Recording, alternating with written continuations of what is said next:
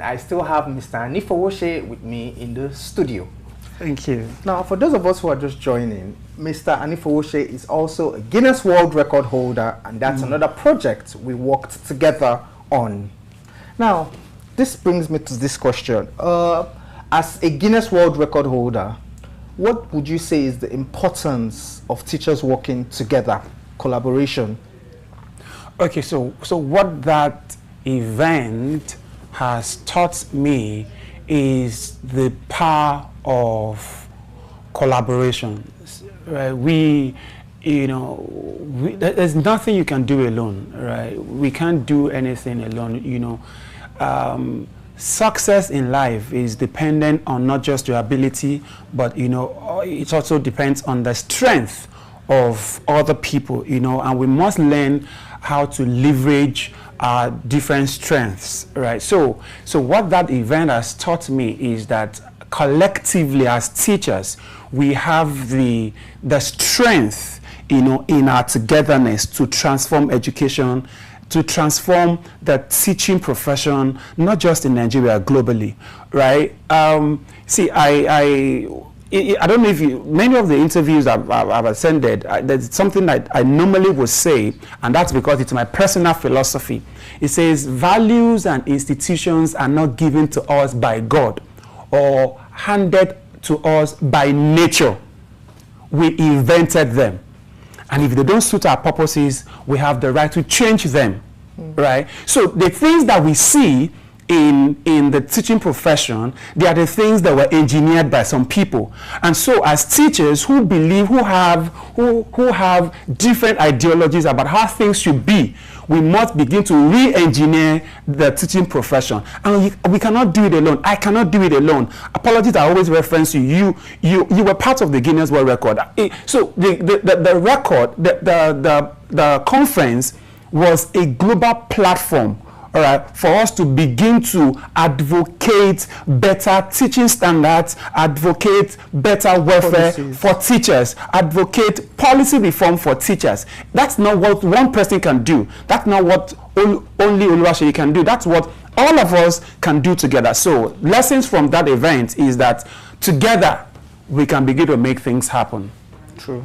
You couldn't have said it better. Yeah. Okay, so your organization works on raising a new generation of teachers and educators. I would have to ask you this. What do you think the ideal classroom looks like in the next 5 years or in the next decade?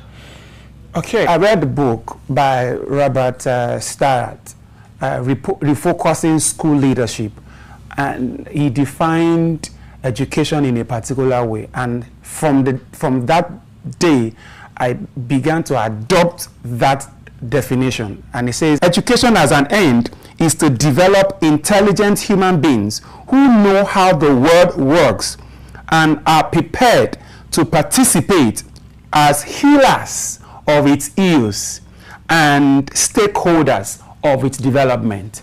All right. And teachers are critical to that.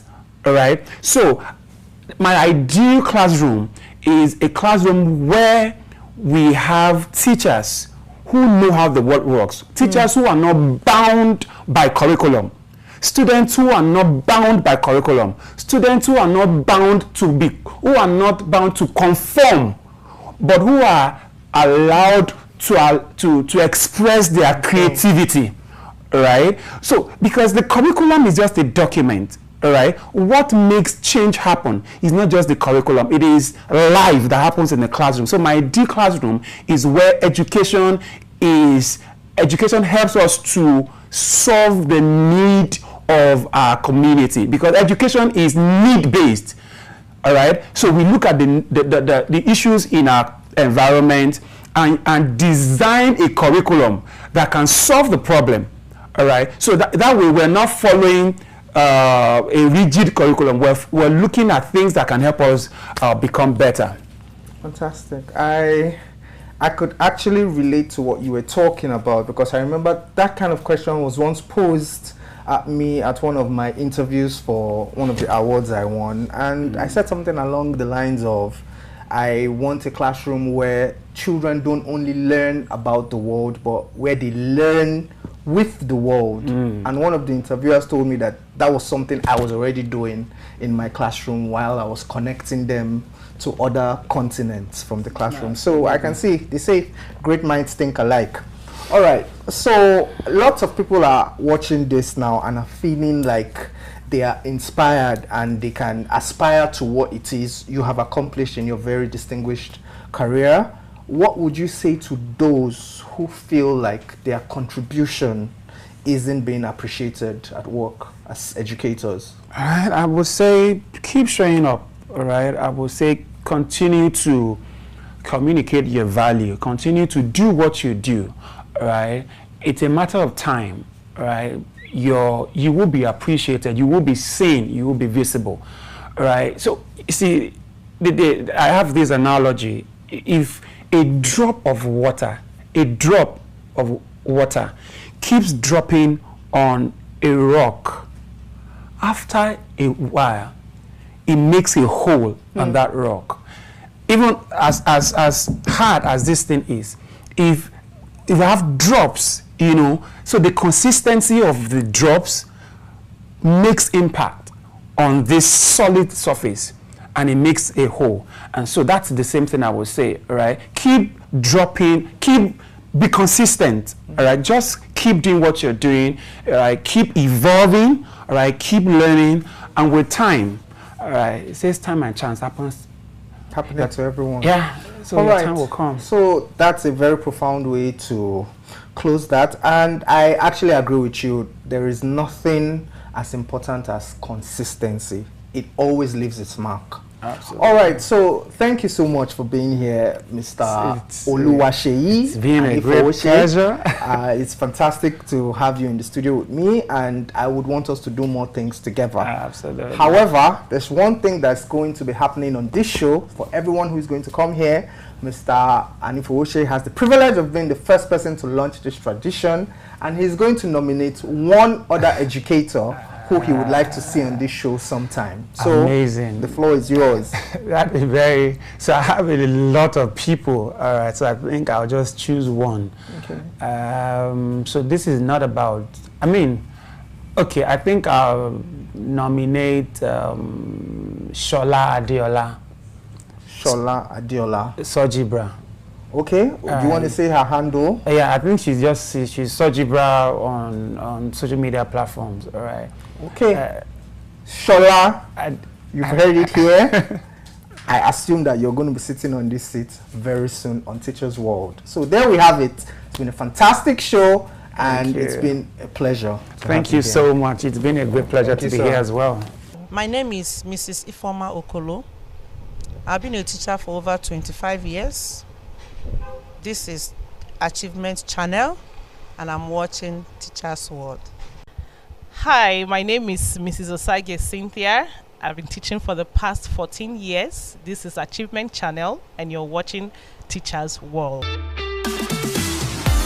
Join us on Teachers World, only on the Achievement Channel. What an empowering conversation. A massive thank you to Oluwaseyi Anifooshe for reminding us that a teacher's impact should never be limited by a classroom door. We have learned today that being a catalyst starts with a simple choice. The choice to see yourself as a leader who shapes generations. Remember, when you pour into your own growth and dignity, you aren't just teaching a lesson, you are transforming the future of Africa, one child at a time. Remember to follow at Achievement Channel on Instagram, Facebook, X and YouTube for empowering conversations and updates. Use the hashtag #WeSeePossibilities and share your thoughts. I'm David Obiayo, and this is Teachers World on Achievement Channel. Thank you for watching. Join us next time on Teachers World as we continue to provide the solutions and motivation you need to shape a brighter future. Remember, keep seeing possibilities, and don't forget that regular is boring.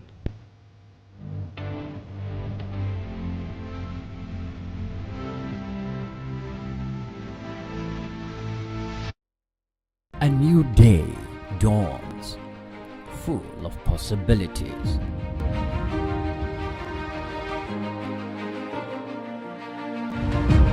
Take the first step towards your dreams. Empower your mind with positive thoughts. Achieve more. Make a difference in someone's life today. Impossibility is nothing.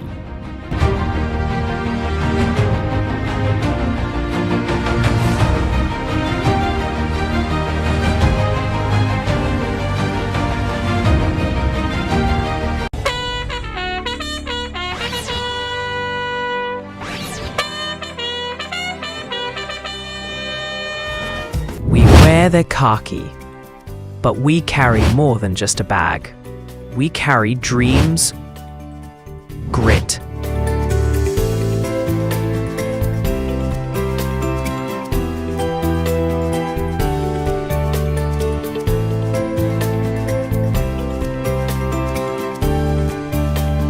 and a will to serve.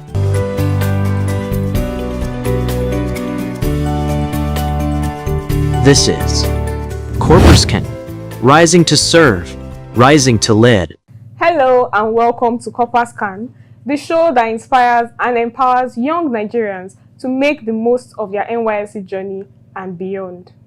I'm your host Priscilla, and you are watching us on the Achievement Channel, Nigeria's first and only 100% motivational television station, broadcasting from the School of Eloquence studios in Ikoyi, Lagos.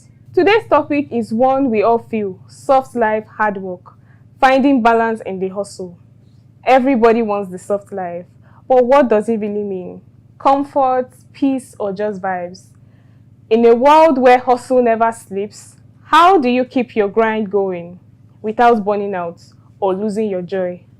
Joining me today are two amazing guests who are finding that balance every day. Adeyola Nafisat Fumilayo is a passionate young woman serving at the School of Eloquence. She believes communication is power and continues to inspire others to use their voice with confidence and purpose. And Imafidon Abigail is a creative communicator and storyteller with a degree in mass communication from Redeemers University. She's passionate about using media and fame to inspire and educate, proof that creativity and hard work can truly coexist. Together, we'll explore what it means to chase success and still live softly without losing yourself in the process. Stay tuned. This is going to be a fun and inspiring conversation.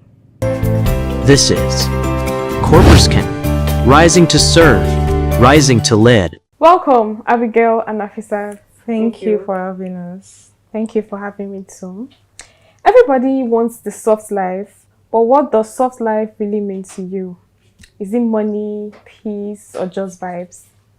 Well, thank you for that question. For me, I think soft life goes beyond money. Of course, everybody wants money. I want money. Yeah. That's why you have to work hard. To me, soft life is finding balance and peace of mind. So even when we are working hard, you are meant to rest. Mm-hmm. So if you are working so hard and you cannot rest, there's nothing soft life thing about that. True. So if you have that money and you are rich and you cannot even have the leverage of taking few hours break, to me that's not even soft life. It's as if no, you are just punishing yourself, because how can you be working for probably a very long time and you cannot even take few days off? So soft life goes beyond just money. It's about finding balance between making money and taking a break. That's what soft life means to me. When you are working hard, you have to at least take a deep breath and pause. So soft life is that for me. Money is actually very important. Yeah. There's no soft life without money. But at least you should be able to find balance between making money and taking a break. So without doing all the hard work and everything, you should be able to take a break. You should be able to pause. So to me, that's soft life. My definition of soft life is finding balance and having peace of mind. So when you are doing that hard labor, you should be able to take a break when necessary. Okay, thank you so much. Abigail, what do you think? So to me, soft life, as she said, it's just like finding balance between your comfort and then your productivity. That's like as you are working, also like find time to like take breaks in between. Yeah. Just go outside, touch grass, ensure that you're having peace of mind. Yeah. And to me, soft life to me is also being able to afford the little things that I want. It's not like it's not about having the whole money in the whole world, but like being able to afford some little things. I think that's what soft life means to me. Yeah, okay. That's great. Moving on, I have another question. These days, it feels like if you are not hustling, you are slacking. How do you keep your grind going without burning out or losing your joy? That's a very deep one. Yeah. Because to be very honest, the society we find ourselves, when you see other people hustling, and you at least, even when you are hustling, and you are not like meeting up to what like other people are doing in terms of hustling, you see yourself as, at times you ask yourself, are you sure I'm doing the right thing? Hope I'm not a failure. There are questions that you keep asking yourself. But the truth about hustling is that you should not compare what, for example, if you have a friend and you guys also together, started hustling together, and boom, the person just like rise and everything like that. I think everybody's journey is different from each other. So comparing journeys will only just drain you and make you feel very bad. And to start giving you a lot of thinking to do. At times you overthink. When you're hustling, you have to take a step back, as in relax. Look at where you start from and where you are presently. There's some things that I'm very sure that when you go down the memory lane, you're able to see that you actually tried your very best. You're not slacking. But in society we find ourselves today, there's no way you will know, like find yourself comparing yourself to other people that is hustling. So not hustling does not necessarily means you are slacking off. But the society we have today make people believe that if they are not really hustling, that's like, in the sense that to be able to afford the little things of life, you have to hustle. Yes. You have to come out of that your peace, like your comfort zone. You have to do that. So you have, even if it's little, you just have to have something like up. You just have to be up and running. You have to have something that you're actually doing. Okay, for example, I said something about 9 to 5. So there are some people that their only source of income is 9 to 5. We have some people that they have other sources of income apart from 9 to 5. So at times, as a 9 to 5 person, if you see someone that has an entrepreneurship business apart from 9 to 5, you cannot compare the income the income of that person to you, that the only source of income is 9 to 5. And at times when you, for example, let's say, okay, the person just randomly said something about starting entrepreneurship or having a business. You were there when the person like just said the idea, and you were there when the person just started the business. And probably a year down the line or 6 months down the line, when you notice the growth of that person, for someone like you that you're just like the only source of income is just 9 to 5, you question yourself like, I should have just also, I should have just go into this entrepreneurship also. Because, and one thing is that the reason because that person did business and the person, he or she, is able to succeed in it, does not mean that if you do the same, you'll be able to succeed in it. That's just the point. So doing that does not mean you are slacking off. And I think also hustling, and put it that way, means different things to different people. So that's it. Okay, thank you so much. Abigail, what do you think? I think I will go with the word finding balance again.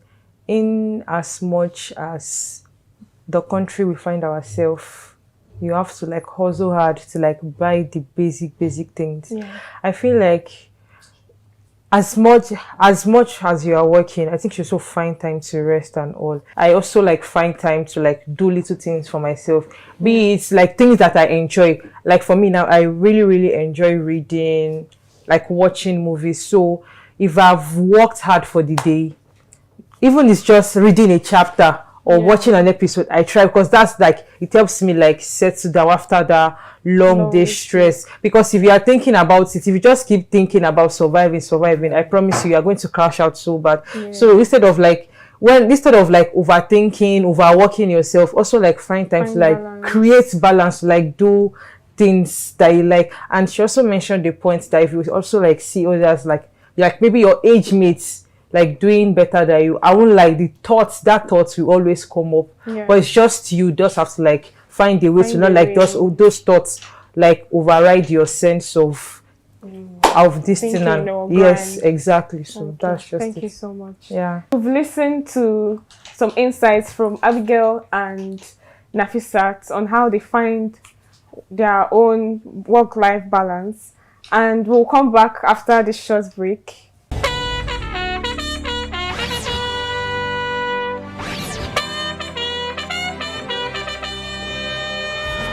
We wear the khaki, but we carry more than just a bag.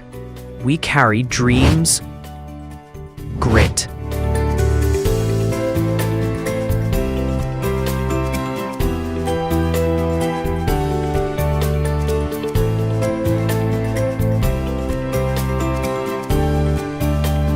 and a will to serve.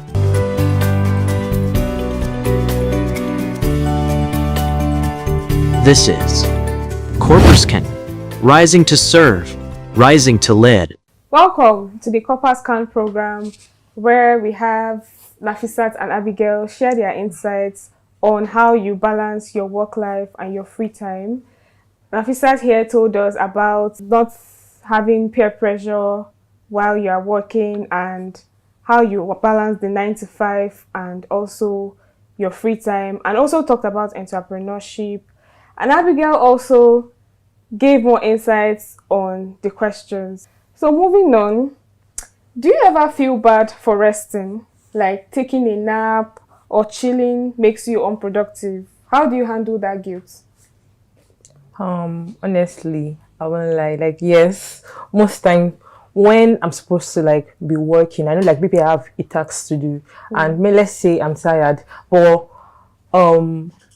if I don't rest, I might not give that task my all. So it's just better for me to like just like take a break, maybe for some minutes, and then continue with the task. Because if I don't, I promise you, once I complete that task, even the outcome, you yourself, you are not going to like it. So it's very, very essential, no matter how busy, like definitely we'll be busy. No matter how busy we are, it's very essential we take breaks, because if you don't take breaks, you're going to crash out so bad.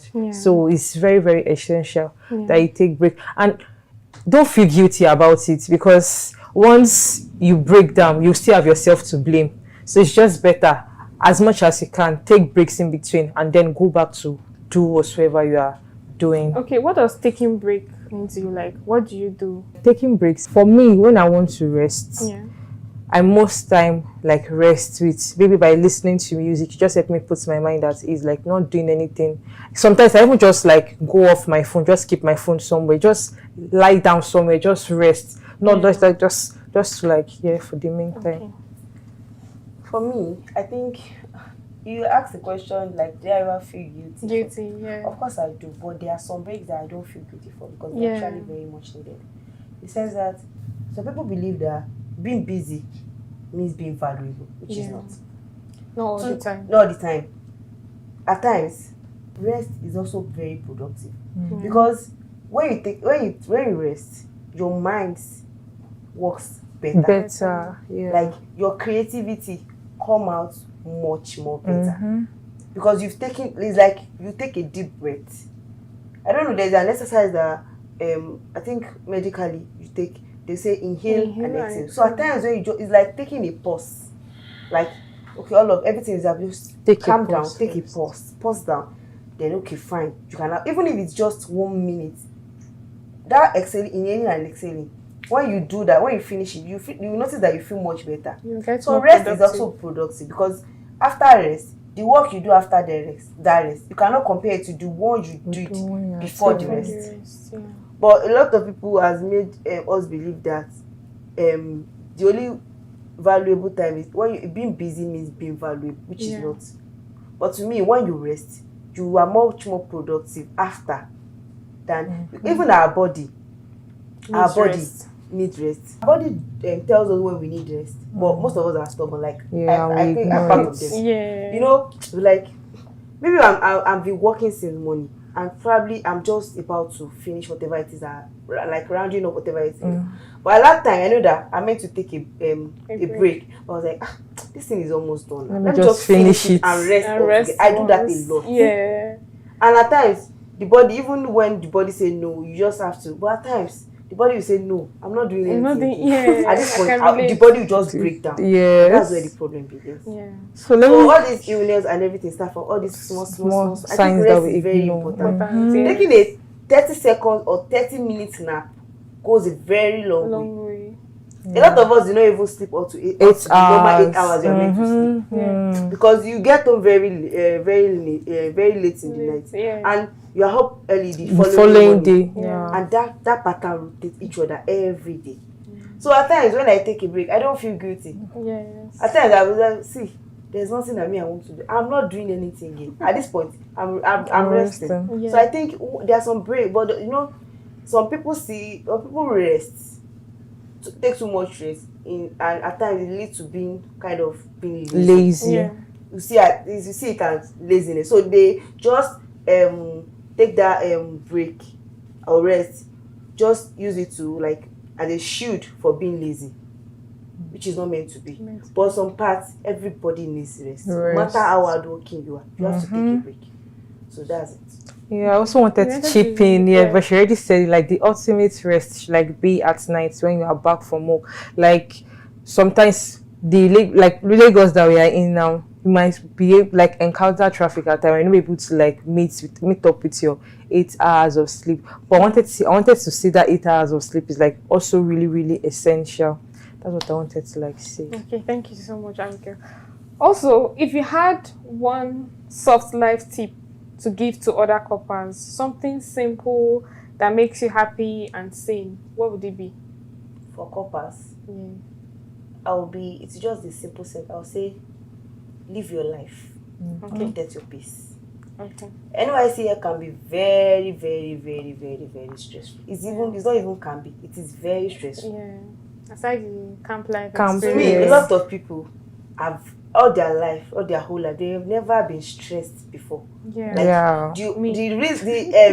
only time they are stressed is during their NYSC. Because I think NYSC here pushes everybody out of their comfort zone. True. So some people that are used to this soft life, no stress, everything, there's no way you'll be an NYSC member, a core member, you're not stressed. There's no way. At one point in time, you will stress. So I think my own is live your life and protect your peace. So there are some things that you like. I would say, transform your challenges into opportunities. I used to say that you face challenges during NYSC, but make sure you transform that challenges into opportunities. You learn as much as opportunities. Learn as much as you can. Gather all the experience you can ever get. Because there are some opportunities that after the whole NYSC stuff, you may not see it again. Those experiences. These days, I think no employer wants to start from the very scratch training an employee. They want someone that has experience. Even little knowledge about what they are coming to do. So imagine you just being employed into an organization and they just notice that you don't even know anything about even the job and anything, the job description. They are busy with other things. They have a lot of works to do. So to them, starting over and like taking a break and start teaching you from the basic is like pulling them back. There's a saying that say the only thing you need is just idea. Just have an idea. So a lot of people just build their life on the ideas, and from there, that's it. Okay, thank you so much, Nafisa. So I believe what I'm about to say, I'm speaking for about, let me say 75 to 80% of coppers. I believe that our NYSC, this is the first time most of us are working in like an organization per se. We've never been like we've never done 9 to 5 before, so it might really like take a big toll on us, although it is preparing us for real life per se. But like, since it's our first time, we might find it hard. And so my babe, my guy, whenever you can rest, please do. And one soft life tip I would give, like, in as much as you are busy, find something you enjoy doing. Like, I know that we're all busy, but like, do not forget to like create things for, like, to create time for things you love. Don't forget to have fun. Definitely, we are hustling. There will always be bills to pay. But let me just say, once you collect that your 77k, if it's ice cream, you can buy for yourself. Buy ice cream. If it's shawarma, buy it for yourself, because there will definitely be bills to pay. So please, as much as frequent as you can, just make sure you just enjoy yourself. Buy something for yourself. That's just I would like to add to what she said. Okay. I would say enjoy the little things. Even just a few moments of life in your life, make sure you enjoy it as much as NYSC like is stressful. If they pay your halawi, remove 5,000. Guys, don't forget exactly and invest. Because it's very, very difficult. A lot of people use all their allowance on transport. Like, there's practically nothing left, and that pattern will start from the first month of their service until they finish. Imagine finishing the whole 1 year, and you cannot even say, okay, fine. When you are now, you cannot create memories. You cannot gather anything. You cannot even say, this is something I did for myself during my NYSC. It's that bad. So as much as you are catering, because you are working for someone. You are not a full-time employee of that organization. So it's like you are substituting in an organization. In as much that you are doing that, you are helping someone, you are working you are catering for someone's job. Also cater for yourself. Cater for yourself. Take care of yourself. Even if it is just little things, it's very, very important. Essential. It matters. Yes. Today's program is all about not just the camp experience, but also living outside camp, like having fun, getting more experiences. Also, it's not just having fun. You can also like register for online courses during your CDS, meet people, socialize. You never know what happens after NYSC year. Also, as much as you have fun, please don't forget to save and invest. I mean, life after NYSC is not easy. You have to start hustling for jobs and all of that. This is Corporate rising to serve, rising to lead. What a refreshing conversation. Today we've learned that soft life isn't about escaping work. It's about working smart, protecting your peace and enjoying the journey. A big thank you to my guests, Nafisat Adeola and Emafidon Abigail, for reminding us that balance is the real flex. And to you watching, remember your hustle should build a life you actually love. Follow us on all social media platforms at Achievement Channel NG and keep the conversation going with the hashtag CorpersCan. Until next time, I'm Priscilla, reminding you deserve the soft life, but make sure your hard work makes it last. See you on the next episode of CorpersCan.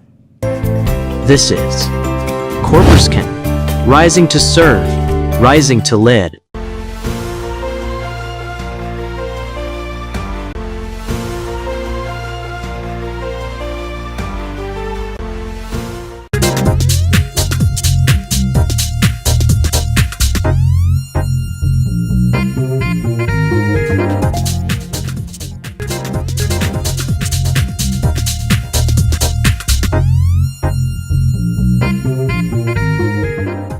My name is Mrs. Osage Cynthia. I've been teaching for 14 years now. I see teaching as a vocation and a way of, giving back to the society, helping children who are struggling with their education to grow and find their path in life. As a mother, I want the best for my children, and giving back to children in the society, helping them to find their potentials, helping them to find their path, gives me joy. I see that, in fact, it's a passion for me. I love teaching as a profession, and in fact, I see it as even as a hobby, basically. Yes. When I see children who struggled during the course of their years, because I teach in a secondary school, they struggled, but by the time they get into the higher institution, you see them doing very well, and at the end of the day, they come back and say, Mrs. Sage, you were part of my success story. So it gives me joy, So that's why this keeps me going and it helps me to do more. There was even a time a child sent me a text message and said, Mrs. Sage, I'm now a medical doctor. I never thought in my years, because I teach biology, I never thought that in my years I could become a medical doctor because I struggled. But you kept me going, you helped me, you told me, don't give up, you can do this. And that inspired me to become a medical doctor, And today she's a medical doctor and doing very well in the medical field. I would rather say I'm born to teach, because I derive pleasure seeing me instill value into people and seeing them carrying out, passing it to the next generation. It's most appealing to me as a teacher. And what you really make out of people, that's what really stands for me, and it has been a key point to me, that it's not about the finances. Like we know in our countries today, they don't really value the teacher, they look down on the teacher. But you being a person that you don't look down on yourself, you want to put in and create an avenue for people to explore in their giving God's talents. I don't see the need why many people should not venture into that profession. It's a cool profession, and it's not basically within the four walls of the classroom. You can go all the way. As I'm talking to you, I'm teaching you, and I learn from you. It's a give and take situation. So it's not just a one-way thing. We are far beyond the traditional system of teaching. And now even within the comfort of your home, you can be educated. You can receive education. Be it online teaching or offline teaching, education is just the key. But the core value is to instill in you the value which you need to carry on to the next generation. My name is Mrs. Ifeoma Okolo from Anambra State. Over 25 years. At the beginning, like young lady, when I finished secondary school, my mind is not going to teaching. My mind was that, go to all those kind of courses, architecturing, pharmacy, and the rest. So I decided to now say, okay, let me go for architecturing. But then, fortunately, my dad is, he's late now, learned. And then he had a friend in one of the college of education in Delta State. He said, instead of you to be waiting to take JAMB, because it's not like now that before you even do the WAEC, they are taking JAMB. So we now take WAEC before JAMB. So he said, you've done your WAEC. Instead of waiting to take JAMB, why not just come in the college of education? So I entered. So when I entered, I started with mathematics, physics, education. So after that, maybe that was what made me say, why will you now after this one now go to? So I continued with education courses. From there, went into my degree education courses. When I look at my students, I feel that this is my life. That I can't even imagine myself going to do something else, like something that doesn't have to do with human being. So I feel that I need to mold these ones, because when I will be talking to them, I will just be picturing them in my mind, their eyes and everything. I say, this is where I belong. I have to look at these girls, especially because that is where I am now.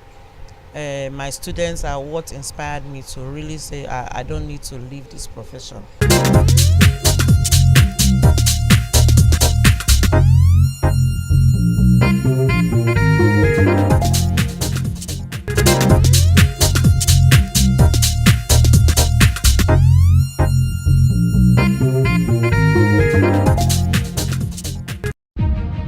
A new day dawns, full of possibilities.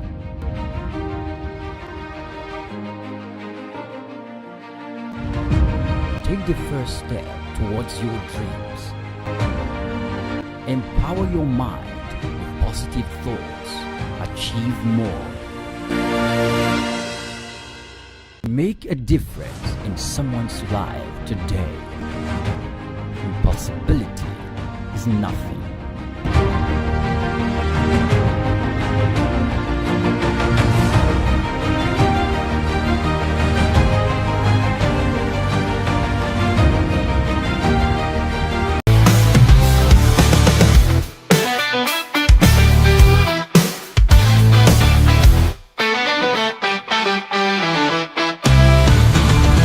Good day, Nigeria. Welcome to Achievement News, your daily dose of inspiration, right here on Achievement Channel Nigeria, your first 100% motivational channel.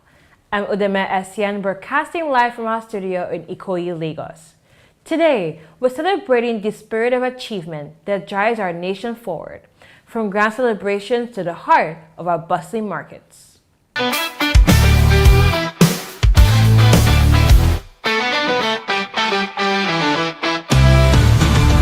On today's headlines, we're revisiting the glamour of the Silver Bird Man of the Year Awards, showcasing international achievements in innovation and highlighting a powerful story of resilience from the streets of Ilupeju. Let's get started. On March 16, 2025, the nation gathered to celebrate extraordinary achievements at the Silver Bird Man of the Year Awards. This event, a beacon of excellence, highlighted the incredible contributions of Nigerians across various fields. The atmosphere was electric, filled with hope and admiration for the individuals who are shaping our nation. We witnessed moments of pure inspiration as the winners were announced, their stories resonating with every attendee. How does it feel being surrounded by so many talented individuals tonight? No, I feel great. I feel privileged. Out of 200 million Nigerians, and we have almost 100 people we are celebrating today. And fine, I'm not collecting any award, but at least I'm happy to be among them. You know, I'm very happy, delighted to see people succeed. And I have some Man of the Year, like some of the governors I love so much, like the Ekiti State Governor, Biodun Oyebanji, the Enugu State Governor, the Minister. David Omanyi. I'm seeing a whole lot of them here, and amazing. They are doing a wonderful job. You know, it's not easy. It's not easy. Even sometimes to even manage your home too is not easy. But managing crowd, so it's something we need to commend with them. So that's why the likes of us are here to celebrate with them. Yeah. Daddy, how do you feel about this event? Yeah, the event is a very good one. Where you recognize people and you give them due recognition, it encourages them to do better and to do much more. Because on our channel, we're all about achievements, sir. Yes. Thank you so much for this interview, sir. Governor Babajide Sanwo-Olu of Lagos State was honored for his outstanding leadership and commitment to the development of Lagos State. His dedication to infrastructure development and inclusive governance has set a benchmark for purposeful leadership. And also, Governor Biodun Oyebanji of Ekiti State received the Silver Bird Man of the Year 2025 award, acknowledging his significant contributions to the state's progress and youth empowerment. Richard Mofe-Damijo, a veteran actor and media personality, was celebrated for his impact on the Nigerian entertainment landscape, reflecting his dedication to promoting African arts and culture. The event also recognized many other distinguished individuals and governors who have made significant contributions to society, underscoring the diverse talents and achievements within our country. The event was a vibrant celebration of the Nigerian spirit, a reminder that we are a nation of achievers.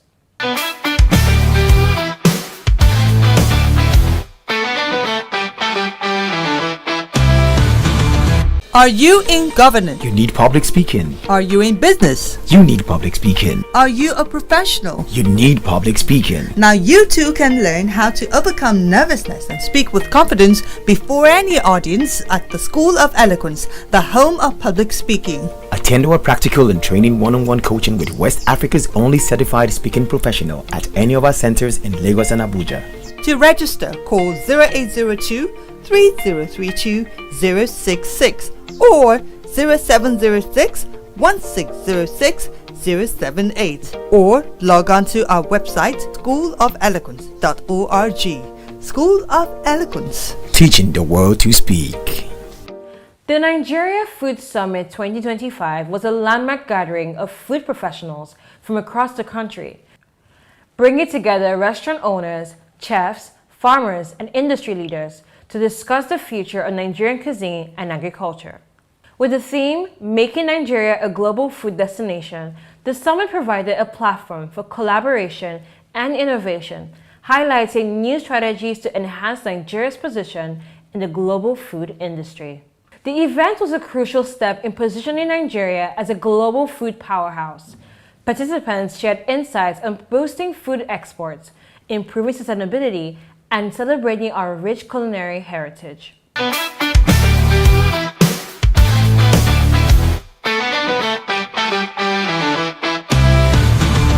Now, we take you to the heart of Lagos entrepreneurial spirits at the streets of Ilupeju, where we met a remarkable woman who has become a local legend. Iyabumi, as she's popularly known, has been selling bananas for over 25 years. Her story is one of determination and unwavering optimism in the face of daily challenges.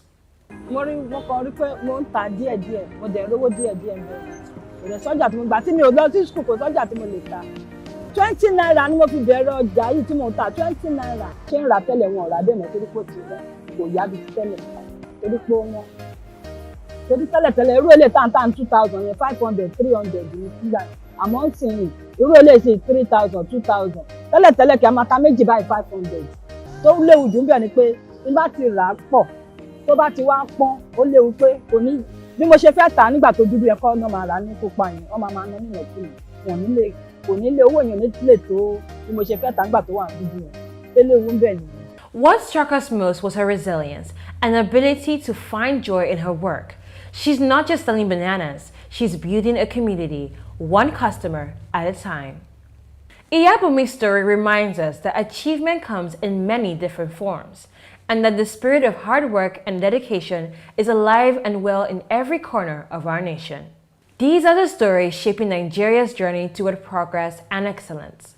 From national icons to global innovators, from entrepreneurs to community legends, Achievement News captures the moments that define our future. At Achievement Channel, we believe that every milestone is a step towards success. Stay tuned for more inspiring stories because achievement is not just a destination, it's a journey. Thank you for joining us. See you next time on Achievement News, where every story is a step toward empowerment.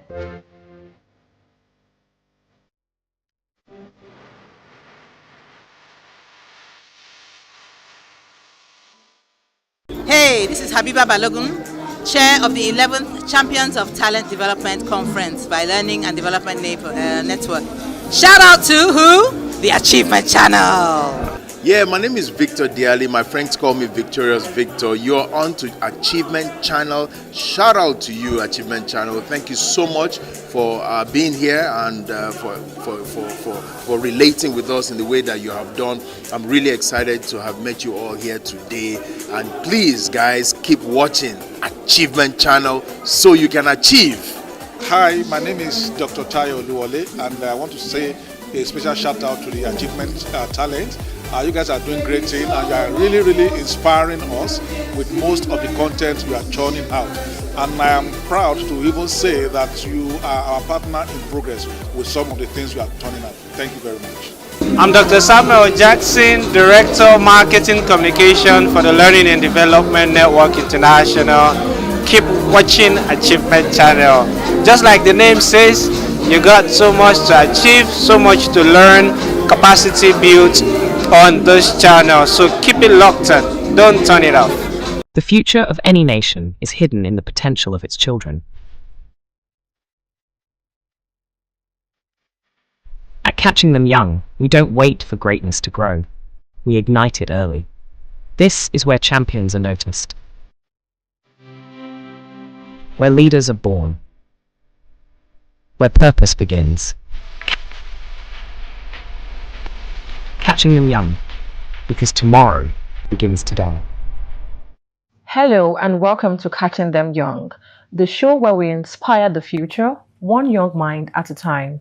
You are watching Achievement Channel, Nigeria's first 100% motivational TV station, dedicated to showcasing stories that spark purpose, passion, and the pursuit of greatness.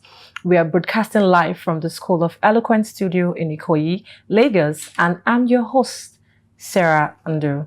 On this program, we bring you real-life achievers who are making waves across the world, people who started young and stayed focused, and are now helping others rise with them. Today's guest is a shining example of what it means to live with purpose and lead with vision. She is an education consultant, creative visionary, and passionate advocate for equity in education. Her name is Danielle Joshua Babatunde, and she is the founder and CEO of Transcend Movement and Transcend Education. With over 8 years of experience in the classroom and in the leadership roles across the UK and Nigeria, Danielle has trained more than 600 teachers, shaped thousands of students' journeys, and continues to redefine what education looks like. Danielle is driven by her faith and her mission to help every young person, regardless of background, unlock their full potential. Stay with us because this is going to be an inspiring conversation you don't want to miss. Catching them young, because tomorrow begins today. So, Danielle. Yes, hi. You've done so much. You've done a lot of things. But let's start from here. Your beginning, how was it like for you, your childhood, growing up? How was it like growing up? Yes, firstly, thank you for having me. It's an honor. Thank you so much. So I grew up in the UK. I was born in the UK. Okay. So lived with my sister, my parents, kind of an normal background, I would say. My parents were working. But I experienced both private and state school. So my parents really believed in education, like every Nigerian parent, most Nigerian parents. And so it was always about being the best that you can be, you know, really aspiring high. So I was really nurtured. I had a really good community, church environment, was serving in the church from a very young age, singing and dancing from a very young age, and experienced going to a private school and also a state school. So kind of seeing that both ends basically. So yeah. Wow, that's great. So we see that you had a very good background growing up, a childhood background growing up. That's increasing. So you hold a degree in politics and sociology, a master's in policy studies in education, and currently you are now pursuing a doctorate. That's quite impressive, you know. So what motivated you to pursue education so seriously at a young age? Yes, I love this because education was never the plan. The plan was to perform. Right. So the plan was performance. So I was always doing theatre from a very young age, performing, camera, TV, that kind of thing. That was my goal. But then it actually started because I was 16 and I was in school and I was studying sociology. And the teacher said, if you are black, right, being in the UK, you are less likely to do as well as your white counterparts. And if you are from a working class background, so a lower income background, you are less likely to achieve an A star to C grade. And if you're a black boy, you're 4 times more likely to be excluded from school. And I remember looking around as a 16-year-old and thinking, this is actually true. Like, this is what I'm seeing around me. Like, these statistics are real. And so it was disturbing. It was disturbing enough that I was like, I need to do something about this. And even though I love my passions of performance and things like that, I wanted to go to uni to study sociology more, do something about it within the education space. Because I don't think it should be right that where you're from should determine how well you do in life. So yeah. Wow. So you're saying that there was a discrimination with, you know, your color because you were black. Yeah, I mean, it wasn't like outrightly. It's not like, oh, because you are black, you're going to fail. But it's just that it's harder. You know, it's harder to achieve. It's harder to, you have to put a bit more work. There's lots of different things. And I just never thought about it. But I noticed that it wasn't reality for me. But it was reality. I went to a private school, but I also went to a state school. So I saw that difference that, when I was in a private school, that's true. My friends who weren't doing well, it didn't really matter because they were just going to work for their dad.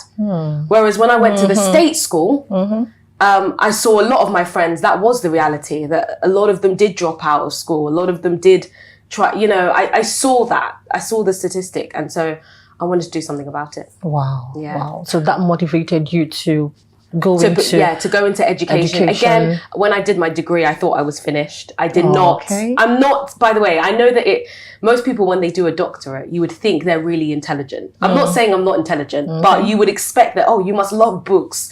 You must love to read. No, I don't. I think I'm just passionate, and that's what drives me to try and do something more. So, wow, that's an inspiring story. That's inspiring. So, Danielle, many young people currently are watching and they think that studying is boring or hard. So, what helped you stay focused? Do you have any tips for students who find it quite difficult? Yeah. Okay, so there's actually research, right? Okay. That if a young person has an idea of what they want to do in the future and they know how school can help them achieve it, they're more than likely going to have higher motivation, and they're more likely going to have higher achievement. And what that shows us is that if there's a goal, if there's an end goal that each child has, that, okay, I want to do this. Okay, school can help me with this. I need to put effort because this is where I'm going. Whereas if they don't have a goal and we're just saying, pass your exams, pass your exams, pass your exams, there's no real motivation. Okay, I'll pass my exams because I'm scared to fail. I'm scared to bring shame. But when you have something driving you more, it will push you in the right direction. So I would encourage that young people should find out their strengths, should find out an idea of what they want to do, their passion, and try to see education as that stepping stone to whatever you want to do. I would also say start revising and working from the beginning, not waiting till the end, not waiting till your exam 2 weeks before you start reading. I think that really helped me personally, especially in A levels and, that 16 to 18 age where just before university. So yeah, that's what I would say. Good. All right. That's good. But I want to ask you something. You made mention of having a goal. What about children who do not have, a good parental background and don't even have an idea of what having a goal is or, something they want to pursue? So how would you say that they can, have a goal actually, even if they don't have someone, to help them, picture the future for them? Yes. I love what you said, because I think this is where school comes in. Oh, good. And this is where the institution of schooling comes in. And that's why I'm so passionate with the work that I do with Transcend Education, because this is what we're trying to do. I think that if the curriculum in schools, if you embed in the curriculum about careers, future pathways, right from the beginning, primary school through to secondary, the teaching, basically. If every teacher, if you teach maths, English, science, whatever you're teaching, if you get the students to realize that this is not just for you to become a scientist or a mathematician, but these skills are going to help you in whatever you're going to do. If we can inspire the children from young and have this embedded in our curriculum, we'll be able to bridge that gap for children who have homes that unfortunately parents are not able to give them that support, or parents aren't exposed enough to be able to support them in that way. Then hopefully the school can be that bridge. Wow, that's good. That's good. So the schools have a major role to play in every. That's good. Yeah, that's definitely. good. That's good. So you made mention of Transcend. Yes. Let's talk about Transcend. Yeah. So Transcend Education. You've trained over 600 teachers in Abuja. What inspired that work? Yes. So that was interesting. So when I was a couple of years ago, I went to do missionary work in Ghana. So I stayed in an orphanage, basically, for about 6 months. So I lived with children in their bunk beds, sleeping on their bunk beds in like a rural area, Asikuma kind of thing. So when I went there, I wanted to volunteer and teach. So I went to the school and said, yeah, I'm here to teach. And they were like, instead of you teaching, come and train our teachers. And I was like, why? I've only been qualified for a couple of years. I don't think I should be the one training your teachers. And they were like, no, trust me, you should train our teachers, because majority of them are not qualified. And, whatever you're going to bring from outside, I'm sure it will be of value. So I basically put my postgraduate kind of courses together that I got trained in, and basically trained those teachers. And that was great. The teachers loved it. And then I went to another school and said, hi, I'm here to volunteer for a week. And they were like, instead of you coming to teach, just train our teachers.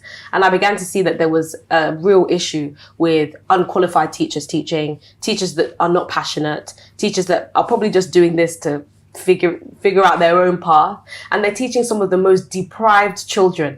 And so that's basically how Transcend Education started. It started because there was a need, and I realized that it's not just Ghana. Now that I've relocated with my husband to Nigeria, it's the same thing in Nigeria. It's everywhere. So yeah. Wow. Yeah. Wow. That's wow. So that's what inspired Transcend. Yes. That's quite impressive, Danielle. Let us go on a quick break, and we would be right back. Catching them young, because tomorrow begins today. Do you feel terrified when speaking before a group? Are you stressed when asked to present? Do you bore people when speaking? Are you stuck with reading word for word? How do you give a speech with polish? Learn how at the School of Eloquence, the home of public speaking. Attend our practical coaching in public speaking. Call 0802 303 2066 or log on to schoolofeloquence.org. School of Eloquence, teaching the world to speak.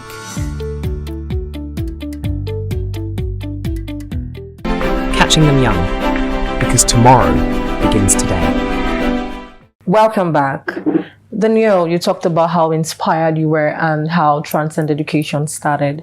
So I want to ask you, why is it important for young people to have teachers who care and use modern methods? Yes, it's really important because if you think about it, a teacher is in front of 30 children, right? Every single day, each hour.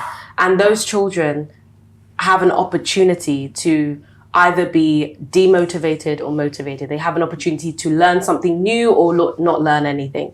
And the responsibility is on the teacher. It's a lot, it's not easy.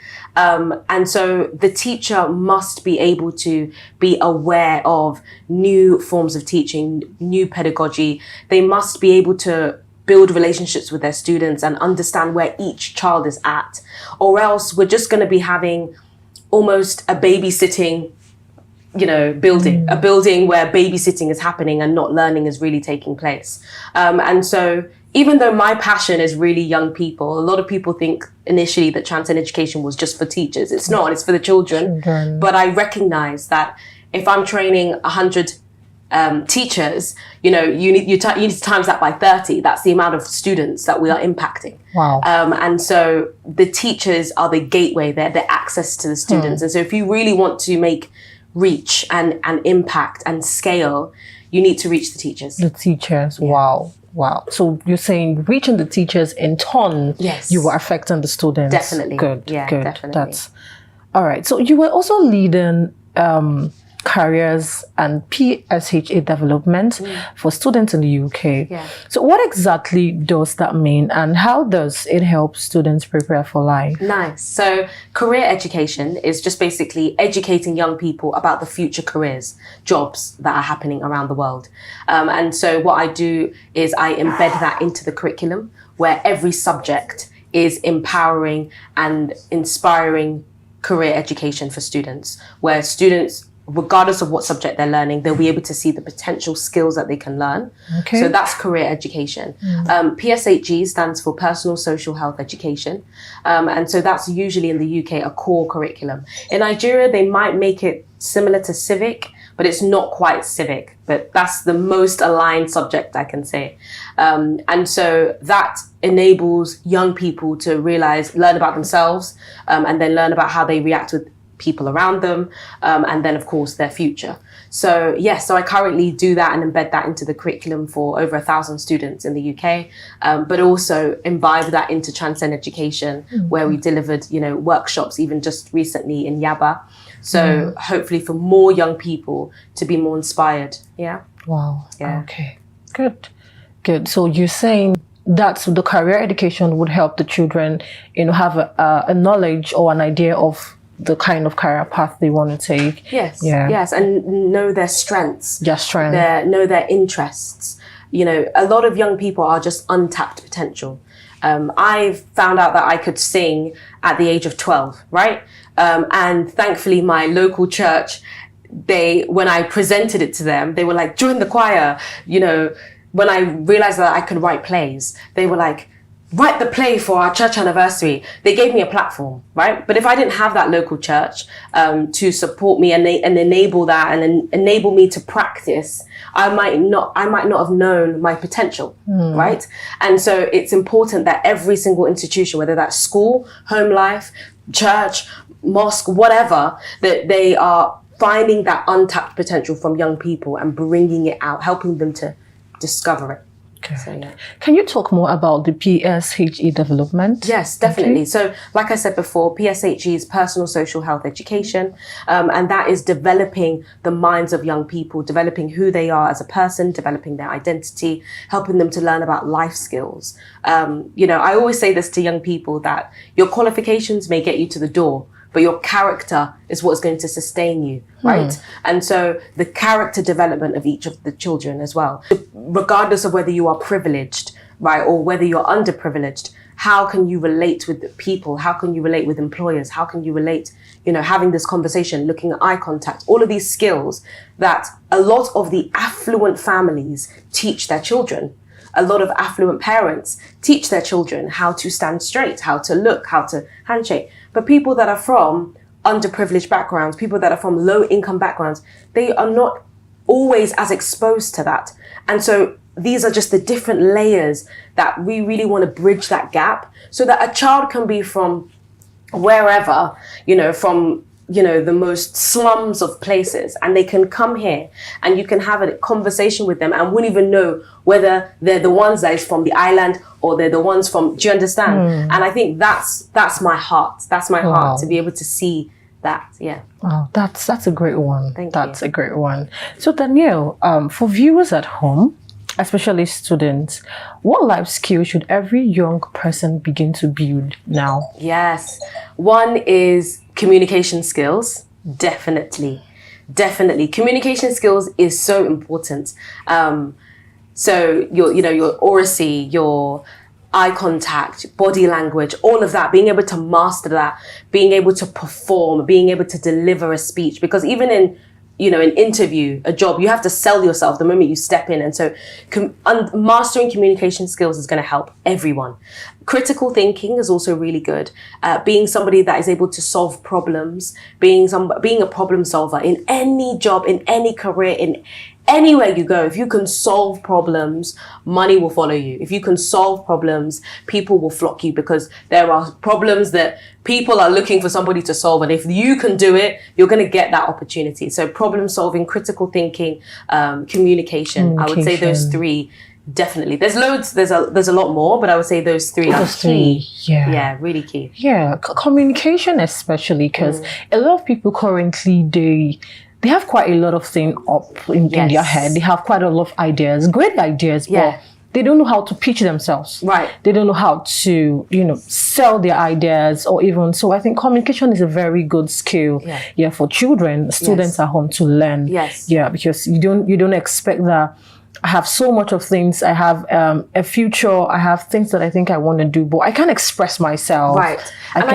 Okay. With what you just said, actually, I think that stems from school. I don't know what your schooling experience was like, but in school, were you encouraged to ask questions? Were you encouraged to critique? Were you encouraged to contribute?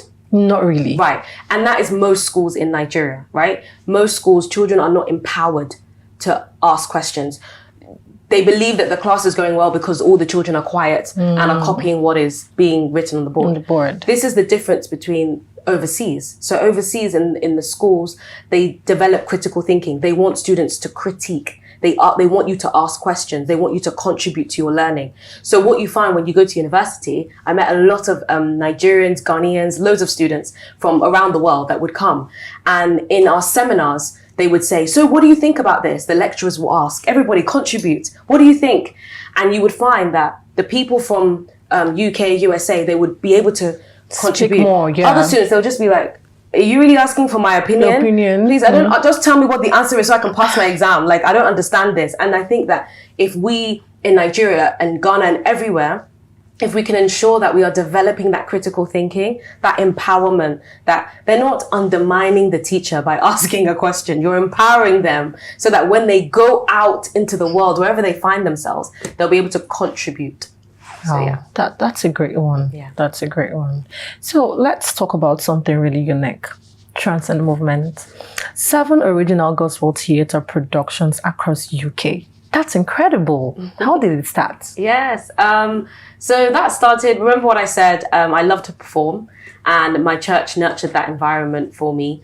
And so I went to uni, and I've grown up in the church from a very young age. But I think when I went to uni was where I really kind of came to a crossroad where I really needed to decide, you know, my journey with God. Is it really for God, or am I doing lukewarm? And lukewarm just basically means, you know, I'm following my faith, but I'm still compromising on everything, right? Mm-hmm. And so when I went to university, I really decided that, you know what, this is the journey that I want to go on. This is what I believe is right for me. And I wanted to inspire other young people. I went on a missionary trip, and we actually did evangelism.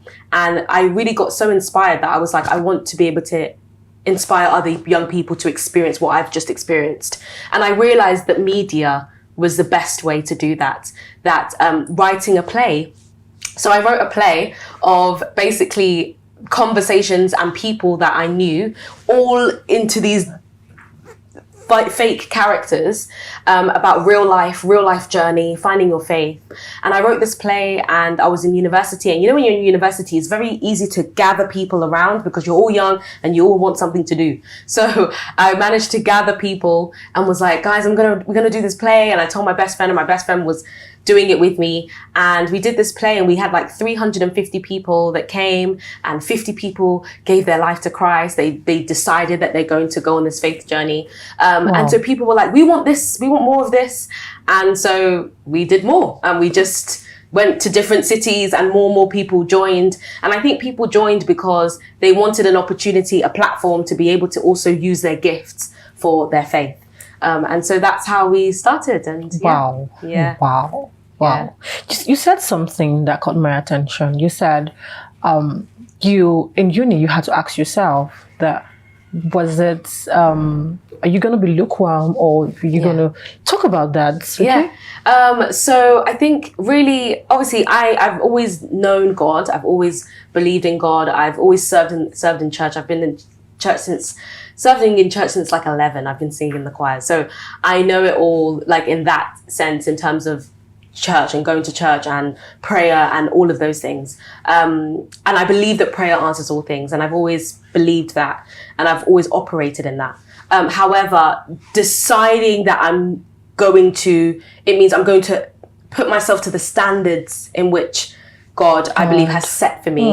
That is where the journey really begins, right? And so in university, I found myself very lukewarm in terms of I was just compromising. I'll do whatever I wanted, whatever I desired, but still go to church. And for me, it wasn't until I went on that missionary trip where my really good friend, Michael, said, are you integral? He asked that question, do you have integrity?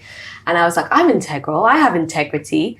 And he was like, okay, so if you got your mum or your pastor to watch your life in every facet of your life, would you be pleased? Would you be comfortable with them seeing every area? And I think that's when I realized, oh my gosh, I don't have integrity.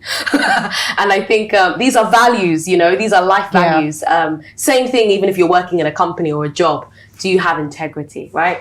And so these were life values that I asked myself in that situation, and I realized that, okay, no, there's more to do here, and there's more for me to do here. And I think when that light bulb switch came, I kind of made that decision that I'm going all in now. I know who God is. I believe in Jesus, and I'm going. Wow. So do you now say that there is actually more to just being here on earth? And definitely, I believe that there's a purpose for everyone, and I believe that some people discover that purpose, and I believe that some don't. I believe that some people create a purpose, and I believe that some people get a divine purpose from God. And But I think that there's a reason for why all of us are here. And I think, again, similar to that goal thing that I mentioned, I think once you know that, then you can focus everything on that, and everything you do can have a purpose, and you're not just living meaninglessly. You're not, you're able to live meaningful. Yeah. Wow. Thank you, Danielle. Thank you. So why is it important for young people to express themselves, whether through art, theater, writing, or even tech? Yeah, so good. I think it's really important because in you expressing yourself, you're going to inspire other people to do the same. If you think about like what I said with Transcend Movement, how it started, because of the platform that I got in my local church, that inspired me that I can do something that I enjoy and that I really liked, and I felt fulfilled. In me doing that, I was able to get, we had a team of like 50 people at one point, 50 other people to start using their sound engineering, camera, pianists, drummers, all these people with gifts. They also were able to be inspired. And you're able to send a message, whatever that message is, whatever that light is, whatever that message is, you're able to send it through the medium that you're using to express yourself, whether that's art, whether that's, social media, whatever it may be. So I think it's really important. It helps people to find purpose and also inspire others. Wow. Yeah. Okay. Wow. That's true. That's true. So how has your faith shaped your journey, both personally and professionally? Yeah, I think my faith has shaped my journey, like I said earlier, in terms of just finding my purpose, knowing why I'm here, and knowing that some of why I'm here is to empower and equip young people to reach their full potential and go above and beyond. And that has shaped my journey with Transcend Education, with Transcend Movement, and it has also shaped my journey because it keeps me focused on also doing that for myself. You can't pour from an empty cup. You can't inspire other people if you're not inspired. Sure. So because that fuels me, I'm able to also get other people to also do that for themselves as well. Professionally, I think the values that my faith journey holds, like I said, integrity, that's something that I had to learn and develop, and really realize that, am I integral in all things? Am I doing things the right way, or am I just trying to make shortcuts to benefit me? And so these are values that professionally, when you go into your careers, they want to see that you're integral. They want to see that you're honest. They want to see all of these values, and that's what is going to probably keep you in those companies. That's what's going to favor you by your managers. That's the light that's going to shine through to the CEOs and the owners of these companies, is people with values, right? People with good character. Because in this world, there's so many reasons why you shouldn't have good character. So when you're able to shine your light in that way, people are drawn to you and they position you in places that maybe you might not actually be qualified for. But that's what opens the door. Wow. Yeah. Wow. That's great. So Danielle, you've achieved so much already, but if you had to go back and speak to your 12-year-old self, what would you say? I would probably say to myself, you're young. Do you know what it is? I would probably say to myself what I would say to myself now. It's not going to change. And that's because as a 12-year-old, I always wanted to be older. I always wanted to do things quickly. Like I always wanted to move forward and you move didn't want fast. to enjoy your... I was never like in the moment. I was just like, moving on to the next. Moving. And I'm still like that, right? Wow. And that's why I've done so much to people, Wow. even though I don't feel like I've done half of what I'm meant to do here. And I think that's because my mindset, I'm very futuristic. So I would have to tell my 12-year-old self what I'm telling my 30-year-old self, which is, you have time. Well, you don't really have time. It's God that owns the time. But that just enjoy the now, enjoy the present, be happy with what you have achieved now, and just continue to enjoy the process as you're pushing forward to your goals. That's what I would probably tell myself. Enjoy the process. Enjoy the process as you're moving forward towards your goal. So yeah. Wow. So while they were there, because you were telling them, why they are trying to pursue, they should also enjoy the process. Honestly, because parts of those processes are not easy. You have a goal, and so parts of it you feel like I'm getting towards it, right? You're like, yeah, I'm getting this opportunity. But then when you get the opportunity, you realize it's whether it's, you're not earning enough, or whether it's whatever it could be, you might not necessarily be as content in it because it's not quite the main thing. And that's why instead of finding your identity in things around you, just enjoy the process, because in the process it's helping you, whether you see it or not. It's giving you skills, it's helping you towards the goal. So yeah. Oh, that's great, because I would say that that's true, because a lot of teenagers, young children, adults, they want to, get onto the next thing.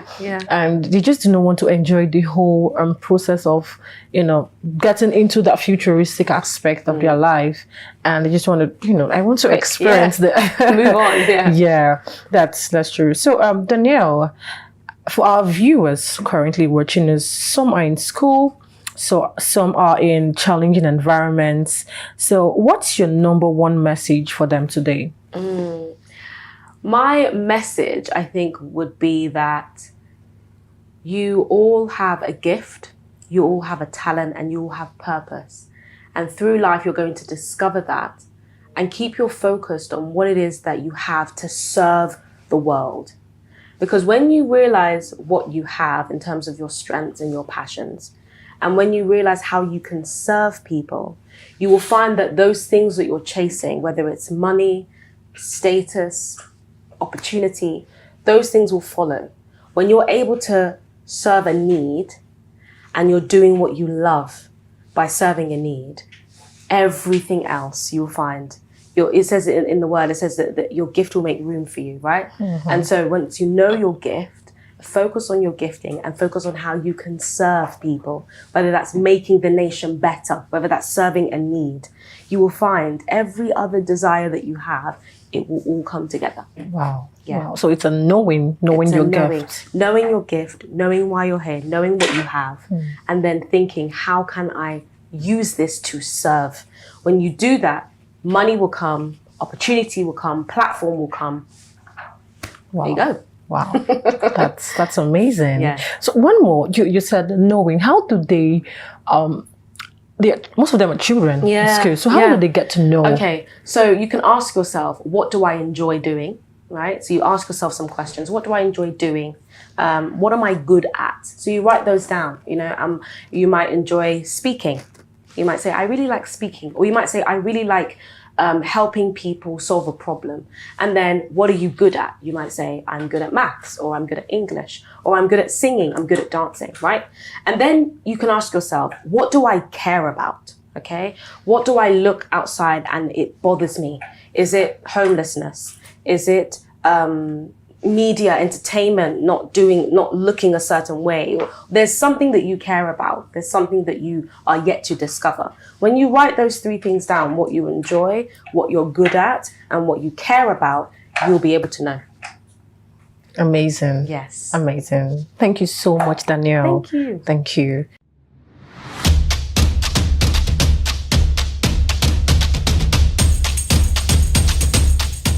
So Danielle, thank you so much. You've given us so much wisdom, motivation, and inspiration that every young child can transcend to their goals and to their visions. And to our amazing viewers at home, remember, greatness doesn't wait until you are older. It starts now. Whether you are in school, learning at home, or discovering your talent, take it seriously, dream big, and stay focused. Don't forget to tune in next time for more inspiring stories and valuable lessons. Keep the conversation going. Follow Arts Achievement Channel on Instagram, Facebook, and Twitter, and YouTube for more inspiring stories and updates. Use the hashtag #WeSeePossibilities and share your own experiences with us. Until next time, believe in yourself, work hard, and never stop rising.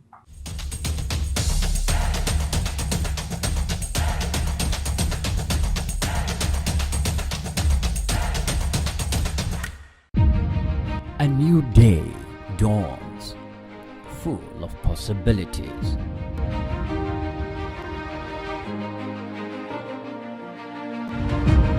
Take the first step towards your dreams. Empower your mind with positive thoughts. Achieve more. Make a difference in someone's life today. Impossibility is nothing.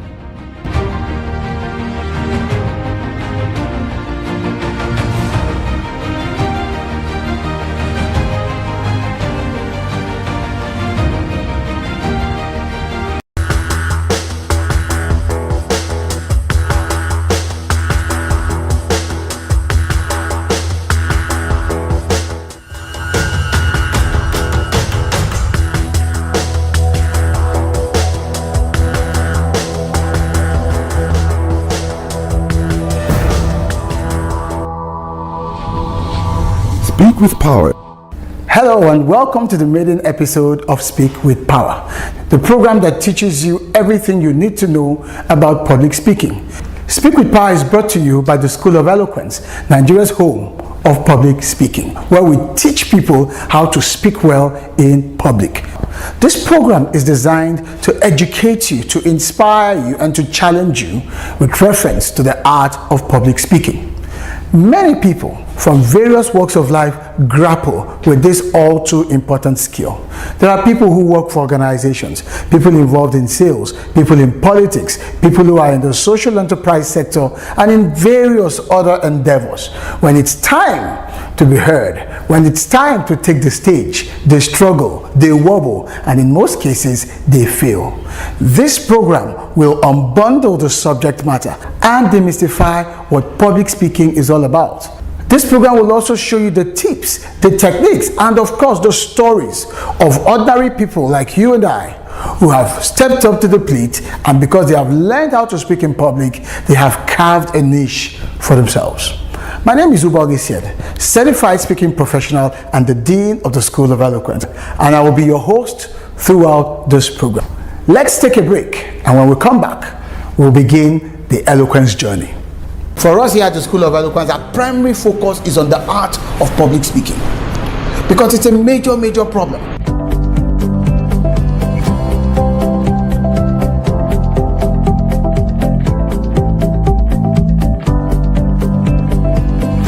The essence of this course is to focus you on the subject of public speaking. I got a lot more than I actually expected. I have overcome the fears I used to have. The more you speak, better you are with speaking. School of Eloquence is the place you can be, and there's a turnaround. That change you are expecting, you get it there. Welcome back. The program is still Speak with Power, where we teach you everything public speaking. You might be a politician, a classroom teacher, a businessman, an engineer, whatever field of human endeavor you find yourself in. You could even be a traditional ruler or part of the clergy. The truth is, sooner or later, you will be asked to get up in front of people and speak in public. On the program today, we've got a drama skit for you titled The Bland Ambassador. You'll be amazed when this skit comes up, what happens to celebrities when they fail to speak well in public. From the drama. Ladies and gentlemen,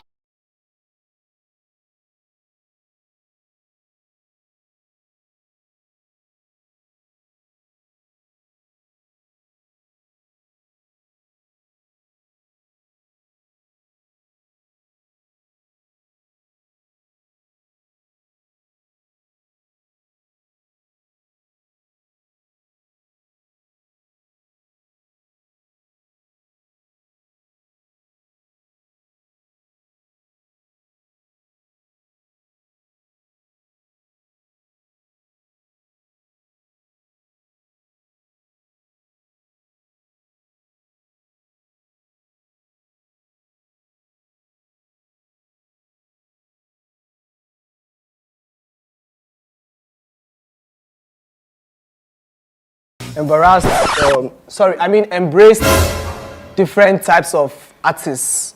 Artists. Come on for there, you know even sabi English. Nah, your speech. Anyways, Oasis is the first of its kind to wanting to take entertainment to the Next level. Big shout out to Oasis. Peace. Thank you. Is that the celeb you were talking about? I mean, the one you want to present our new brand, Zeus, a luxurious perfume? No. This is unacceptable. I suggest you pick another person. This will not fly. It's embarrassing. I'm surprised at this myself. So disappointing. I thought it would be of a good performance, but it cannot be our ambassador. We have to look for another ambassador for our project. I will personally inform the management about our decision. No, it's so disappointing. I'll do that as fast as possible.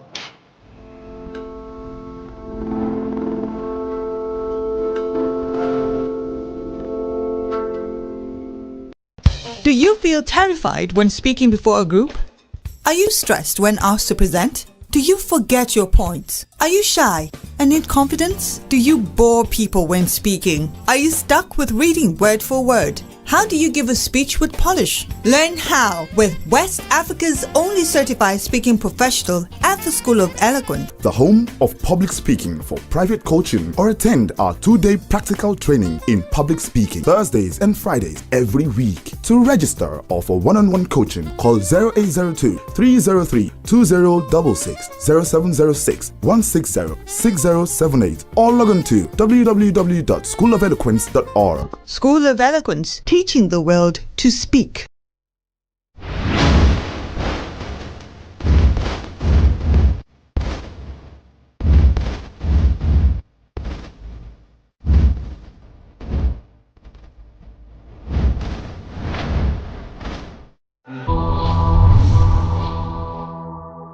If we look at how Wikipedia describes public speaking, it says it is a process of speaking to a group of people in a structured, deliberate manner intended to either inform, influence, or persuade or entertain. Because when you're influencing people, you're persuading them. It goes further to say that the purpose of public speaking can range from simply transmitting information to motivating people to act, to simply telling a story. But here is the catch. He says good orators, good speakers, that is, should be able to change the emotions of their listeners and not just inform them. I started out by saying that all of the contexts, all of the various scenarios in public speaking can be surmised as just simply creating a human experience, because people can recollect what you said, how you said it, and then they can connect with it in some ways that gives you credit.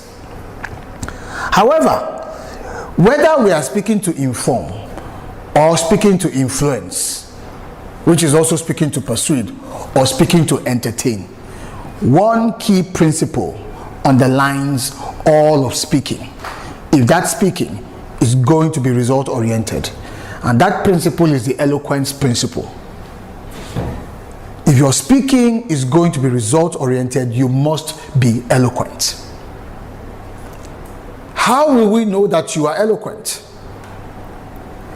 Eloquence rests on two legs.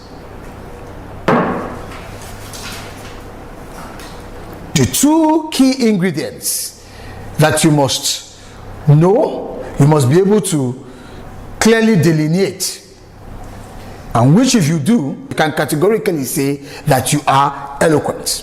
Now the first of the two legs is effectiveness. To be effective. To be effective simply means that the people you're speaking to get what it is that you're speaking about. They understand it, they have a very good appreciation of what you are speaking about. They get it. You might see that in their nodding. It's dawning on them. The facts, the gravity, the intent the seriousness, the ramifications of what you're saying. It's clear in their mind's eyes. It's not ambiguous, it's not mixed up in any way. It's definite. And so they get it, and that makes you, the speaker, effective. That is the first leg. A lot of people, when they speak, you find it difficult to even understand what is it or what it is they are talking about. You're asking yourself, so what is he saying? What is she saying? They've been speaking for the past 30 minutes, and those 30 minutes seem like an eternity. That's why I tell people, so what are you trying to say? Have you ever found yourself in that situation? Someone goes on rambling, and then you cut it and say, okay, so what is the gist? What are you trying to say? And they keep going, all I'm simply trying to say. They ramble and ramble, they go around in circles, they keep going, and then eventually, because you've nudged them, you've pushed them, you want to extract what is the point of these 30 minutes. What is the essence of your being in front of us to give this narration?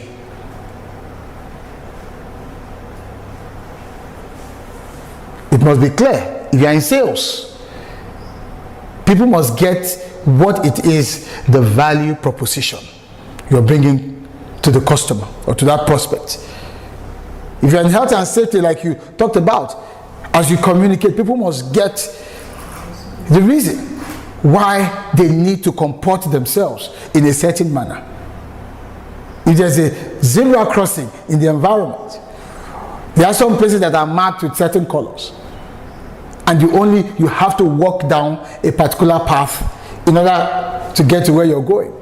It must be clear that it's for your safety, it's for your well-being. We want you to leave this place the same way you came in one piece, that is.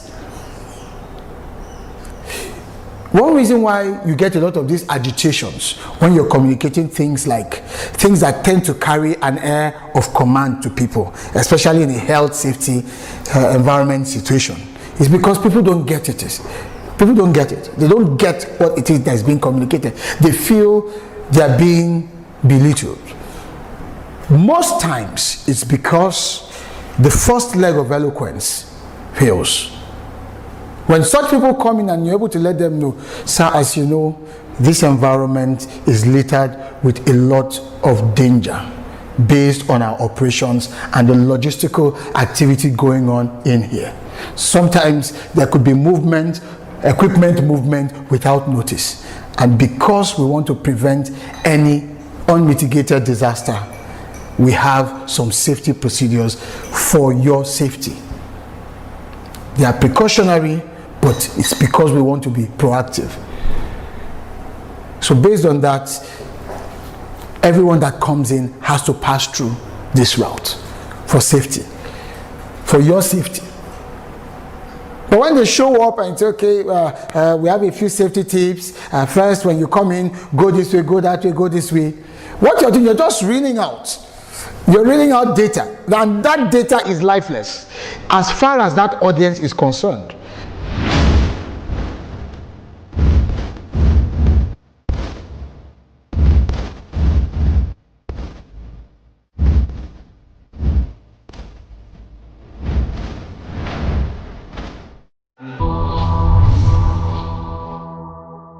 Welcome to Speak with Power. Have you ever been to outings or events and people are being called upon to speak and they could not speak? The people who are being perceived as confident, all-powerful, they are being called upon to give a remark or two. And they can't. They become fidgety, they become sweaty, they become nervous, they become marshmallows, so to speak. Here I am today on the streets in Lagos, asking of people's opinion on why they think people are afraid of public speaking. My name is Damilola. Welcome again to Speak with Power. Ma, why do you think that people are scared of public speaking? Why do you think they're afraid of speaking in public? In my opinion, I would say people are scared because Basically, the number one thing on ground, I think it's the root cause of it, because they are not people are not educated, they are not enlightened, and they are scared because not everyone can express he or herself. And so when you tend to ask people to talk, it's not everybody that really has that courage, that charisma, that self-esteem to come out and really speak or say their minds about things they know. I think it's all about state of mind and state fright. What I would say about public speaking is that every human being has state fright. Every human being has state fright. But what you have to do is to work on it. Then, after working on it, one of the clues in which you can have confidence in speaking in public is to have the knowledge of what you are speaking about, and be confident. So when you have the knowledge of what you are talking about, when you want to talk about it, will boost your confidence. They say that preparation is the mother of confidence. So if you are well prepared, you will have confidence, then you will deliver. Some people are afraid of speaking in the public because of shyness. Another thing is not being bold enough to face the crowd, to face public. Because when you are speaking to a group of people, you'll be having what they call eye contact, and some people used to feel shy when they have eye contact with people, and some people are not composed. If you are not composed, you cannot speak to the public. Anxiety, people are anxious, people are shy, people are unprepared, people are scared, nervous. Could be a combination of so many things. They don't have this boldness spirit. Some people are very scared. They even in the midst of their family, they can't talk more about public where people are. So to me, maybe they are not bold enough. Maybe they don't have confidence in themselves, or that's what I call it. They don't have confidence in themselves, and they feel shy, to speak in public. Maybe due to upbringing. Most students of nowadays, they don't like coming out to express themselves, and we as the parents, we don't encourage our kids to be outspoken, to express themselves either in the public, at home. Everybody is trying to cover their kind of identity, because if they don't do that, if they go out or say anything that is against any other person in the public, they will definitely have to pay for it in one way or the other. This is Nigeria. People are afraid of public speaking because, in Nigeria, our own country is a place that if you speak the truth, either the law enforcement agents or whatever, they can come, against you.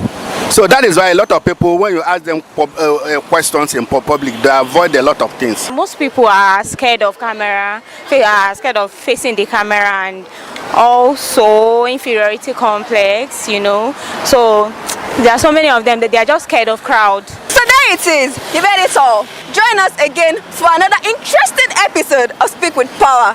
Speak with Power was brought to you by the School of Eloquence, the home of public speaking. Bye-bye. Do you feel terrified when speaking before a group?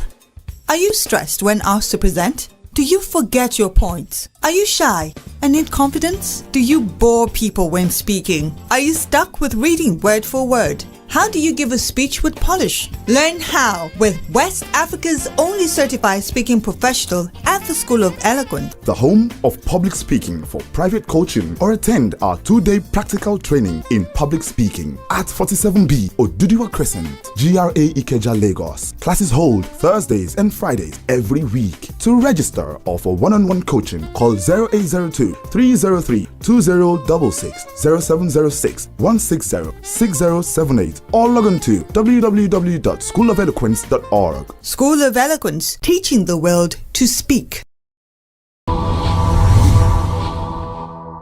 My name is Kofi Idowu Noel, also known as Kofi the Guru, beast of comedy, Nigeria's most versatile entertainer, comedian, actor, singer, producer, entrepreneur, and a responsible human being.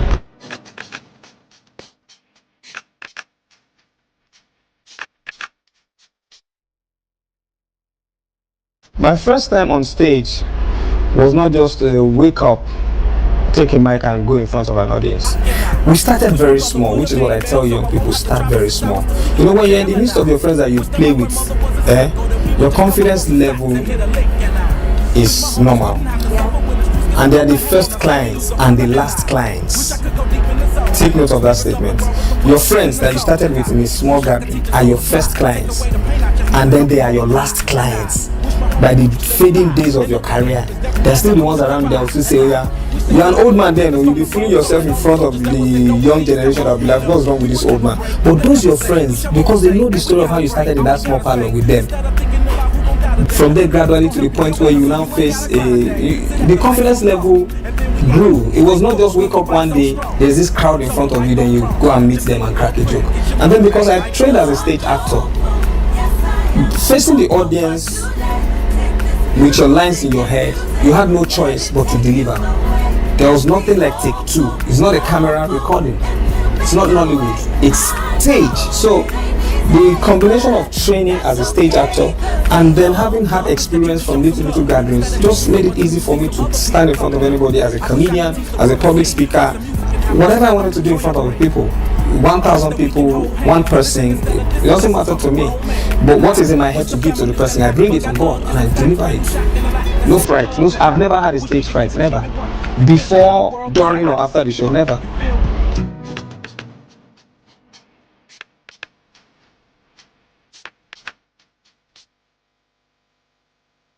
First things first, to get out of the inability to confront an audience is to be friends with the audience. Most people don't understand that they are the audience. You have this thing in your head you want to tell somebody, a total stranger that has never met you. They don't know you. So first things first, you have to befriend them. That's why you see when comedians come on stage, area, how that day now? It's a gradual cajole and build up. But because we're used to the formal ways of presentation in public, good morning ladies and gentlemen, it just makes it flat. Comedians don't do good morning ladies and gentlemen. We go a bit more personal. That's why you see some comedians who just go, hey bros, how you doing? I see your head. They're just trying to warm up and be friends. So the first way to kill that phobia is to be friends with the people you want to speak with. That way, all barriers, all walls come down. When they see you as one of us, then they are ready, they are listening. You know, you won't even know when you start flowing like a stream. You want to get done and they're like, no, it's not time for you to go yet. Continue, don't stop. Because they now feel that, this is our guy, he's talking. So, there should be no phobia if the audience, do you know you speak easily in front of your family? So that's it. Make them your family. That's the only way. The audience should be your family, not a customers. Customers are total strangers who walk on by. But for an audience that needs to hear you over and over again, they have to be family.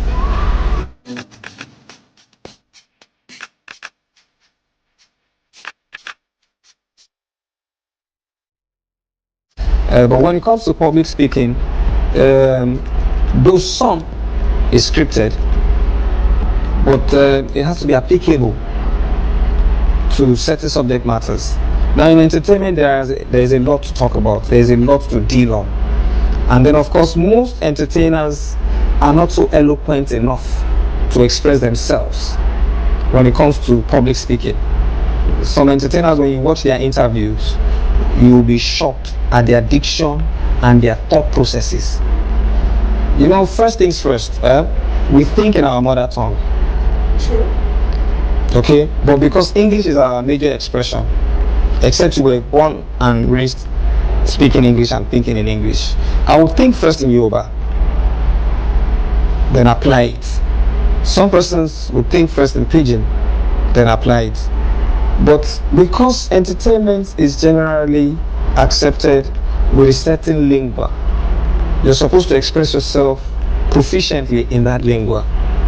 Okay, so the only way in entertainment where we can marry public speaking with what we do is to train people in the act of speaking thoughtfully, not only in their thought process, their mother tongue, but for the benefit of the job itself. You need to be able to express yourself in such a way that it carries you as an upright entertainer.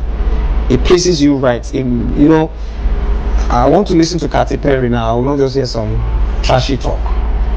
There's a way, even if she's caught in a drama, there's a way she's going to use words to pull herself out of that drama. But if it was a Nigerian with the same scenario, he would dust it off by just, because he doesn't understand the perception of using language well to express himself, to cover up defects. You know, we just speak and then we make slangs out of everything. We make games out of everything, jokes out of everything. We just, you know, see the be now. You know, my people are not see the be now. So. And they're like, actually, what I'm asking is, you know, now my sister. Next question. And so we need a lot of entertainers to understand that there is need to enhance your thought processes for the sake of public speaking in entertainment, not just to entertain, but the way I speak, people sometimes I arrogantly say it at interviews.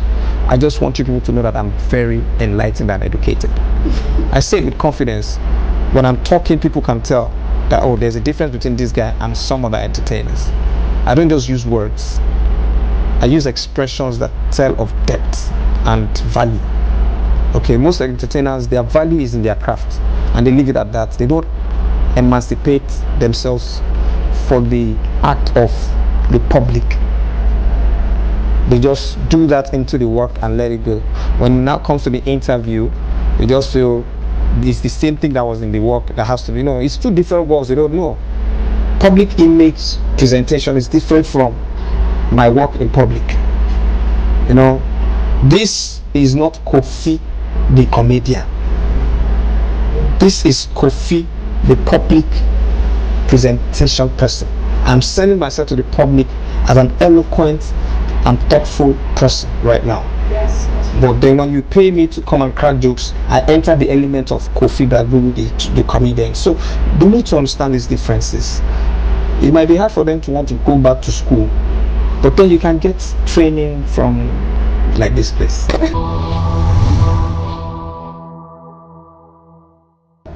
I hope you've enjoyed today's episode of the program Speak with Power, and you can now see how important it is that public speaking be taken seriously in order to avoid the embarrassment faced by the bland ambassador. If you've enjoyed the program, remember that you can also learn the skill, and at the School of Eloquence, we offer you all of the opportunities you require to learn the skill, to practice the skill, and to advance in your use of the skill of public speaking. Till I see you next time, I leave you with the words of Ralph Waldo Emerson when he said, "Speech is power. Speech is to persuade. Speech is to compel, and speech is to convert." The stage is yours. Speak with power.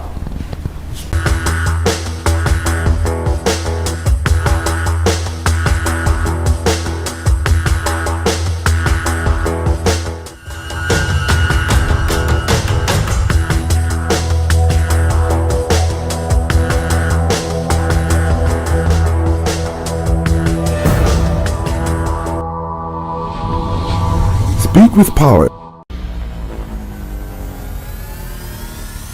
What drives me to keep pushing forward, I think very importantly, is just we all have dreams. We have things that we want to achieve. And for me, really, it's achieving my dreams, ensuring that everything that I have set out to do, I want to do it, and I want to do it successfully. So that really drives me. It's like I've set very, very high bars for myself, very high goals for myself every year, and the drive to meet those goals, and it just keeps inspiring you when you see that you can actually do something and achieve it, and the joy of achieving something every year, you just want to set new goals and go after it every single year. You have to be honest with yourself, you have to be honest with others, so that you can know the true state of things and you can make changes if necessary, but honesty is always the best policy. What drives me forward, specifically in work, is really working with the businesses in Nigeria who there's a really incredible group of founders with so much commitment and so much drive, not just to grow their businesses, but to make Nigeria a better place. It's more attractive to international investors and to the world. it has nothing to do with being professional, but I think being happy with my family and seeing my children succeed is my greatest definition of success.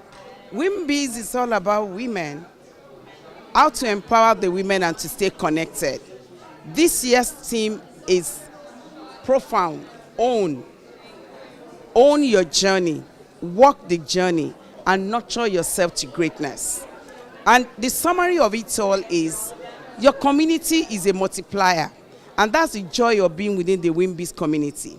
As I said earlier, for the past 24 years, as I navigate my career journey, I've always shown up, dressed up, shown up, and be active in WIMBIZ conferences.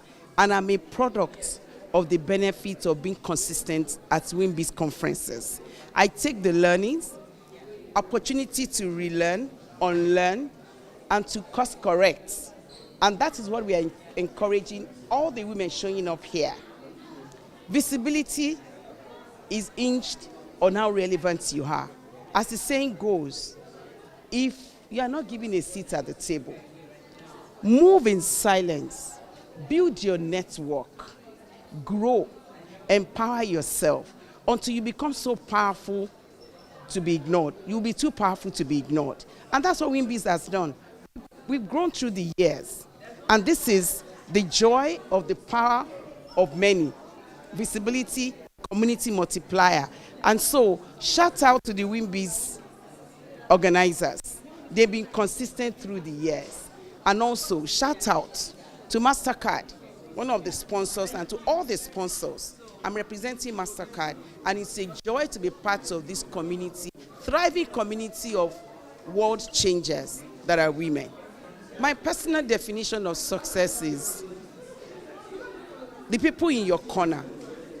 Who are you hand-holding as you're growing? Because you need to be mindful of those holding your ladder as you grow. Because on the journey back, you will meet them. It is the seed you sow that you will thrive on.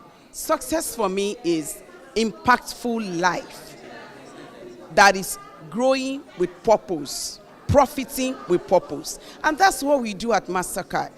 Connecting 1 billion people to digital economy, 50 million small and medium enterprises, constituting 25 million women entrepreneurs. As at end of 2024, we have hit 37 million women that we connected to digital economy. For me, that's a good picture of success. I don't want to be broke. I want to live a full life of impact. I look at patterns in my family. I have seen my parents work so hard and lose everything. I don't want that pattern replicated, and I don't want to see it in the lives of people around me. So I'm motivated to learn the right things, to teach the same, and build an ecosystem of really wealthy people. That's what drives me. Success is simply successfully owning your story, where you have been, converting it into walking in power with your skills, and then nurturing the future. Every other person is taken. Be you. Your story can never be the same as another person's story. So live authentic. When you live in the reality of who you are and your gifts and talents, then you're successful. Not by what people define you as, but what you define yourself as, and just generally living a life of impact. Success is not success until your community, is impacted or elevates or, become who they ought to be also, because you have given of yourself to that community. So it's very lonely at the top, they say. So you want to make sure that as you rise, you raise others. Every day I wake up I tell myself, make something out of your life. And because if I make something out of my life, I get to help others too to make something out of their own lives. Because as a woman, I'm supposed to add value. I'm supposed to, create value, not just adding. I'm supposed to also create value, mentor others and guide others, because I've been guided by women and inspired by other powerful women. So that is what pushes me, so that my daughter will also have a good path to trade upon here. to do better, to become the best version of myself, better than I was yesterday? I'll say I'm very passionate about driving growth and culture change, and because that's what I do for a living, it has helped me also push my personal life in wanting to always drive growth and drive change in my career and in my personal life as well, because that's what I help organizations do. My personal definition of success is being happy and being at peace. I think that's what really makes, or that's when I feel most successful, when I'm happy and when I'm at peace. Success. Success is me attaining my goals. Success is me creating values. Success is me meeting my targets. Yes. Okay, so that's interesting. So when things get hard, what keeps me going? I'm very big on challenges. I don't see challenges as challenges. I see challenges as tools to prove myself. So when I face challenges, what drives me is hitting that success, like hitting that point you get to where you say, oh yes, I've achieved this. And when something seems like a problem, like a big issue before you, and you're able to surmount it, right? And you're able to crush it. So for me, what keeps me going is that thirst for accomplishments, that thirst for I would say success. Yes, it keeps me going because I'm very big on it. I think for me, I want to be remembered as a woman who gave her all. I want to go home to be with God when I've done everything I want to do. I want, to be able to have achieved all my dreams, all my talents, all my goals. So that's what pushes me.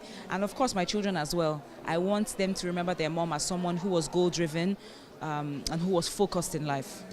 What keeps me going when things get hard? I think a mental resolve, a very good mental resolve that doesn't come from myself, to be honest. It comes from God. And so when things are hard for me, I go into myself and I just center myself. I breathe and I remind myself all the things that God has told me about me, and I move on from there. My personal definition, because I'm a very religious woman, I believe in God, I'll say being everything that God wants me to be is what I'll say is success. Not what I think I should be, not what others think I should be, but what He has decided for me to be, and me finding that out and walking in it powerfully is what I think success is. So for me, social impact has always been my thing, and what drives me is actually impact and change. So when I see the beneficiaries, the girls that I work with through my organization, I see that there's a change in behavior. I see that there's a change in their lives, there's improvement. Honestly, that's what drives me. What keeps me going when things get hard? God, first of all, number one, because He's been my anchor. I go to God for every little inconveniences, for everything I go to God. And another thing that keeps me going, I'll still draw it back again to impact, because whenever I see change, I just get happy. Like this conference makes me so happy because I'm seeing that a lot of lives have been transformed, people are being touched. So that's what keeps me going. People are getting better. So I just feel very, very encouraged with that. Okay, so for me, what drives me is helping people to have a better quality of life. As a pathologist, I work with, or should I say my work revolves around cancer diagnosis and the diagnosis of untimely deaths. So what pushes me is helping people or arming people with information so that they are healthy and they avoid, unnecessary or untimely deaths, just to have a better quality of life. Okay, so for me, my personal definition of success is number one, being at peace with myself. Number two, enjoying the work I do. And then number three, being in a peaceful, loving relationship with my family. And then fourthly, making impact and helping people have a good quality of life. I wake up every day determined to be impactful, determined to make the world a better place for everyone around me, not just limited to those I know, but what can I do to be a better version of myself every day? Honestly, it changes from time to time because every time I review, but I don't let other external factors define success for me. And success is me achieving those things that I have set out to achieve and then when I achieve them, I move on to other things, and I keep succeeding every day. Well, especially about this menopause thing, I hate to see women go through menopause. I went through it at 42-year-old. My parents didn't educate me about menopause. It was my 9-year-old son that pushed me. I used to beat him. I was always cranky. And then one day he walked up to me and he said, "Mom, you need help." And I thought to myself, how would a 9-year-old boy come to his 42-year-old woman and tell her that she needed help? So I brought up my laptop, and I went through the signs and symptoms of depression. Out of 15, I was going through 13, and that changed my story. And I went through perimenopause. The signs and symptoms were crazy. I lost my branches of pharmacy. I had crying spells. I had memory loss. I had problems with my skin. The most important thing, I couldn't manage my business. I started my master's. I had brain lapses. I couldn't continue with it. And God helped me. Yeah, it was God that helped me, because I didn't go to the hospital. If you're out there, you need help, please seek for help. And God helped me. And here I am today. I'm giving hope to so many women. Now, if your body system is changing, you have a hand to hold, you have a community that can support you. And that is what I live for. Success for me is fulfillment. Success is doing what you know how to do best. Initially, there might not be what you call money, but you're laying a legacy. You're seeing the lives of people changed. For me, that is what gives me fulfillment. That is my success. Oftentimes, women find that the journey of being a woman can sometimes feel very lonely, especially as you're growing up. It can feel like you're lost. You don't know what to do. There's so much ahead of you, but you don't even know where to begin. I believe that forums like WIMBIZ are actually key to connecting to yourself, to connecting to fellow women that can help grow you. They say iron sharpens iron. And so it's absolutely important in that place of discovering who you are, especially as a young woman, to connect to circles like this that can empower you and strengthen, equip you, and connect you with the women that will help you become the woman that you need to be for your society, for your community, and in your life. I would say have a destination, because when you have a destination, you're able to plan what will take you to that destination, and then you can own your story because you know your plan. And so when you know your plan, you're more confident with yourself. You're able to move strategically because you have a plan. So that's why I would just say, and that's it really. Right. Also me just owning my stuff and owning myself, and being proud of my work and working endlessly. I work every time, and I think that's what the most important thing is, that if you want anything, you have to work towards it, and just know that, keep working and results will come. That's it. My personal definition of success would be, I don't say I have a personal definition, because I think everybody has their own definition of what success. For some people it's money, and that's okay. For some people it's family, but me it's everything. I want it all. I think with my generation we can do 10 things at a time, honestly. Because again, multitasking is, the more you practice it, the better you become at it. And so I'm able to do different things at a time. But again, like I said, everything that you do in life is based on practice. If you practice, you become more efficient at it. I could be singing and playing the keyboard at the same time. That's multitasking. Sometimes, but they're just particular things that you need to concentrate on. So if you are reading, for example, you need to concentrate on what you're reading on, so you'll get it in. But it's possible to multitask, of course. My advice to the younger generation 25 years from now is that be strong, be confident with yourself, be proud of yourself, learn from others, learn from the people who have come before you, because when you learn, you're working with experience, and that's one of the most important things you can do for yourself. And young ladies, please join WIMBIZ. I love WIMBIZ so much, even though I'm not a woman in business, but please join WIMBIZ. You learn a lot. You get to network with so many important people who have walked the talk, literally. There's so many important women I could see from the stage, and everybody who is here is important, and I know they are networking and taking the best of the event. So, you learn, you network, and of course you own it, period. One of the things I tell people is that it's not a journey that starts at the end of a journey. It's a journey you start from the beginning. I have all boys. Yes, the first one is a lawyer. He has a master's in law, and the last one still in the university as a Nigeria. We'll be friends. We'll play together when they were young. We'll play ball. We'll roll on the bed, and we still roll on the bed. We cook together. So that had been able to close the gap, and so it wasn't forcing them to learn.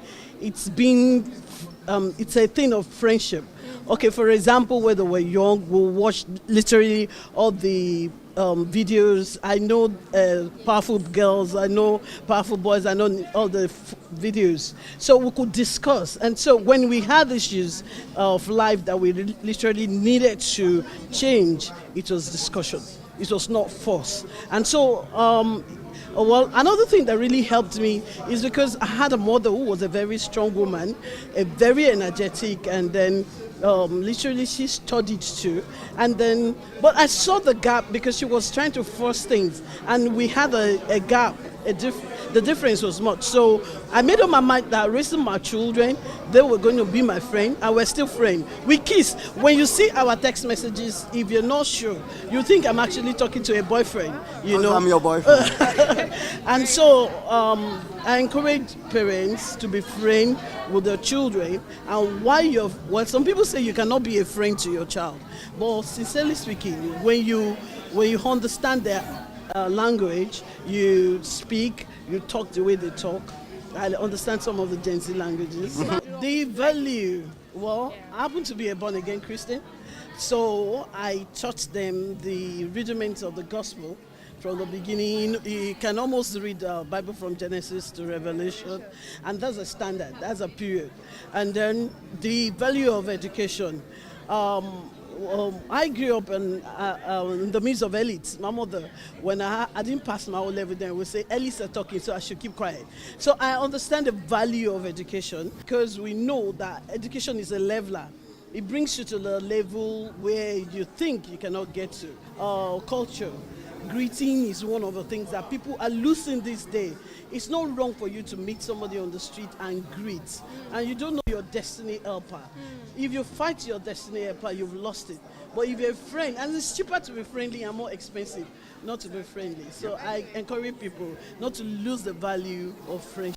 As a younger woman, I read so much when I had not even joined Wimbies. I read so much about what they were doing. Wimbies is doing so much. I have a platform for women. I've been training and empowering women. So I see this opportunity in Wimbies to connect with other women, especially women of value. I mean, you see the value, the people coming to talk to you. You know, these people had gone through it. They're talking with experience. They're talking from experience. And so I love Wimbies, and I wish Wimbies bigger, get bigger, stronger. Amen. Shout out to Achievement Channel and all the good people, all the media team that is supporting Wimbies annual conference. My name is Rita George Oko. I'm a lawyer. I'm into real estate, also into oil and gas. And this is a big shout out to Achievement Channel. You guys are doing great. Well done. Oh, hi, my name is Richmond Bassi, and this is a big shout out to Achievement Channel. Shout out to the Achievement Channel for covering this event so professionally. My name is Sharon Ecott. I'm a management consultant at Seed Academy. And a shout out to Achievement TV. They're doing a great work here, and everyone should follow them and tune into their channel. Thank you. Hi, Achievement Channel. Shout out to Achievement Channel. Shout out to you guys. You are amazing. You've been doing so well. I'm Ijo Mani, Managing Director of Verify Experts Limited. Hi, my name is Pai Gamde. I'm an enterprise architect. Shout out to Achievement Channels. Well done for the work you do. Thank you. Hi, Bumi George here, CEO and founder of Shredder Gang, Nigeria's #1 fitness community, giving a big shout out to Achievement Channel. Hello, Achievement Channels. You're doing amazing. I just want to say keep doing it and more grace. Okay, so my name is Dr. Agility Obi Hesie, consultant pathologist and founder of Dr. Pure Joy Skincare and Wellness. I'd like to give a shout out to the Achievement Channel. You guys are doing a great job. Thank you. Hi, this is Anugba Degeshi, and I'm a lawyer, I'm a compliance and data protection professional, and I'm shouting out to the Achievement Channel. Well done, and I wish you all the best. Ooh, Achievement Channel, take 5. You've done well. My name is Musumola Dosumo, founder, Menopause Support Initiative. I hope that one day, Achievement Channel will partner with us and take menopause to the next stage so that every woman in Nigeria from the age of 45 will not have to go through the pain of menopause. My name is Eni. Keep watching Achievement Channel. Achievement Channel, we are borrowed sense. We are achieving big things. 2025, 2026, this decade, next decade, we are building big money things. Shout out.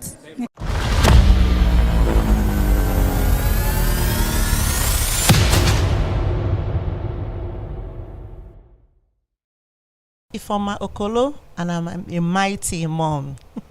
Hi, my name is Cynthia Osage, and I'm a mighty mom.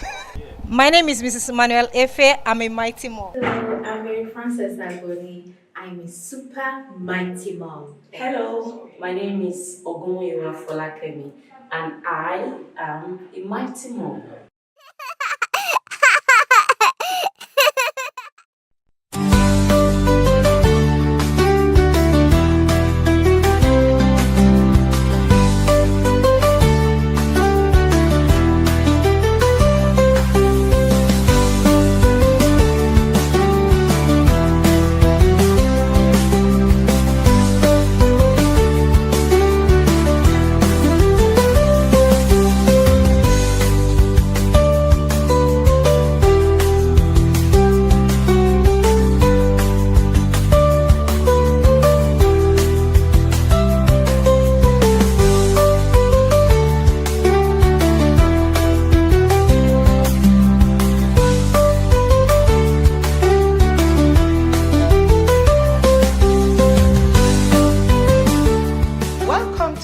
First episode of Mighty Moms on Achievement Channel.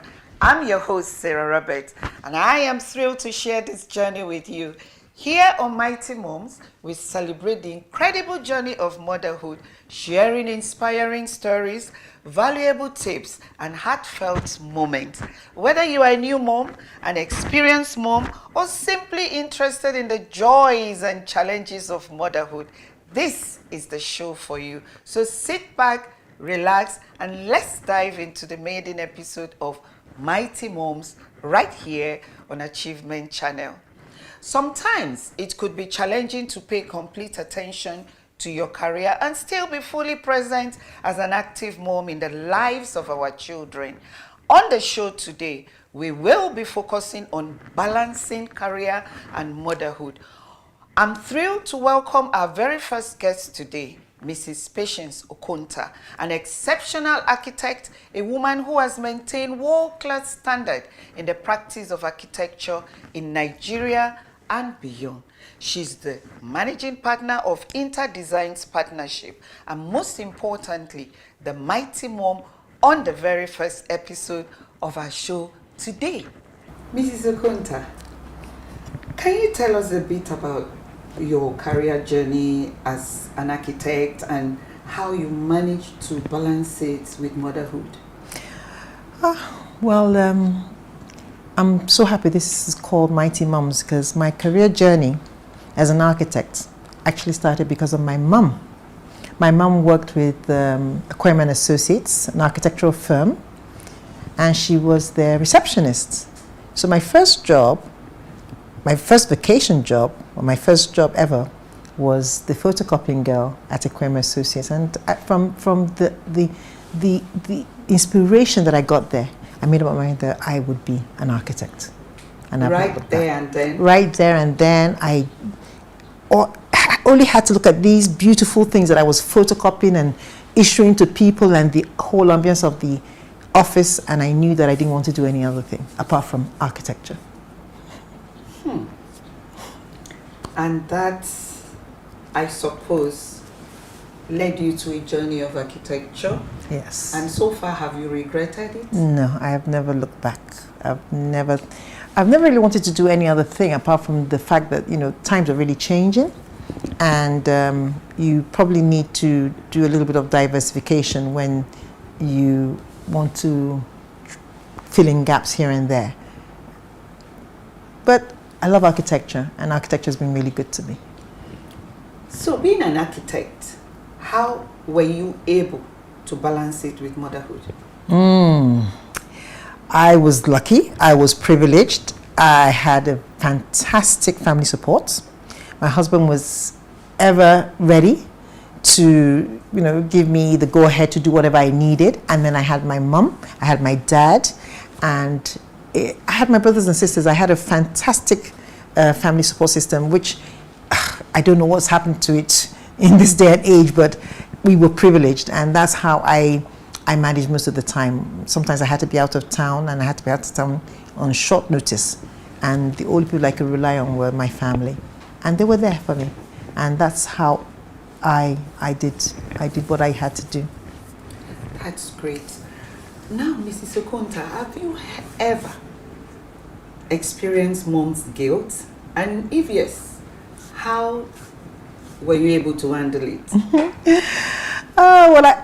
Mom's guilt, yes. I would say yes, and I don't think I'm ashamed of experiencing mom's guilt. I do things to make myself happy. Sometimes I just have to close the door and have my peace of mind. I have a set of twins, and my children were all maybe 1 year apart, and sometimes the reporting could go on forever and ever and ever and ever. So there comes a time where you just have to draw the line and do something that makes you really happy and shut out the rest of the world. So I don't know what I'll call my guilt. I think I'll call my mom's me time. That's fair enough. Let's talk about your challenges. Yes. While juggling between your career and motherhood, what were those challenges that you would want to share with us, and how did you overcome them? Seriously, the challenges were the amount of time that you had to put in to progress your career. Sometimes in my field, there are lots of deadlines, and those deadlines are taken seriously.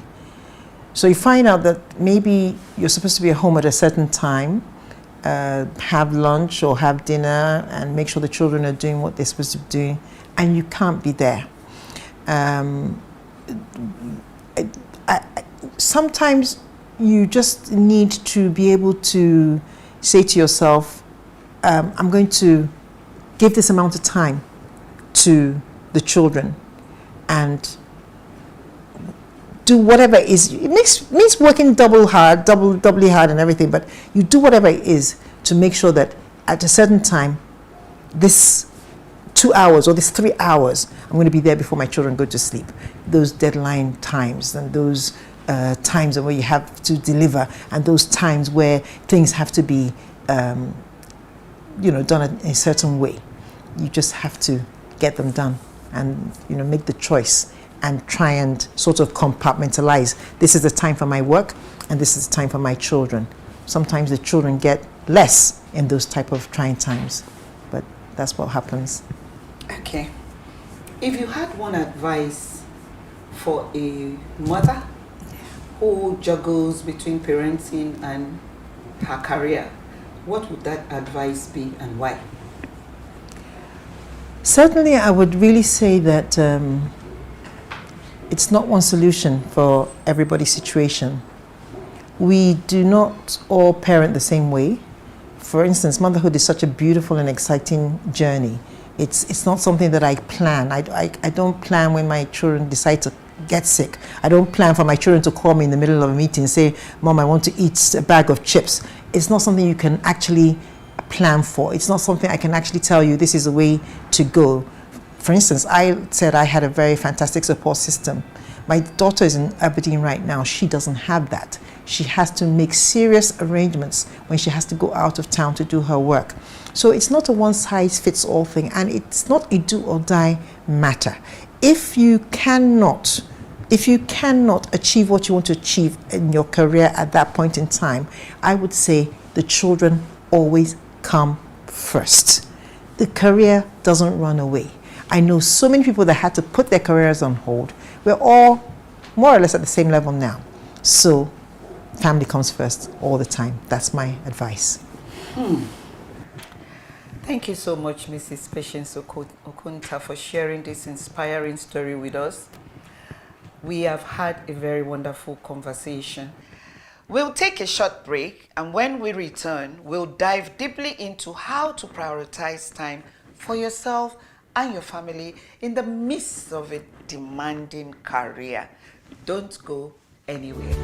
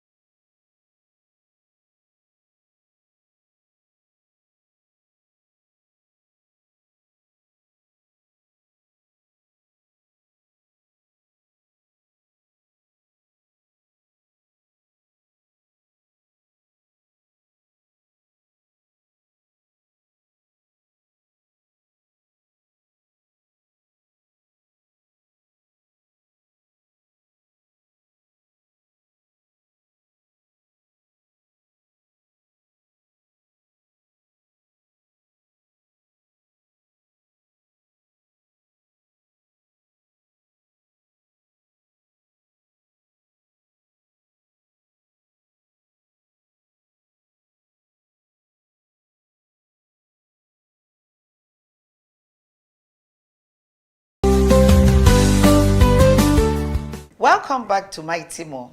So far, we've learned about the journey and challenges of being a working mom. Now let's get into some practical tips you can use to manage your time and prioritize both your career and family. We are going to talk about time management, delegation, and self-care. Time management actually is very, very key in juggling between your career and motherhood. Without doing this, it may be difficult for you to achieve your day's schedule. What about delegation? Who do you delegate to take care of your child?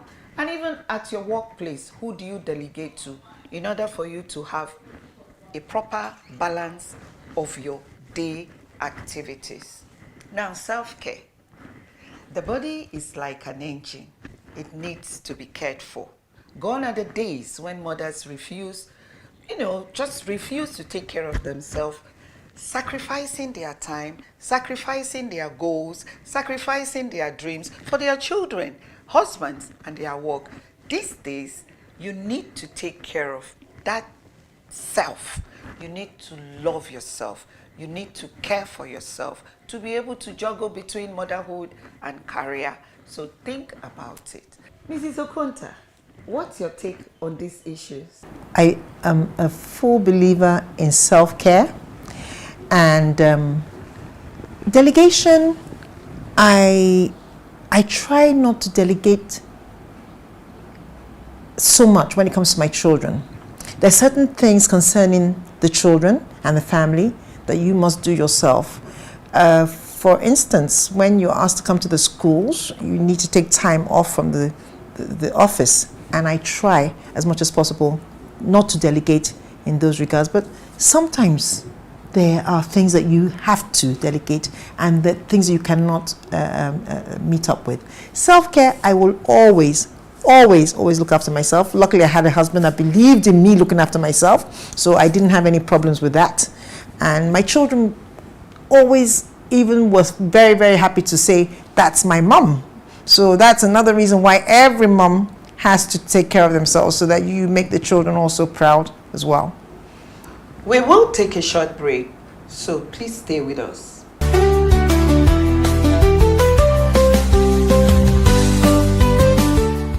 We've talked about some great tips on managing career and motherhood. Coming up, we'll hear a special message from another mighty mom who has found her own unique way of balancing it all. Stay tuned. My name is Chisa Oladipo. I am a HR professional. I'm also a career coach. By the grace of God, I have 3 boys, and God has been helping me to manage both the career and the home front. It's not an easy journey, but with intentionality, I have been able to manage both. So one thing I know I do well is I delegate. I delegate a lot of things. I delegate house chores. I ensure that I have people that help me do things at time. I am intentional to be in my children's space. Like, I want to know everything that happens there. It's something that we must be conscious about. So working for 15 years now and managing 3 children, I'd say is being by intentionality. Remember that motherhood is the greatest accomplishment of life, no matter how chaotic it can be. Embrace it, and I'm sure that you'll scale through. Hi, my name is Lois Kess. I am a businesswoman and also a journalist. Combining this together as motherhood is actually challenging. I take my beautiful daughter to school in the morning, her normal routine school runs, and then back to my business, attend to my clients. At the same time, once she's back from school, I make sure I attend to her assignments. You know, being a mother and combining my career together with it is kind of challenging, but it's worth it. You know, it's worth doing because it actually gives me joy. Thank you so much, and do have a wonderful day.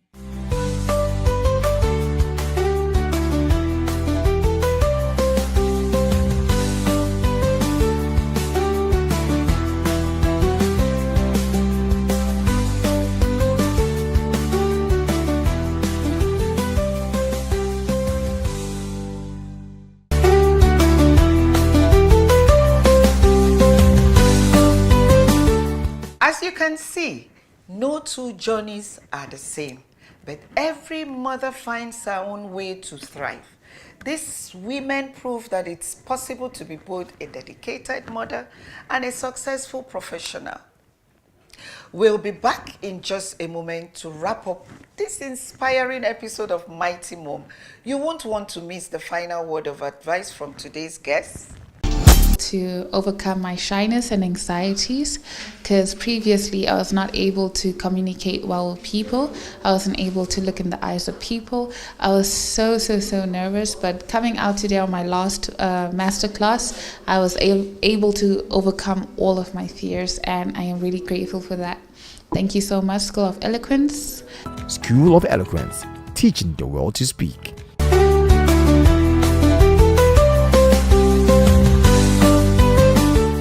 We've had a wonderful conversation so far with Mrs. Okonta. I'm sure you will agree with me that it's been a wonderful day. Mrs. Okonta, your final advice to mothers out there. I think that my final advice would be that every mother should be intentional and enjoy the experience of motherhood. Well, if you have to set your career aside for any reason, there's no better reason than for the children. So my advice is to love yourself, love your children, put the family first, always.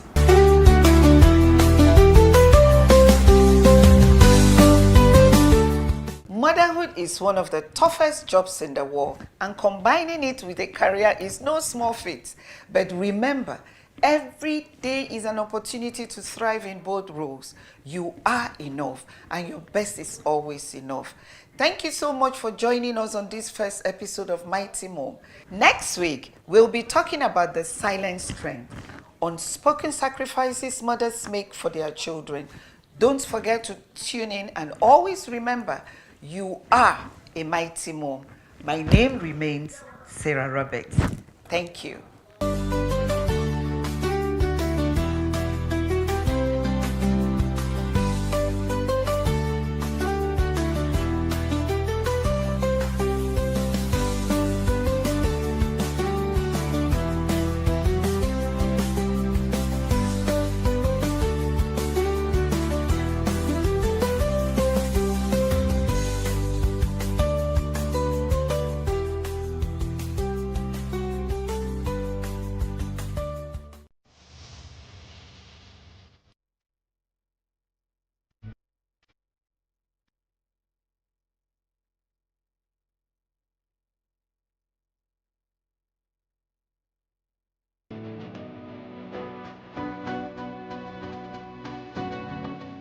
There's an old African proverb that smooth seas do not make skillful sailors.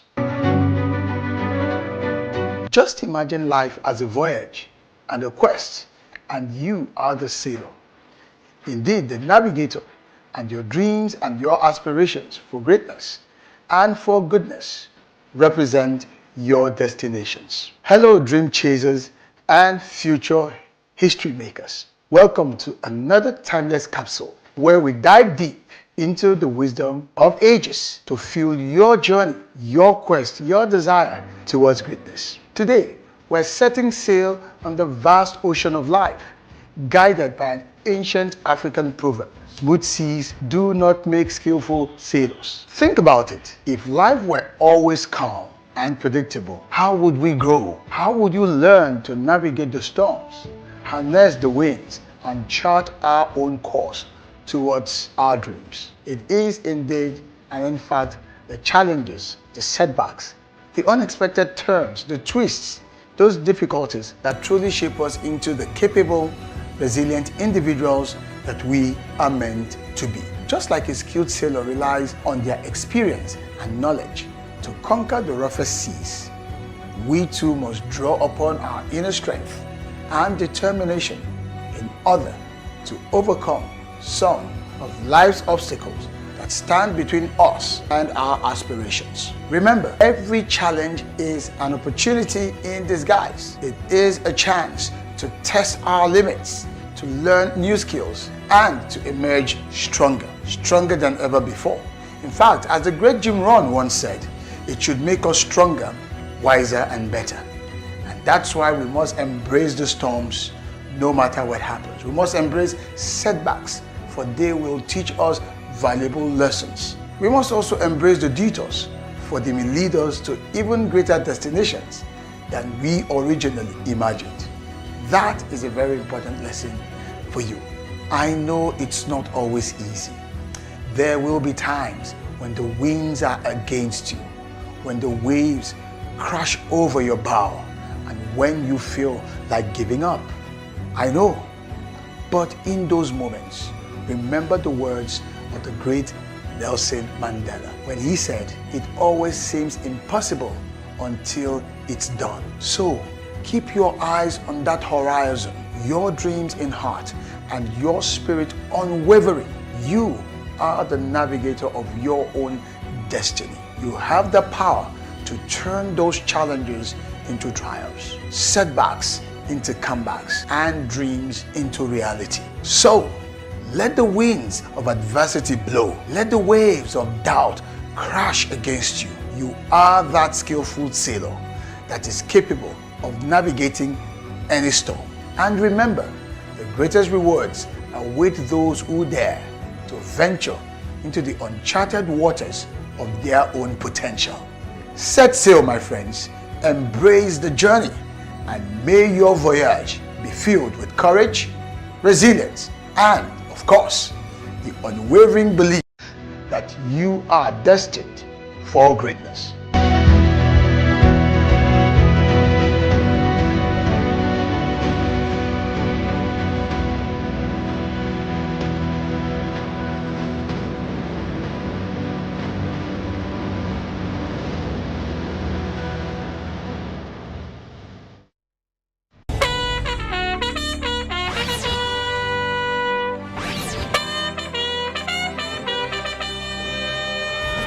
We wear the khaki, but we carry more than just a bag. We carry dreams, grit,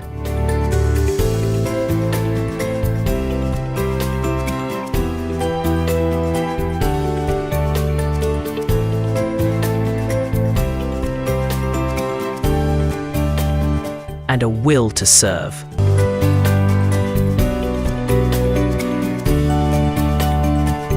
This is Corpuscan, rising to serve, rising to lead. Hello and welcome to Corpuscan, the show that inspires and empowers young Nigerians to make the most of their NYSC's journey and beyond. I am your host Amy, and you're watching us right here on the Achievement Channel, Nigeria's first and only 100% motivational television station, broadcasting from the School of Eloquence Studios in Ikoyi, Lagos. Today's episode hits close to home. Every young Nigerian, the hustle and the calling, chasing money without losing yourself. Let's be real. Everybody wants to make it. We all want success, comfort, and the soft life, but not everyone keeps their peace while doing it. So how do we find that balance between ambition and authenticity, between chasing money and following purpose? Joining me today are two remarkable young Nigerians whose life reflect the balance between hard work and inner peace. Our first guest, Madu Dennis Uchechukwu, is a purpose-driven young professional currently serving with the School of Eloquence in Ikoyi, Lagos. Passionate about growth, leadership, and creativity, he's building a career rooted in excellence and impact. He believes in working hard, staying consistent, and pursuing success without losing touch with one's value. And our school guest, Abdulwahid Issa, is a proud son of Ilorin in Kwara State, a passionate communicator and multi-skilled young professional with background in mass communication from Kwara State Polytechnic. He's gained hands-on experience at New Telegraph's publishing company and Daily Trust newspaper, and he's also trained in solar and inverter installation. Prove that versatility is the new power of today's youth. Together, we'll explore how to stay true to your purpose in a world that never stops hustling. This is Corpuscan, rising to serve, rising to lead. Hello Uche, hello Wahid, welcome to this show. Thank you, Amy. Corpuscan. Thank you. How are you doing this morning? Very well. Well, good. Thank you. Okay, we're diving right into the topic, the hustling and the calling, chasing money without losing yourself. Hello Uche, I would love you to let us know how one can continue chasing the person's dream while remaining steady to the person's core value. Thank you, Amy. For me, I've learned that chasing your dream or money doesn't mean anything to you if you lose yourself to it. It's not all about the money, it's not all about the success. Still, you kind of like have to put yourself on hold, make out plans, get ideas, and get it all thought out. For instance, in my PPA at the School of Eloquence, I kind of like have myself scheduled, and I kind of like line up things that I mean to do, and I try to kind of like achieve one or two things a day before I go. Or if I'm not able to achieve something, I'll kind of like have in mind what I'm going to start up in the next day. And before I come the next day, I have it planned up. And when I come, I start up with it before the main job for the day comes. So it's not just about success, or it's not just about the success or the search for the money or fame or what. I kind of like feel it's more of the value, the insight, and what you're looking at to gain from it. Okay. That's my point. So in all, we should always just look towards what we always wanted or what we always know before the success starts coming. What we always wanted, what we always know, and what we want to achieve, what we want to impact. The kind of like the footprint we want to leave behind as we pass through the process. Oh, that was very insightful. So let me just chip in just a point with what Uchi has said, so as just to make a contribution to his question. In order not to lose yourself, your value, you just need to be careful of how you chase the money. Although it's legal to chase money, and the way you chase it determines if it's legal or illegal. Oh, that's a point. So if you chase it legally and you are able to control yourself, because money controls people. Okay. If you are able to chase it legally, I guess you are still within, you are still maintaining your value. But once you chase it illegally, you are coming out of it. Oh. So that's just what I want to chip in. That's a very nice add to what Uche has said, and I love that. Thank you. And I know the people listening would also pick from that. Don't lose yourself and the value. Exactly. Once you go illegally, you've lost the essence of the game. Exactly. Okay, now, so I'm just going to ask you some other things for people listening and for us also. You know, there's a lot of fake get quick scam going on, and everywhere you go they just say click here and make this money. How do we become able to spot it? Like once you see those, you say this is fake, is a scam. Yeah. Thank you. You see this question, okay, there is a saying in Yoruba language. Wow. Yoruba will say "Kosabuja kolonu okpe," which means there is no shortcut to success. Wow. Any shortcut to success will cut your success short. Okay. So there are some things, let me say there are several things, there are several ways you'll be able to spot. Get quick rich trap. Yeah. There are different ways you can spot such things. Okay. One of it, let's take for instance, maybe you're just scrolling on the internet or maybe the social media, or you see some people advertising this, advertising that. Once they are asking, or once their demand is much more than expected, you should be able to figure out that, no, is this real? So you're going to use the memo of nothing good comes easy. Exactly. Because if it's something good, most of what is good, although it doesn't come easy, but at least, even as a human being, you should be able to differentiate how this thing works. Okay, like is this real? Values, is this real? Okay. Or is this, let's take for instance, there are some, let me say there are different platforms whereby you invest. When you invest, then at the end of the day, you get your return back. Amen. Also, and we also have some.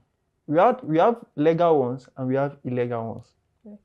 And I'm very sure at this age we are now, although it might not be easy to identify the illegal ones, and it might be easy at times. There are some platforms whereby they will ask you that, okay, payment is delivery. Why some will ask you to pay before delivery. And those who will ask you to pay before delivery are the well-known ones. If you can understand, if you are the type that do this online transaction.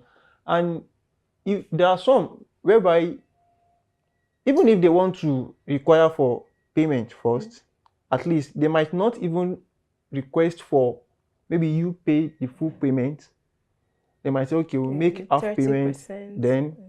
But at least once it gets to that stage, one should be able to identify, is this real? Is this not real? And so in this age we are now, there are a lot of things we can do which are legally, that we don't even need to be panicking, okay, is this real or is this not real? I don't know if I am permitted to say this. There is this something called trading. We are all familiar with it. The crypto trading. The crypto trading. these are some of the things whereby we can, although it might flop at times, Okay. but I'm very sure it's not every time that it flops. Because you're trying Even to... if it comes down, then it rises again. I think that, and even if you are a business type, there are risks. So everything in this life is risk. Okay. So once you are able to, okay, let me just give it my try. Once you are seeing that where this thing is going, it might not favor me, so you can easily withdraw. But when you see that, okay, this thing where it is going, I think it will yield a good result. At least you can just keep going on that. Thank you so much. We're You're going to welcome. take off. Nothing good comes easy from Exactly. this.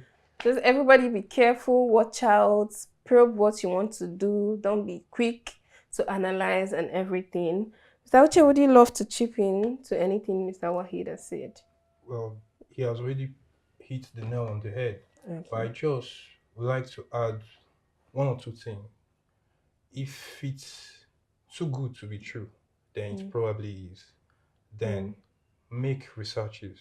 Always make researches. Don't just jump into conclusions or whatnot. Then again, if it's something you want to do and it's something that they rush you to make payment and stuff, have second thoughts. Yeah.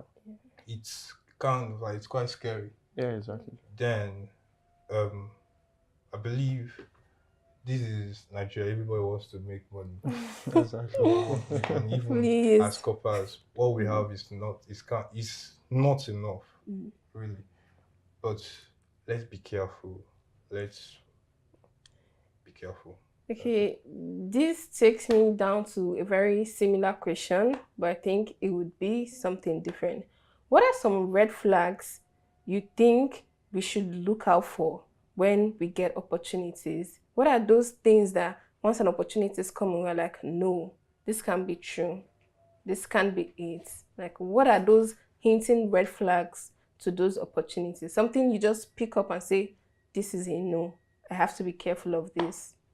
All right. I would like to give an instance, an example, which I experienced myself. The first time I came to Lagos for my service.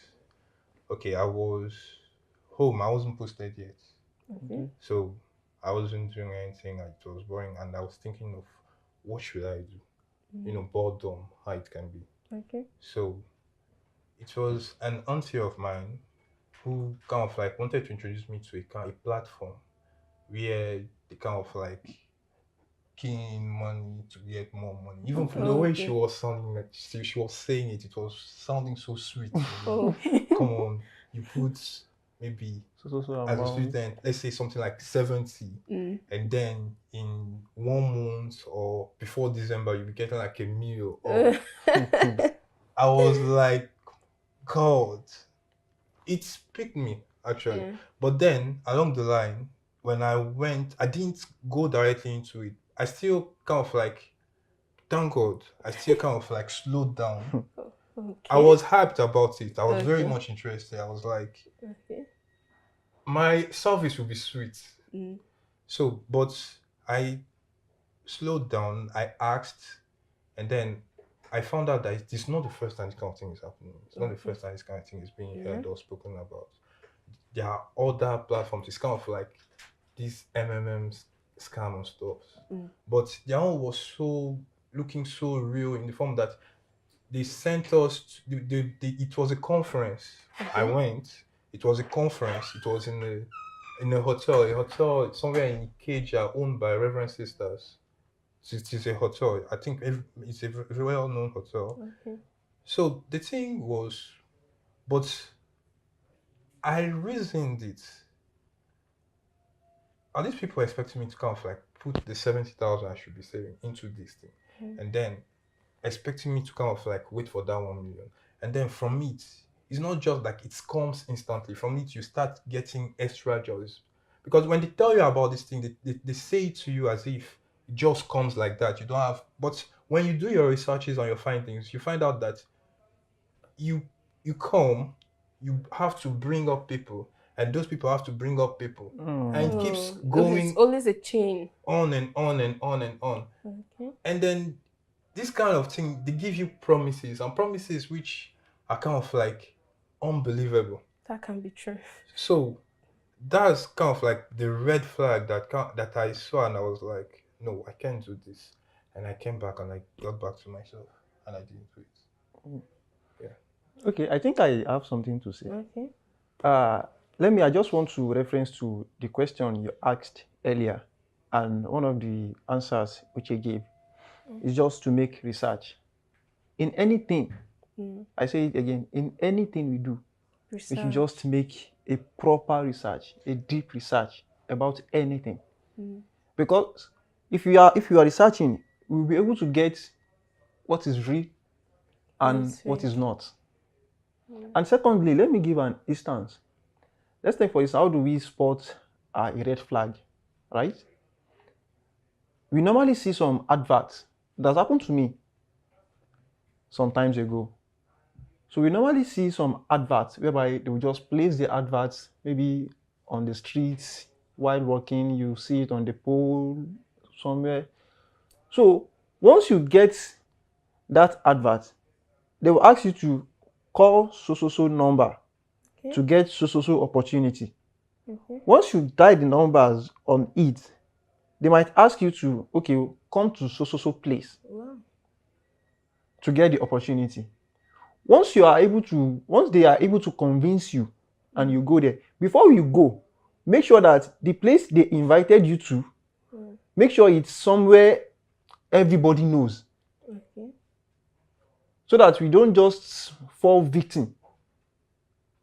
Because why I'm saying this is that when it happened to me, I called that number, the number I saw on that advert.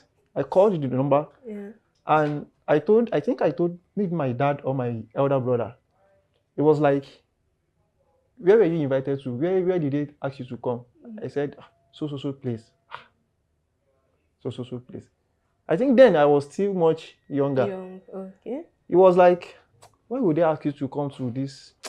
This is not real. Okay. I didn't mean that if it's something real, they won't ask you to come to that kind of a place.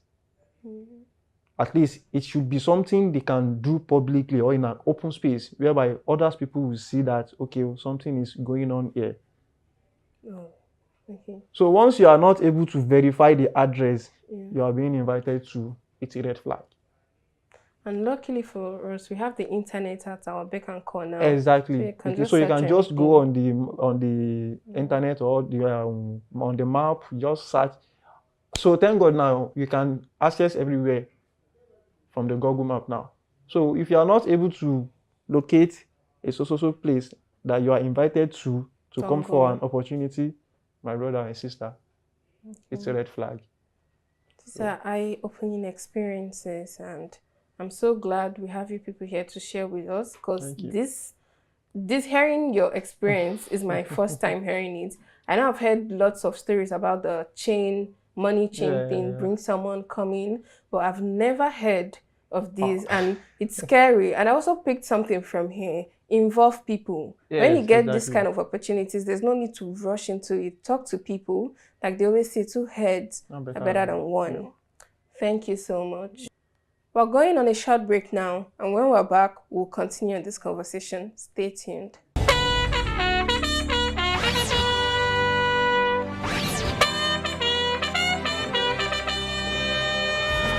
We wear the khaki, but we carry more than just a bag. We carry dreams, grit,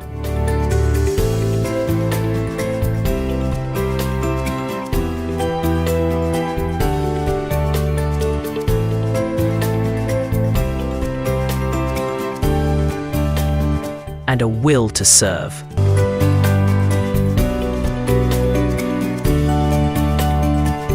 This is Corpuscan, rising to serve, rising to lead. Welcome back to Corpuscan. Before we left, we were talking about how to chase money without losing yourself and your core values. Back to this discussion, I would love to ask Uche, what does real success mean to you? Real success to me is not all about the money, not all about the world, not all about being at the top of the pyramid or whatnot. Real success to me is kind of like being at peace with whatever I am doing, being at peace with whatever I want to achieve. I know I want to be there, but I am not there yet. So I kind of like strive to be there by working hard.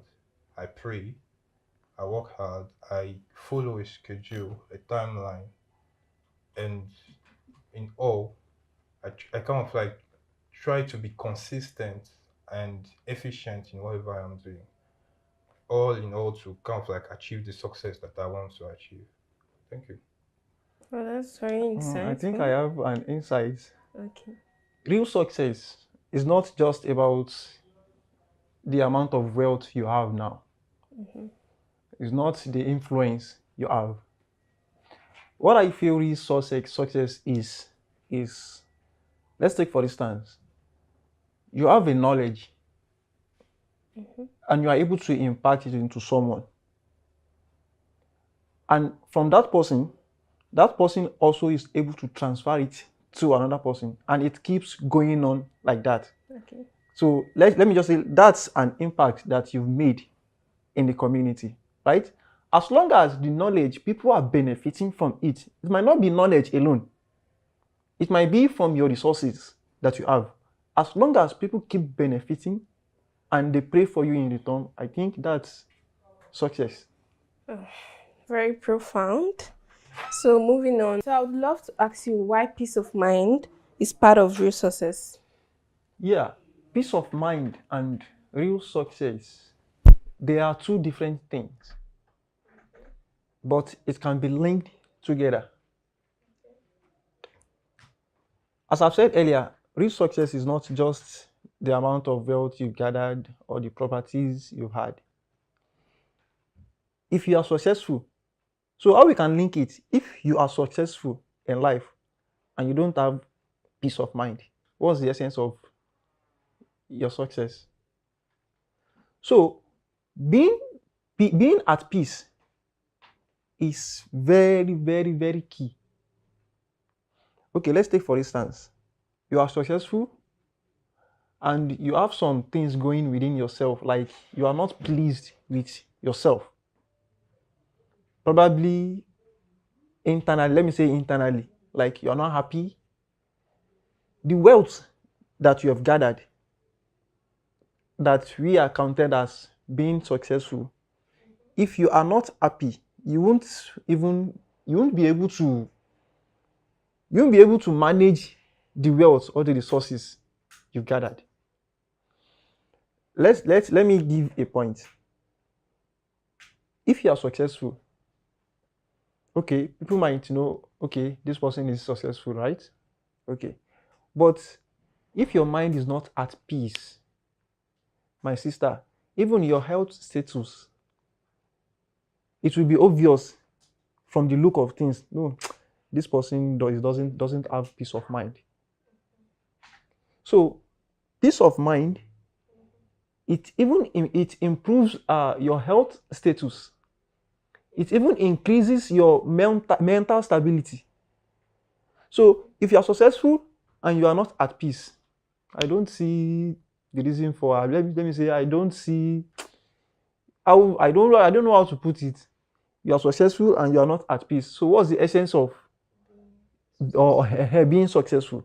So if you want to be successful in life, we should also take into consideration our peace of mind. How do we want to get our wealth, the properties we've been longing for?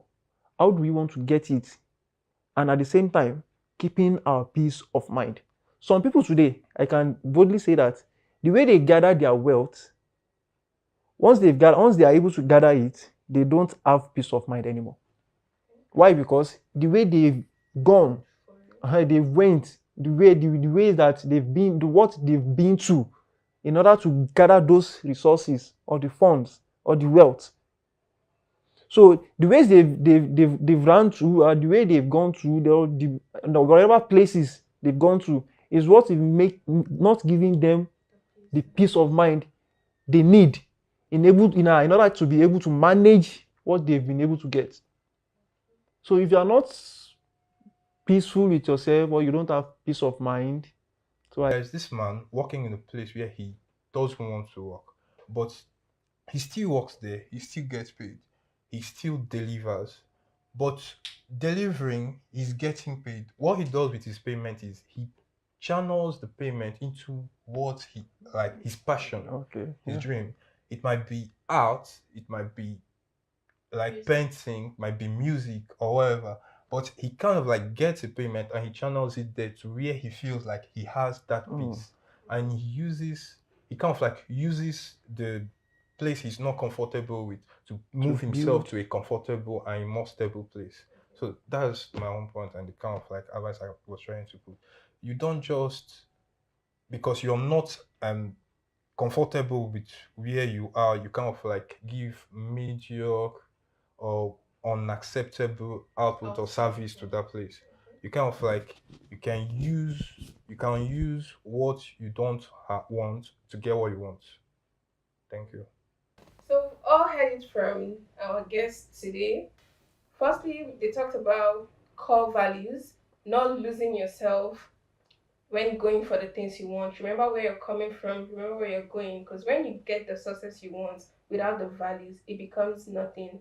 Also, nothing worth of value is for free. So when you see opportunities, you probe, you research, when you think they come easy, just make sure to know that nothing very good comes that easy.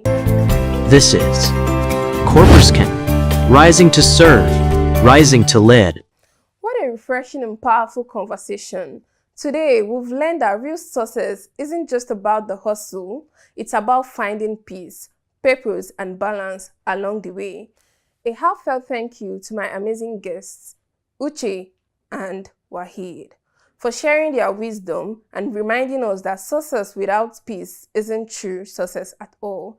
And to you watching, remember, the goal isn't just to make a living, but to make life that feels right at Achievement Channel, and keep the conversation going with the hashtag Corporscan.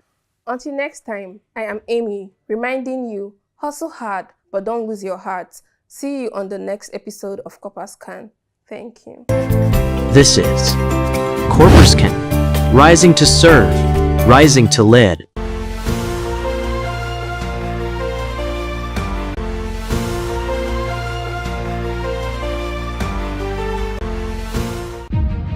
A new day dawns, full of possibilities.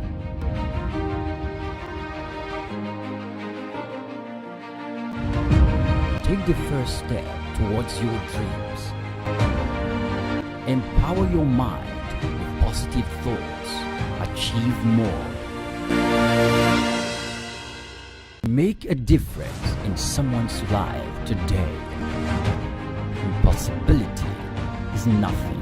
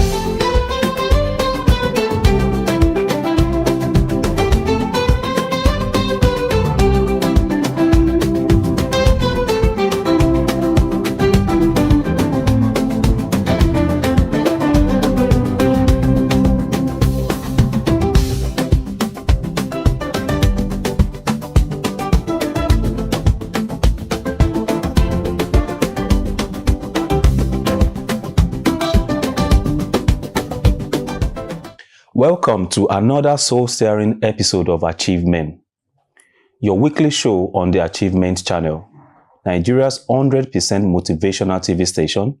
We are coming to you from the School of Eloquence Studio in Ikoyi, Lagos.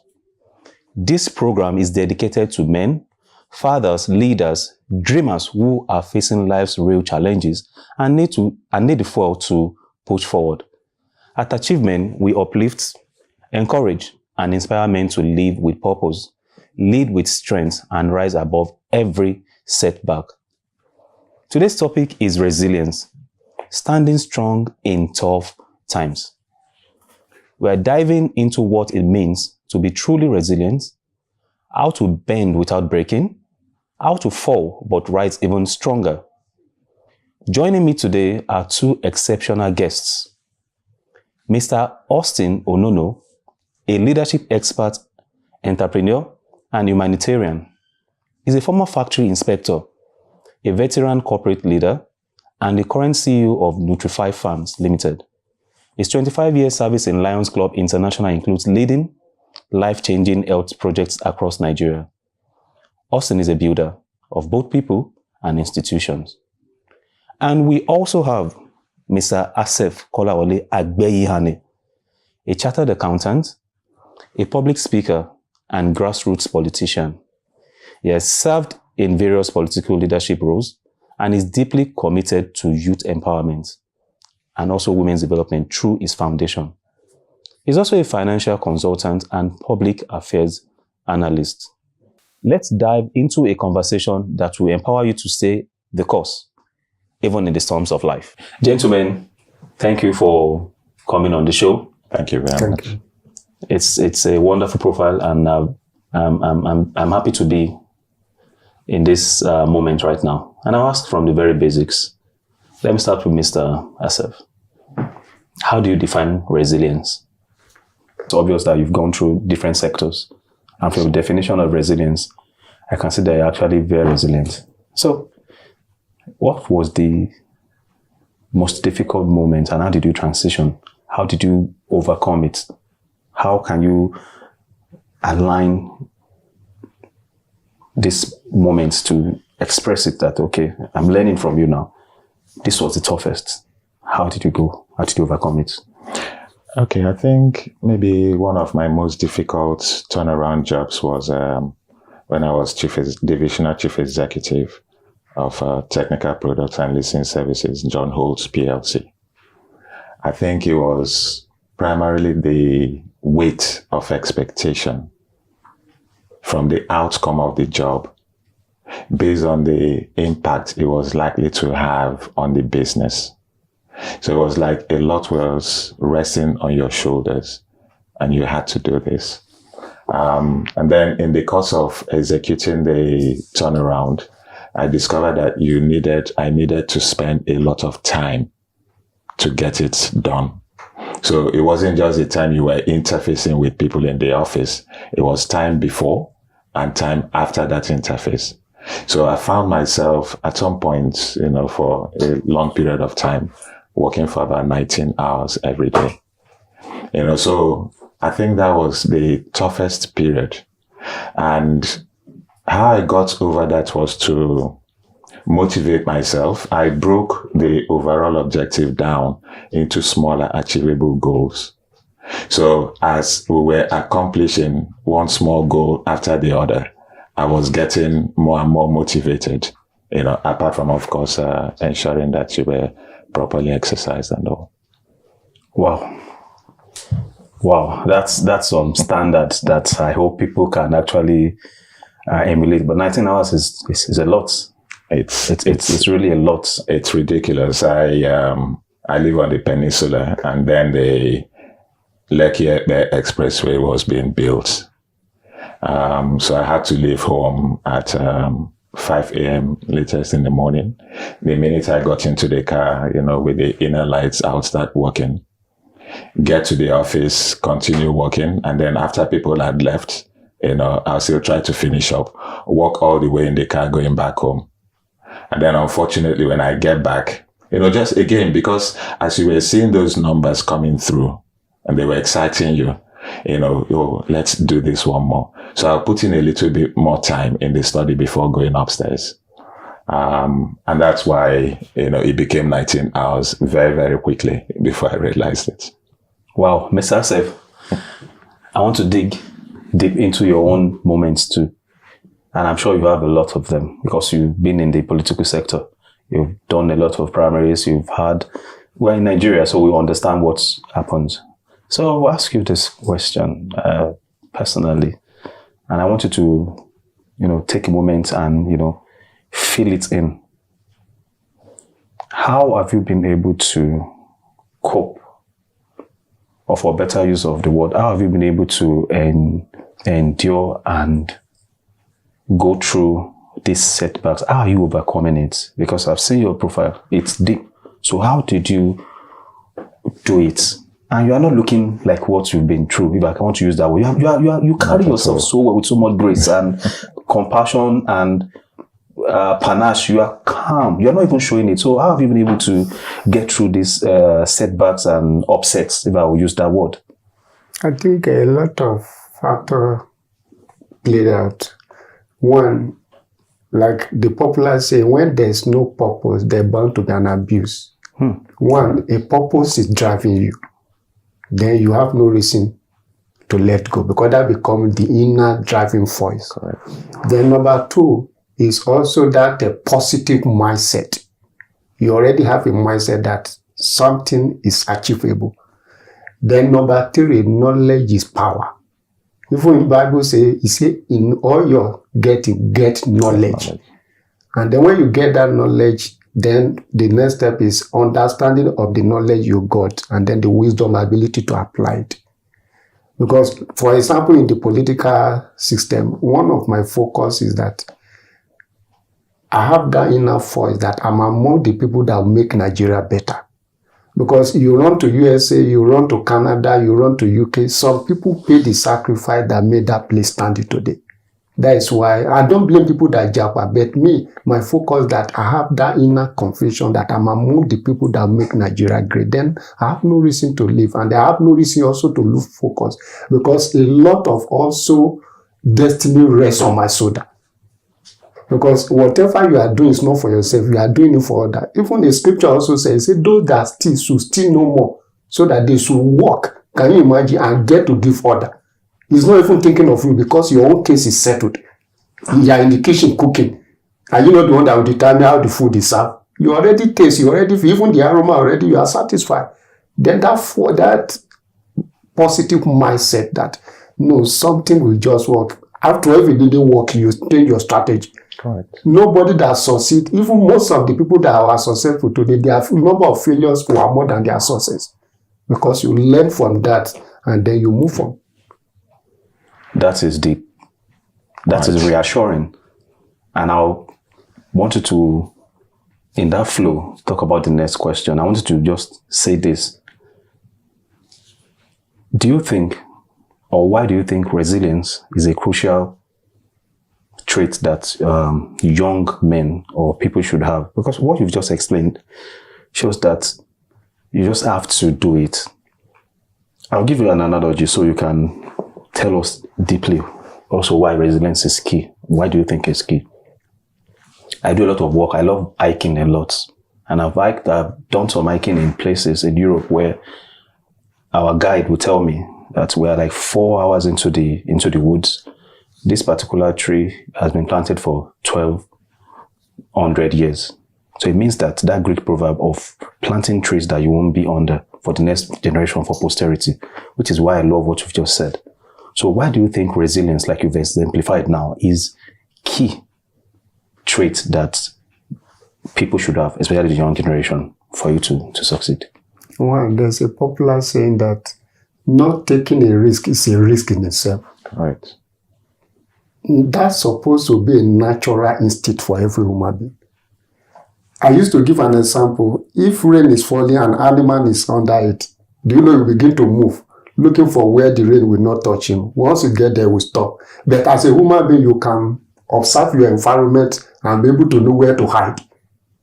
But like animal is testing the water, is testing on the get. But as a human being, that resilience is supposed to be a natural trait. Because what I mentioned also knowledge earlier on, every human being in life must give attention to reading. Every successful man, when you pick their biography, you will be surprised. You will be amazed what they passed through.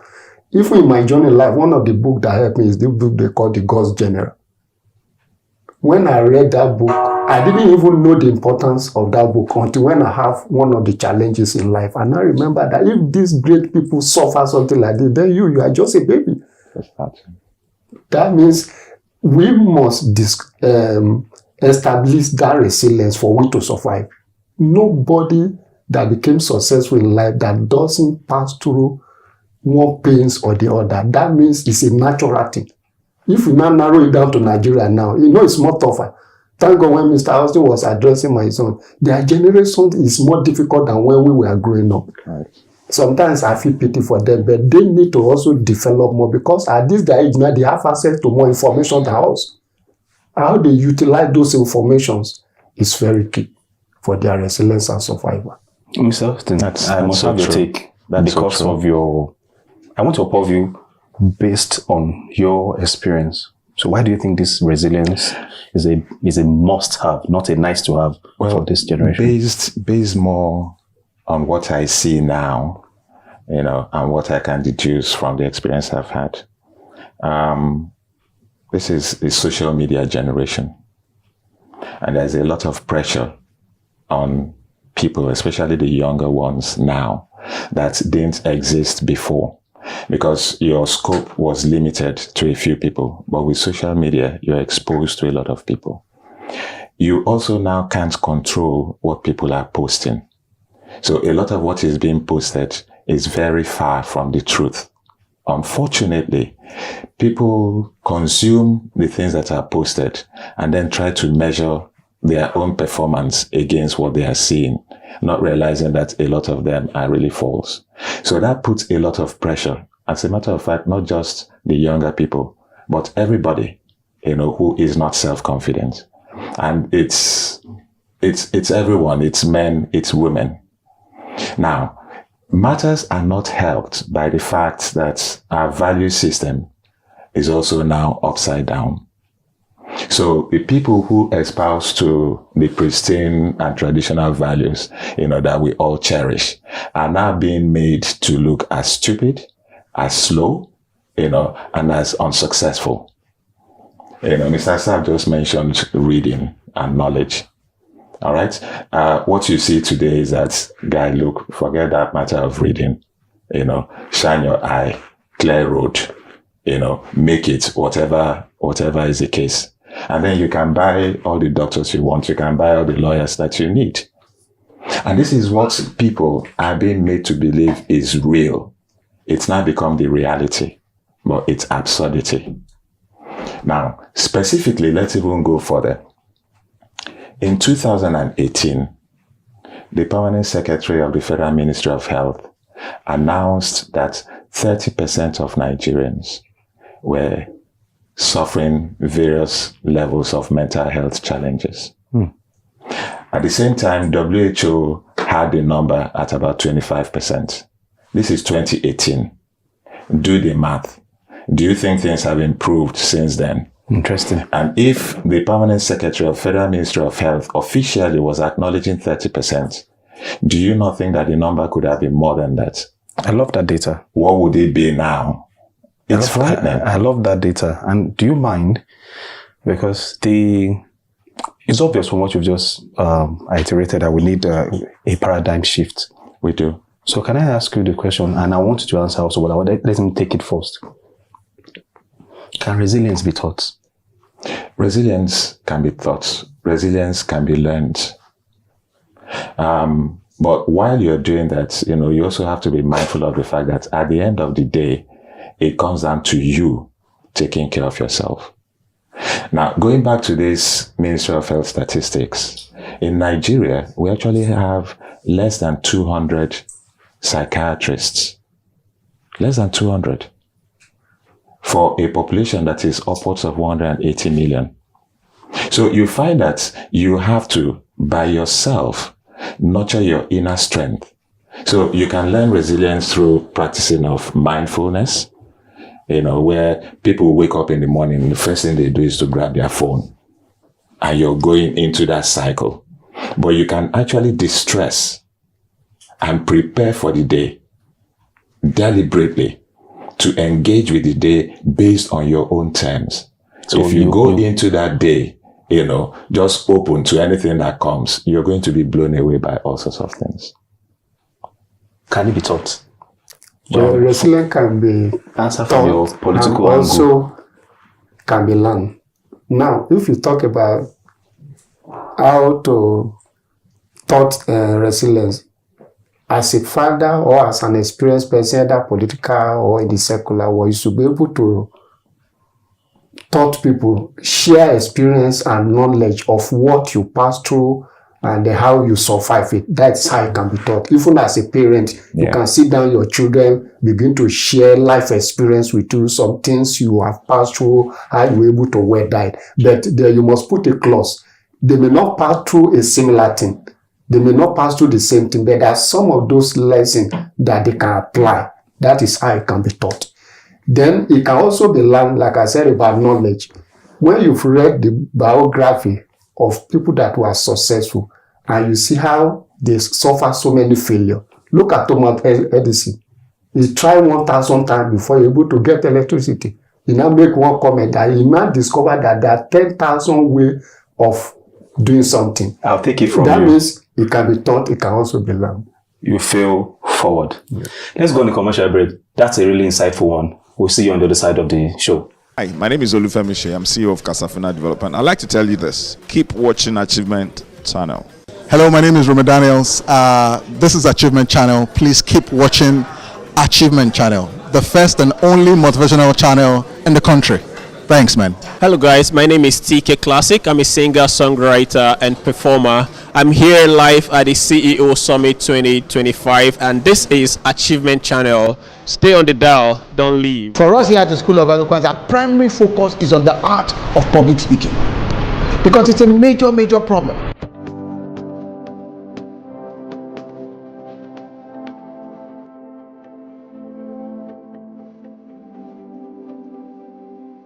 And public speaking, we must understand, is the raw art of speaker to audience oral communication. I got a lot more than I actually expected. I have overcome the fears I used to have. The more you speak, the better you are at speaking. School of Eloquence is the place you can be, and there's a turnaround. That change you are expecting, you get it there.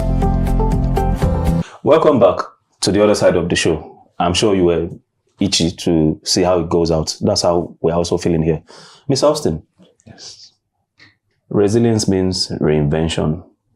So for everyone out there that needs help, that needs, they're feeling rejected, dejected, there's no work. We know how the situation is global because I have data of Spain, at least Italy and the US. So it's not like there's job everywhere.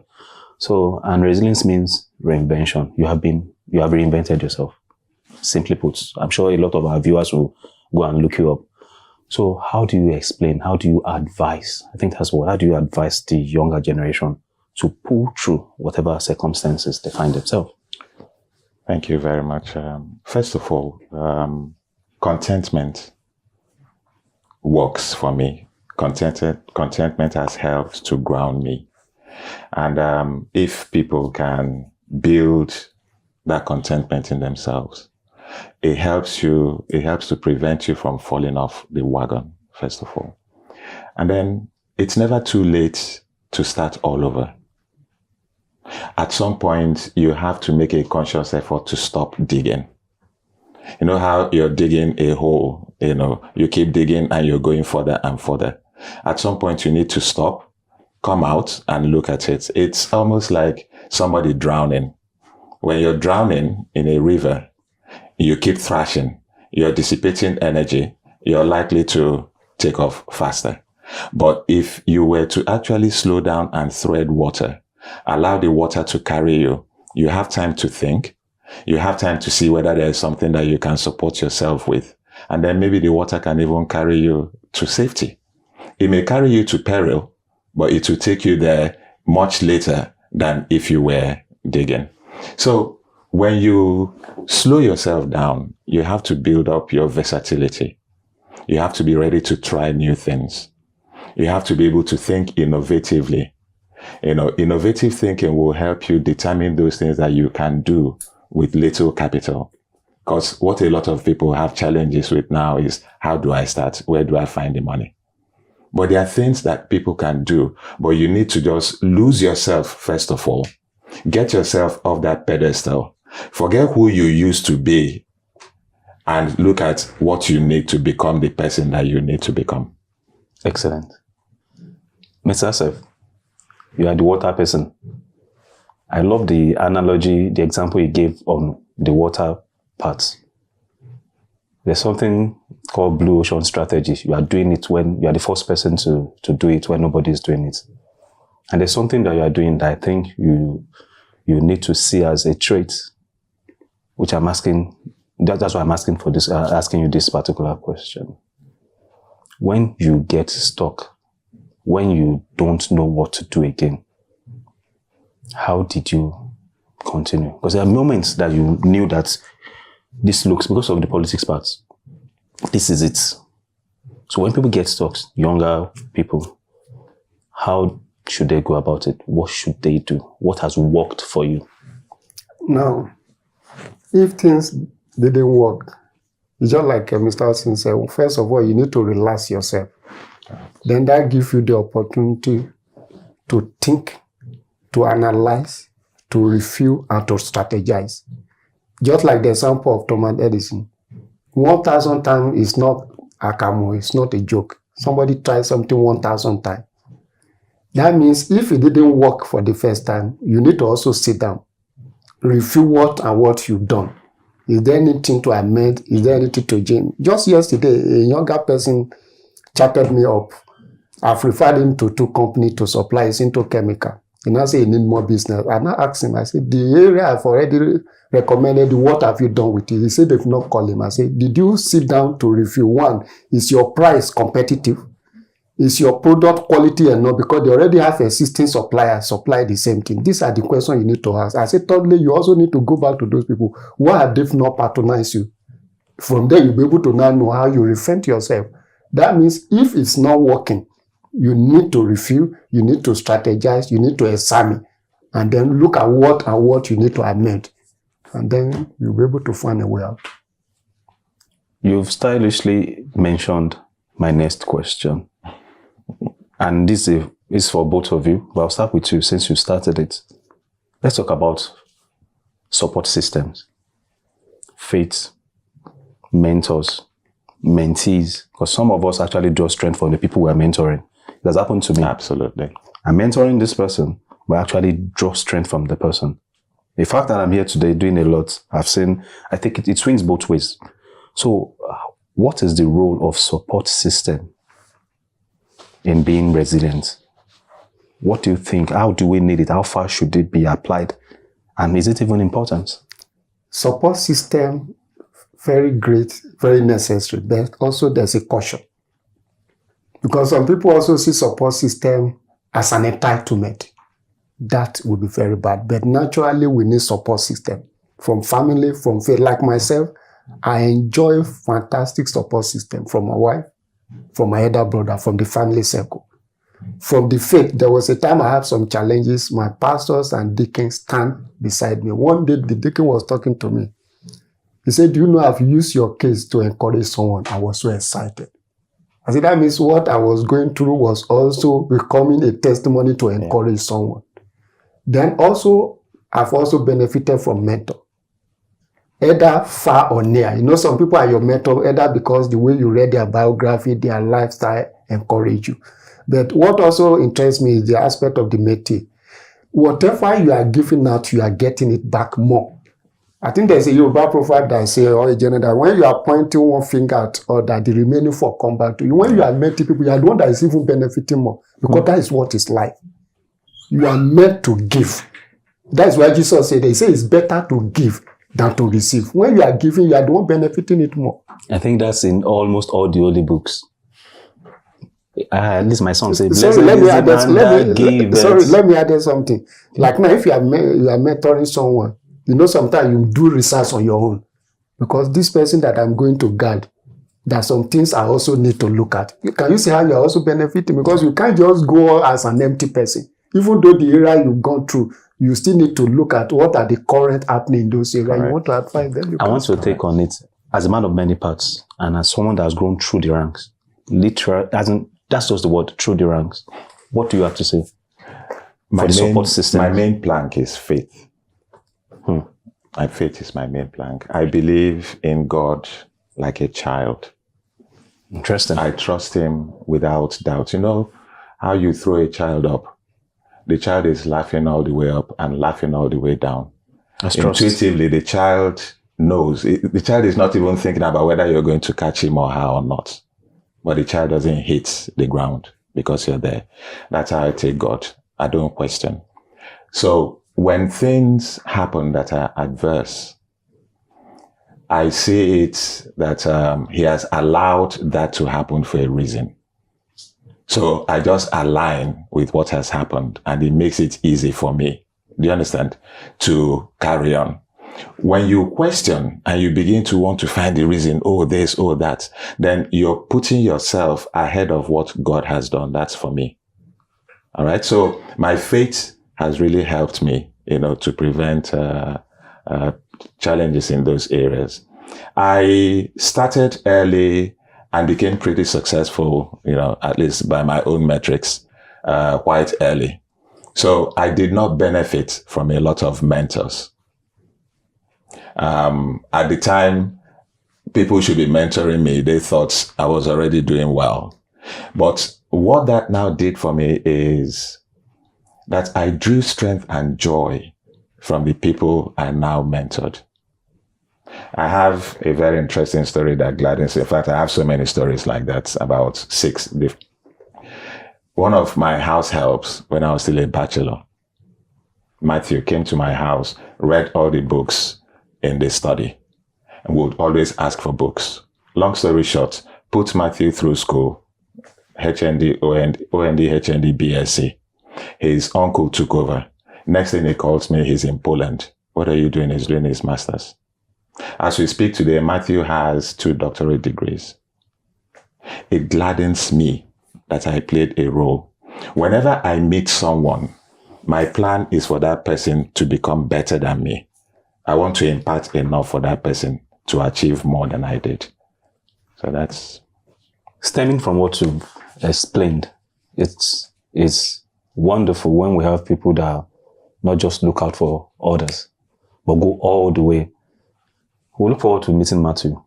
We'll ask a question also. I love when I have follow-ups like this because we make it very sweet and smooth for even our viewers. Criticisms, oppositions, betrayals, it will always happen. Well, it hurts deep when it's from people that are very close to you. Starting from you, let me have it. So how do you handle such situations? You see, again, we try to build things, that shouldn't be built. The human nature by itself is given to betrayals and things. Once you understand that, do you understand? Then it makes it easy for you to understand that somebody has done this. Now, one of the mantras that I live by is that I don't expect to see me in another person. The stimuli that forged me, the things that made me who I am, the value systems that made me who I am, the environment and background that made me who I am, are different from the ones that made you, different from the ones that made Mr. Saf. So your interpretation of a particular situation is based on the body of knowledge that developed you into the man that you are today. So more than likely, you will see things differently from the way I see it. So once you understand that you cannot expect to see yourself in somebody else, you give them a long rope to express themselves. In doing that, you allow room and time for tempers and everything to calm down. You allow yourself room to adapt to whatever is coming your way. So with criticisms, I listen attentively. I listen actively. I listen to hear exactly what you are saying, not how you are saying it. And when I see things, that make sense from what you're saying, I actually adapt.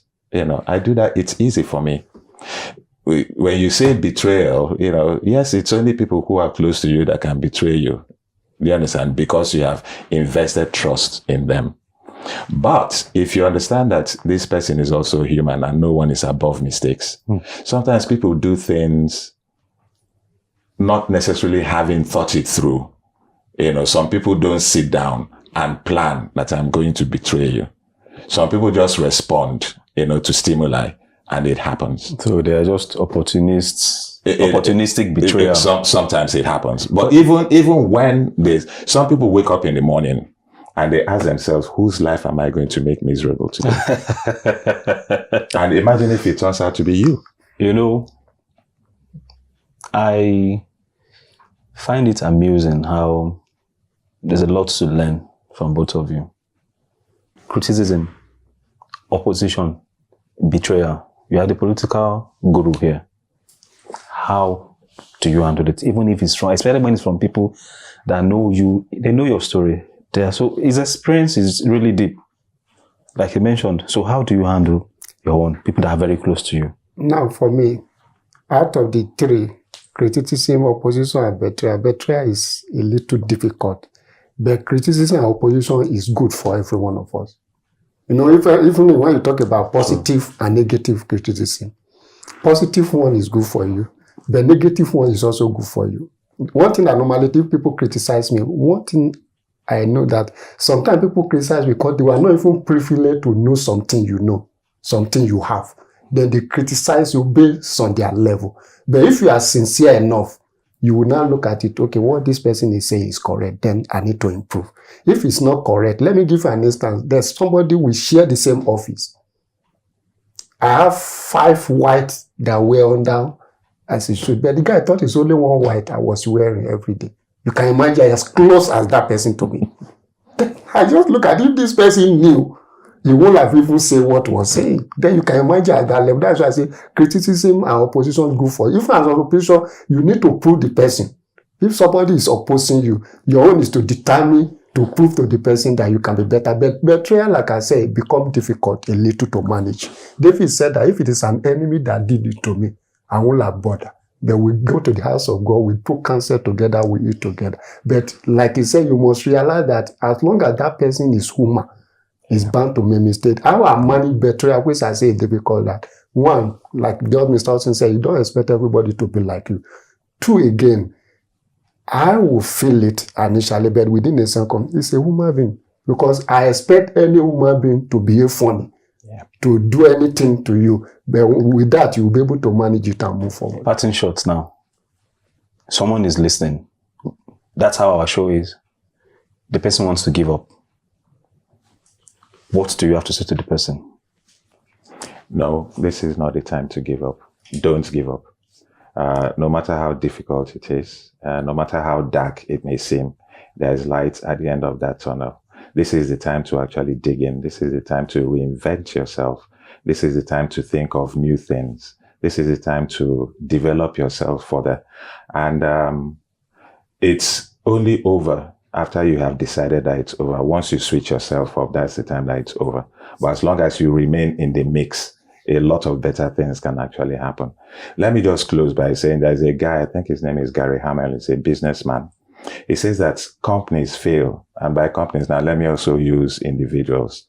Companies fail by investing a lot in the things that are happening now, as opposed to investing in the things that could happen. In the future. In the future. All right. So, if you decide to give up now, then you have shut yourself away from the wonderful things that are waiting for you in the future. Your take. Well, like question, final answer. In conclusion, what do you say to there's them? no need to give up. As long as you are still breathing, that means there's a hope. It's only a dead man.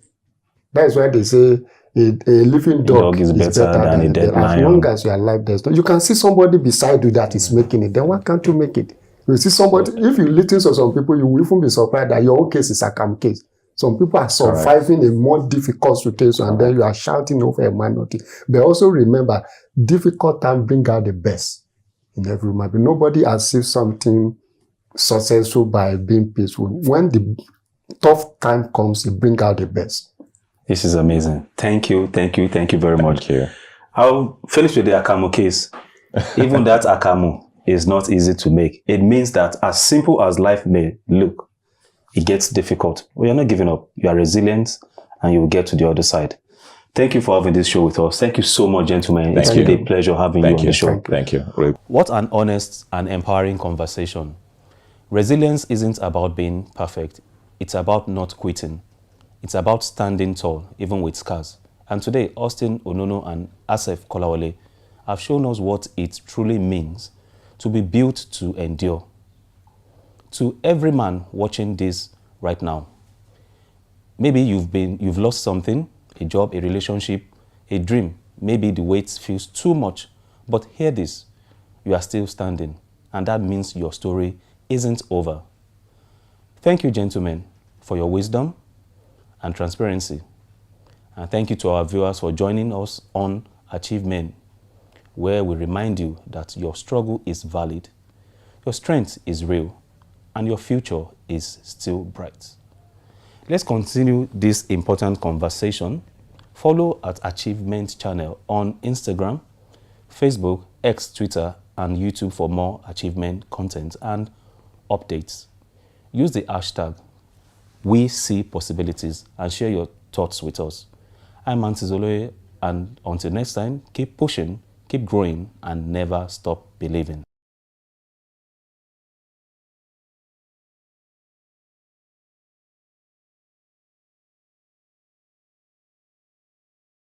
Keep on watching Achievement Channel. You guys are doing a great job.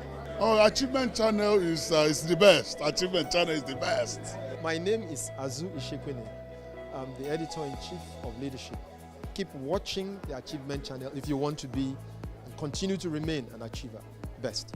Keep watching Achievement Channel because my name is Ray Chebri. Please keep watching Achievement Channel. Okay, my name is Nkechubi and you should watch the Achievement Channel.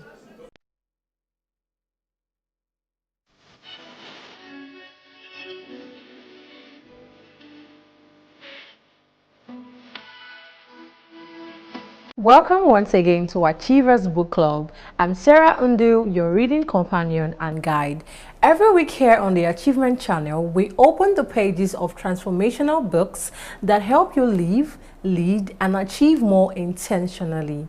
This week, we are focusing on a cornerstone text for anyone serious about impact, Developing the Leader Within You, by the incomparable John C. Maxwell. Get ready to discover that leadership isn't just a title, it's a journey of growth and influence. Because here at the Achievement Channel, we see possibilities. This book isn't just a bestseller, it's a masterclass in true leadership. Since its original release, Developing the Leader Within You has revolutionized how millions worldwide perceive and practice leadership. Maxwell dismantles the myth that leadership is solely about position or power, teaching us that it's fundamentally about influence. He invites us to understand that effective leadership is an inside job, beginning with personal growth before extending to others. Let's unpack the core principles that build an influential leader. My guest today is no stranger to impact. He's a speaker, coach, and Nigeria's one Mr. Motivator. He's here to help us uncover the life-changing wisdom in John C. Maxwell's principles. Welcome back to the book club, Mr. Motivator. Thank you, Sarah. It's good to be back. Thank you. So, Mr. Motivator, John C. Maxwell fundamentally states that leadership is influence, nothing more, nothing less. Absolutely. So, but in a vibrant and a dynamic economy like this, Nigeria, where influence can manifest in so many ways, either from community leadership or to tech startup, whatever, how crucial is it for aspiring leaders now to truly grasp this concept, both locally and on a global space? Yes, the concept of influence. Influence. Which is really what that book is about. I like to refer to it as the most developmental book on leadership. The first book anyone aspiring to grasp the most basic of concepts about leadership should read. Because if you cannot discover yourself in order to lead yourself, you don't stand a prayer when it comes to leading others, developing the leader within you. So let's look at your question. How crucial is understanding John C. Maxwell's core argument or his own core definition of leadership, which is simply put, influence, impact, making a difference. How crucial is that understanding for Nigerians, especially in a given context? It is very crucial because when you look at the typical mentality surrounding leadership in Nigeria, it is titular. It is always title-centric. It is always about position. Your brother gets appointed the chief executive of a company today. You jump up in celebration. We have arrived. We have someone in a very key and powerful position. You used to look at him in the eye to greet him before that time. Now, all of a sudden, because of that position, you no longer can look at him eyeball to extend a common courtesy. The position has changed a lot of things, and we use the word change in level. And so we begin to create so much more out of human beings because of position, positional changes. And by extension, we conclude that that is what leadership is all about. Such paradigm is what John C. Maxwell challenges in his book, in this book, Developing the Leader Within You. So say, wait a minute. That shift in position or that elevation to a higher post does not necessarily imply that leadership is in the mix, because if the person has not yet developed themselves to lead, the position does not change anything. In fact, in the same book, John Maxwell puts it this way, that the position only buys you time. It buys you time to either develop the leadership skills or buys you time to expose you. Absolutely. And for you to lose whatever respect you once had. It's all your choice as to how you use that time. So, to your question, how important, how crucial it is for us in this environment, regardless of what we are into. And we must interpret whether we are in tech or community leadership, business leadership, religious leadership, political leadership, whatever it is, positions or context. Let me not just use the word leadership. We must see all of these contexts as mere situations, calling for us to bring to bear the leadership skills we've developed within ourselves. So first, I say get away or push aside that titular mentality, that it's about a title or a position, and focus on the very essence of what leadership truly represents, which is influence. Meaning that I may have a small community. It doesn't make me any less a leader than a man who leads an army. Because it's not by sheer size or numbers. It's not by mere quantifiable metrics that one becomes more of a leader than another. Rather, it's by the impact, the influence that they bring to bear within that context. You're a leader if you have a team of 2 in your office and you can influence them to stay on target, to focus on the goals, and to achieve results. And you didn't need to bang the table, you didn't need to append anything, you simply guided them, became a source of inspiration, challenged them, and made sure there was collaboration, and in the end, they met the timeline and they delivered on the objective. That's leadership, based on John C. Maxwell's definition in this book. Influencing means that you were able to influence those 2 colleagues of yours to get the job done, to achieve the results. That is leadership. Whereas you could have a political figure, a governor who is in charge of a state, for instance, with all of the resources, financial resources, human resources, the clout, the goodwill, the laws, everything, and they are floundering and unable to provide leadership. Why? Because they've not developed the leadership mindset and the leadership skill set required in those respective situations. So let us separate situations and positions from the actual disposition to lead. That is how Nigerians must understand this, so that you don't think of yourself less a leader or not even a leader because you don't seem to have the trappings or the external markers of a title or of a position or of a situation around you. So you wish yourself away from actual leadership. That is not true. It is the skill set, the mindset that you apply in being selfless, in working towards goals and harnessing the involvement of others towards producing results. That is what influence is about, and by extension, in very clear terms, that is the definition of leadership. You can do it. The little child in primary school can do it. The secondary school kid can do it. In the university, you can do it. In your private business, you can do it. In your home as well, you can do it. Yes, siblings can lead one another, even in their homes. In a family of what, 2, 3, or 4 children, even 2. Leadership can be cultivated there. It's not a title, it's not a position. So Maxwell deals a very serious blow against that mentality.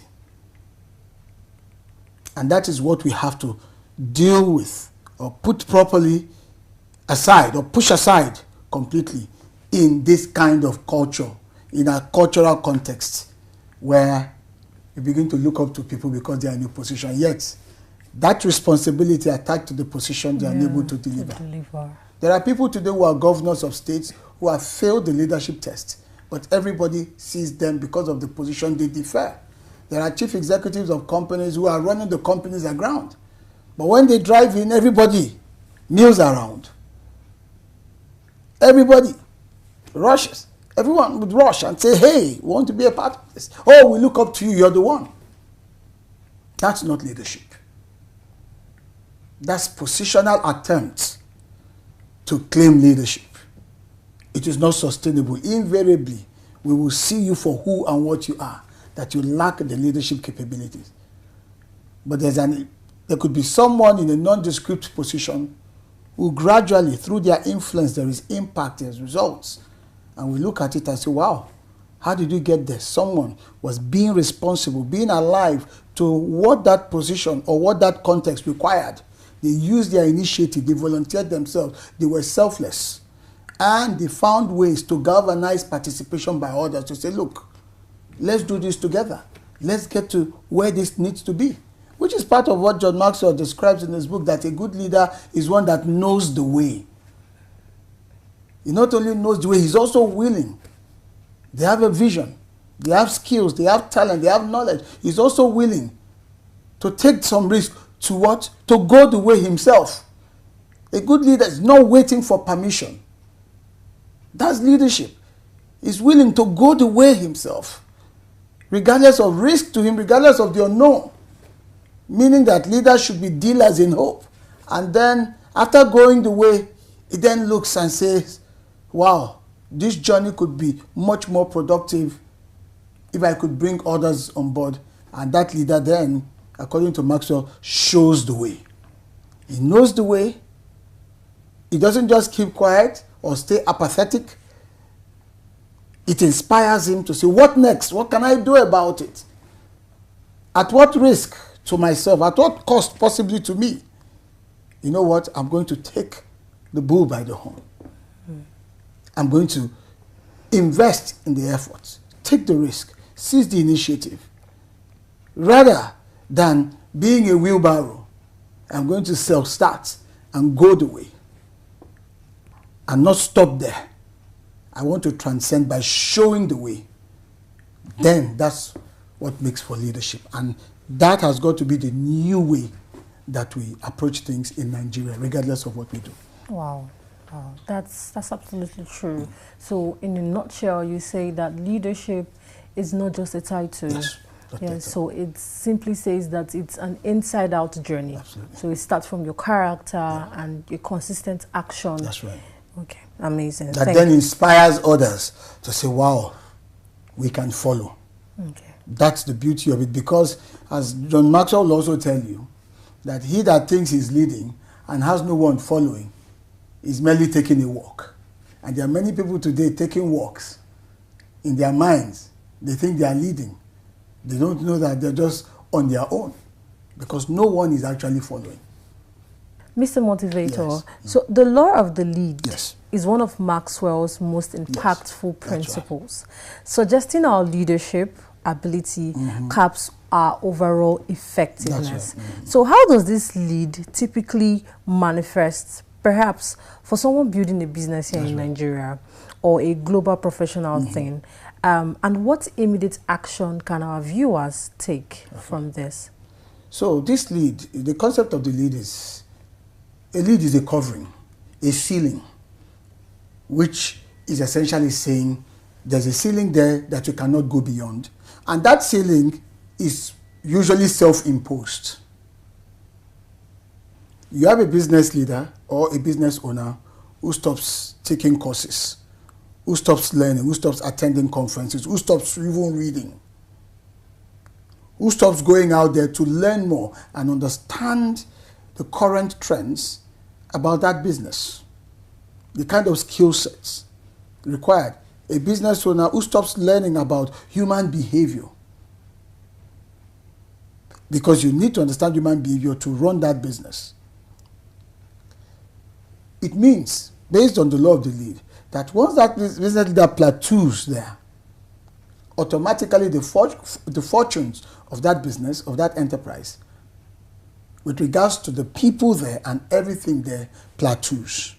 Not because of the economic situation around, not because of the industry development around, the forces of demand and supply, no, but simply because the leader has stopped growing. The leader has stopped growing. That's what the law of the lead is essentially saying. In other words, your level of knowledge, your competency level, your motivational level, all these, if you don't continue to grow these parameters personally, you have executed a fait accompli on your business, on your venture, on your enterprise, that you can never go beyond, or this business, this enterprise can never grow beyond, say, this local level, because the leader's mentality, the leader's skill set, the leader's capabilities remain restricted. That's what it means. It's simply trying to tell us that no leader can give beyond what they have.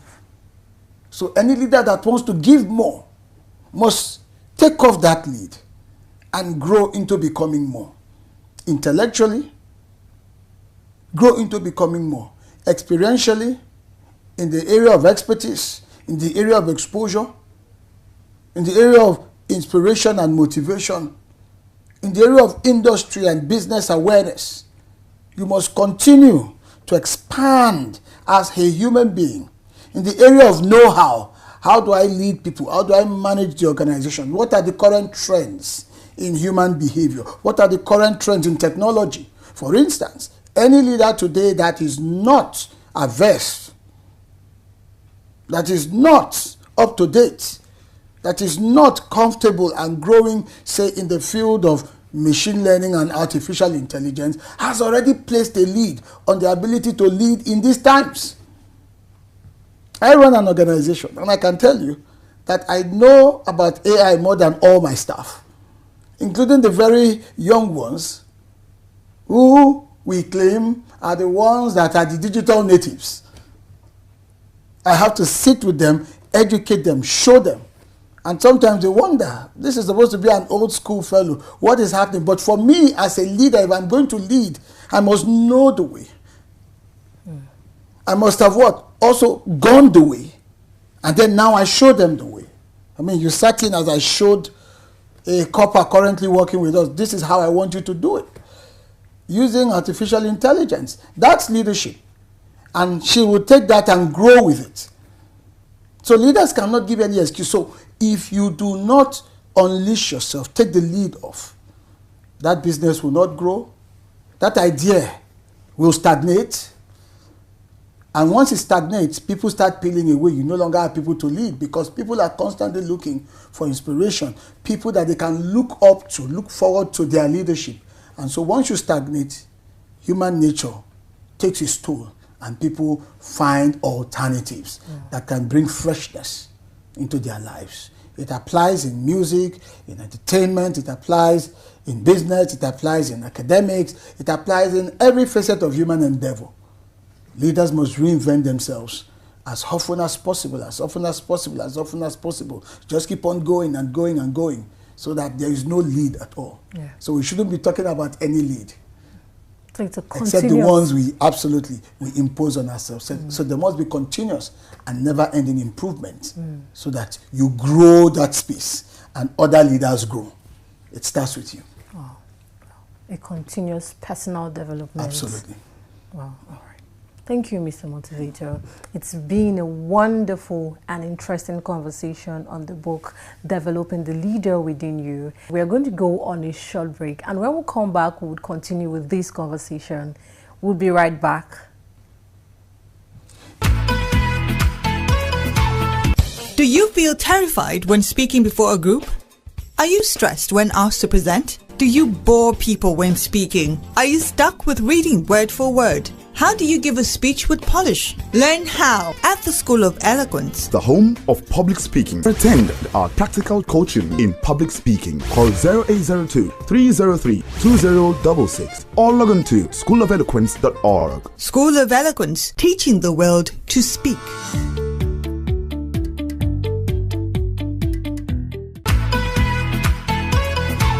Welcome back. It is still the Achievers Book Club, and I have with me here Mr. Motivator. We are uncovering the book, Developing the Leaders Within You.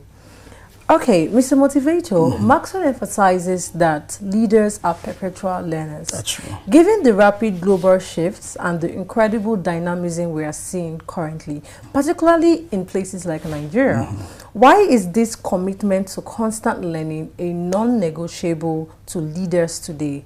And how do you personally stay in that growth mindset? Okay, why is this commitment to constant learning non-negotiable? To me, I believe first and foremost, it's non-negotiable because of the ramifications of failed leadership. Anywhere you find a failure in leadership, it is usually very costly. It's expensive. Failed projects, wasted resources, various other negative consequences that reverberate into the future, not just in the near term. For instance, failed leadership in governance that does not recognize the importance of planning, because planning is part of governance and you expect a leader to be visionary enough to plan. You don't plan, say, for your population to grow. And because there's a lead on your leadership, we've talked about the law of the lead, you can't see beyond the current numbers. A leader has to ask, what if this place grows, the people living in this place grow from 20 to 50? What arrangement should be in place, say, for the water supply? So that failure, if it happens, 50 people occupy that space meant for 20, pressure on the resource, on the infrastructure, it leads to other unintended consequences. It could increase the crime rate, it could increase the mortality rate, there could be a breakout of diseases, all kinds of problems snowballing over something that a good leader ought to have envisaged if they did not have a lead on their leadership capabilities. And so it is the ramifications that makes it imperative for leaders to take leadership seriously. To your question, for me, it is because it becomes very costly. That mistake comes at such a huge cost. And sometimes it could border between life and death situations. The inconvenience, the pain, the agony, be it at work, in business, in countries, in communities. So that is why it's so important, because there could be fallout. In fact, not that there could be. There will always be a fallout, good or bad. So it makes it, how can leaders, who should be learners, remain or stay in that perpetual growth mindset? What do leaders need to do? I always advocate that leaders be proactive enough to surround themselves with knowing people, or leaders should surround themselves with knowers. When you surround yourself with knowers, for want of a better expression, what that does is that it guarantees a consistent influx of fresh ideas, different perspectives with regards to whatever issues a leader has to grapple with. And that dynamic almost always guarantees that there is growth, because you are not a pond. You don't, I beg your pardon, you don't become a lake that is stuck and then stinks. Yeah. Like a river that flows with freshness, fresh ideas, fresh perspective. It means that even you, the leader, can be challenged in terms of your own thinking. Someone can come up with a different view as to how to get it done. Remember, as the leader, you are the one showing the way. This is where we're going. But if you are surrounded as a leader with knowers, you can have a preponderance of ideas as to how to get there. How to get there sooner, cheaper, more efficiently. That way, your leadership grows. That way, you too, as the leader, you learn. Keep in mind that the leader is not an almighty figure. The leader is not an all-knowing figure. The leader himself or herself is a student of life, a student in general. And you can learn from even those around you. There is no stipulation that you learn constantly from those that are above you or ahead of you. So how can you retain that growth mindset? Stay humble. Stay humble, because that challenges you to submit yourself to superior knowledge that adds value and continues to lift that lead that John Maxwell talked about. Stay hungry, because that then motivates you. It motivates you to keep on going and to keep on learning and to keep on growing. Stay humble, stay hungry. These are two ways that any good leader can perpetually retain that growth mentality. You are humble because somebody else can be a teacher to you. And so you can orient and adjust. Even the situation that goes bad can teach you. We've seen how circumstances have humbled many people. Rather than react, they took the lessons and they returned to that development, they got it right. And then being hungry motivates them to say there must still be something more, or there must be something we are missing. So that forces them into seminars, attending seminars, conferences, symposiums, being part of critical associations, mastermind alliances, as Napoleon Hill in his book, Think and Grow Rich, we talked about. Surrounded by wise people or wiser people. In that way, you can remain on the cutting edge. And staying hungry means that you can learn, even learning on your own with technology. Those are options as well. And also, respect feedback.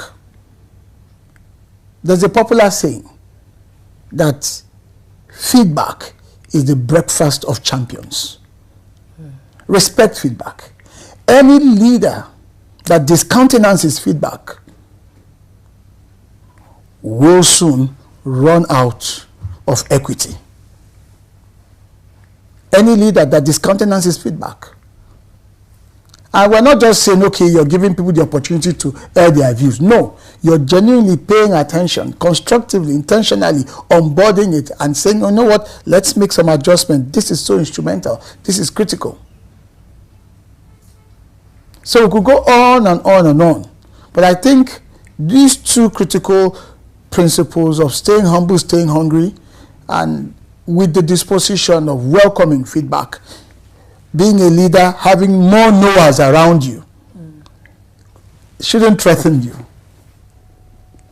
It is only insecure leaders that find it difficult to stand rising stars. You should be secure in your own self as a person, not being secure by virtue of the position. Don't derive your security from the position you occupy. Derive your sense of security from your own sense of self-worth in terms of your uniqueness, your own capabilities and competencies. Let that give you a sane self-estimate of who and what you are, so that others around you who may be different, who may be distinct from you, don't come across as a threat, but rather to complement you. If you have that mindset, then the lead on your leadership is taken off and you continue to grow. That's the growth mindset we're talking about. Because that then challenges you to grow. Growth is not convenient. Growth is not convenient.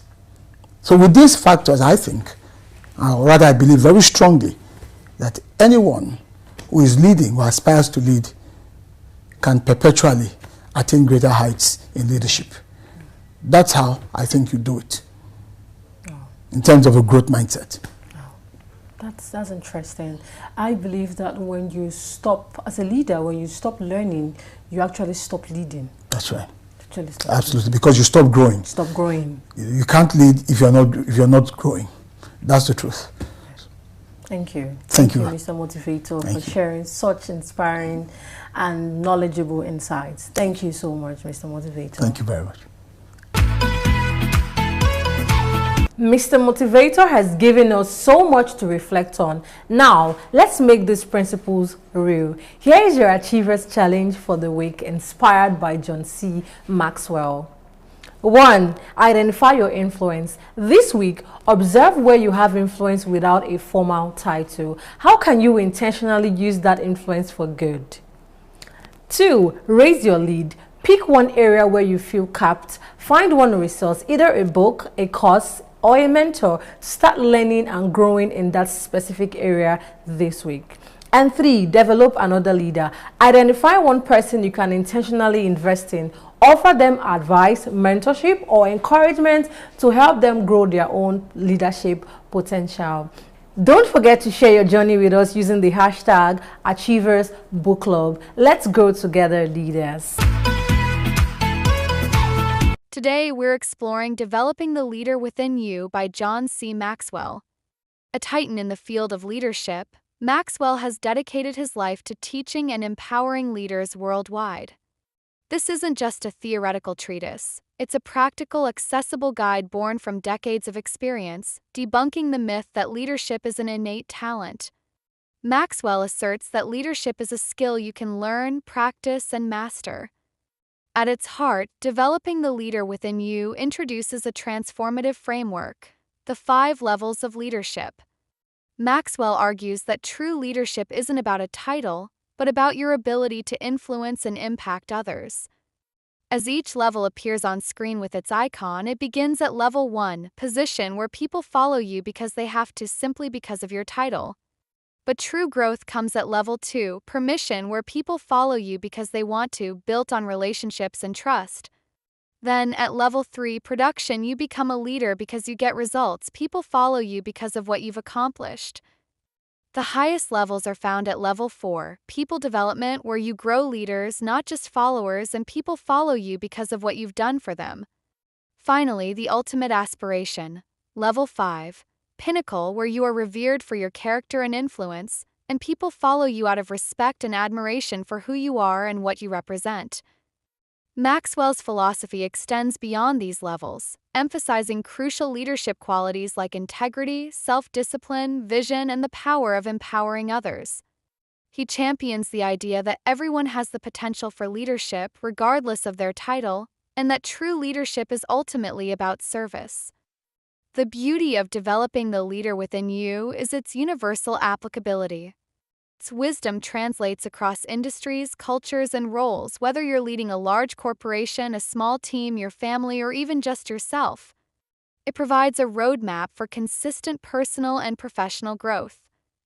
The impact of John C. Maxwell in developing the leader within you is immeasurable. His work has inspired millions globally, solidifying his reputation as a master of leadership development. This book is more than a guide. It's an invitation to embark on a journey of self-discovery and influence, proving that leadership isn't just for the chosen few, it's for anyone willing to grow. This book challenges you to ask, what kind of leader do you want to be? And what steps are you willing to take to get there? If you're ready to amplify your influence, inspire those around you, and truly make a difference, then developing the leader within you is your essential roadmap. It's an invitation to step into your full potential and become the leader you were meant to be. Join us next time on Achievers Book Club, where we continue to explore the books that empower extraordinary lives. Until then, keep leading, keep developing, and keep achieving. Next week, we confront a silent saboteur that holds many back, an enemy called average, in John L. Mason's incredibly direct and powerful book. You'll discover why settling for mediocrity is a dangerous trap and how to unlock your unique God-given potential. It's a call to action for anyone who believes they are made for more than just getting by. So if you are ready to break free from the ordinary and step into the extraordinary, you absolutely cannot miss our next episode. Thank you for spending this enriching time with us here at Achievers Book Club. Remember, whether it's in your community, your business, or your home, leadership is your capacity to influence for good. Embrace the journey of self-development and lead where you stand. I'm Sarah Undu, and until next time, we see possibilities.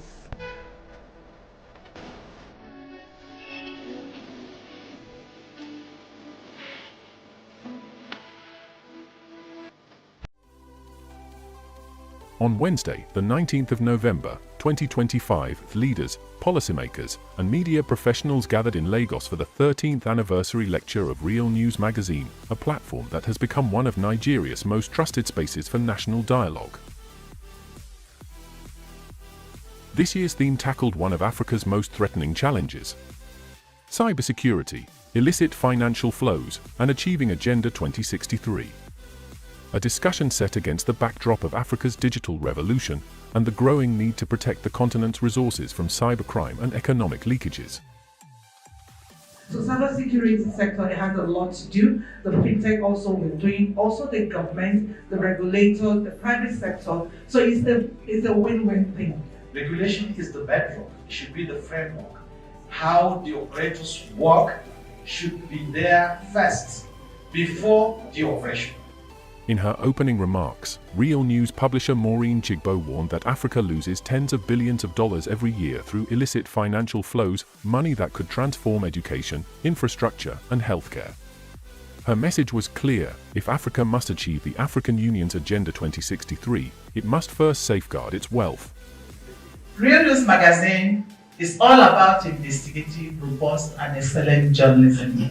We are your partners in development, and together we will build a strong and balanced society where all will be free and happy to live in.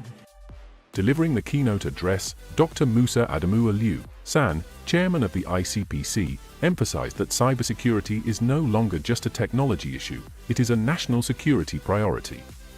He noted that as Africa becomes more digital, cybercriminal networks are expanding just as fast, exploiting weak systems, unregulated platforms, and insider collaboration.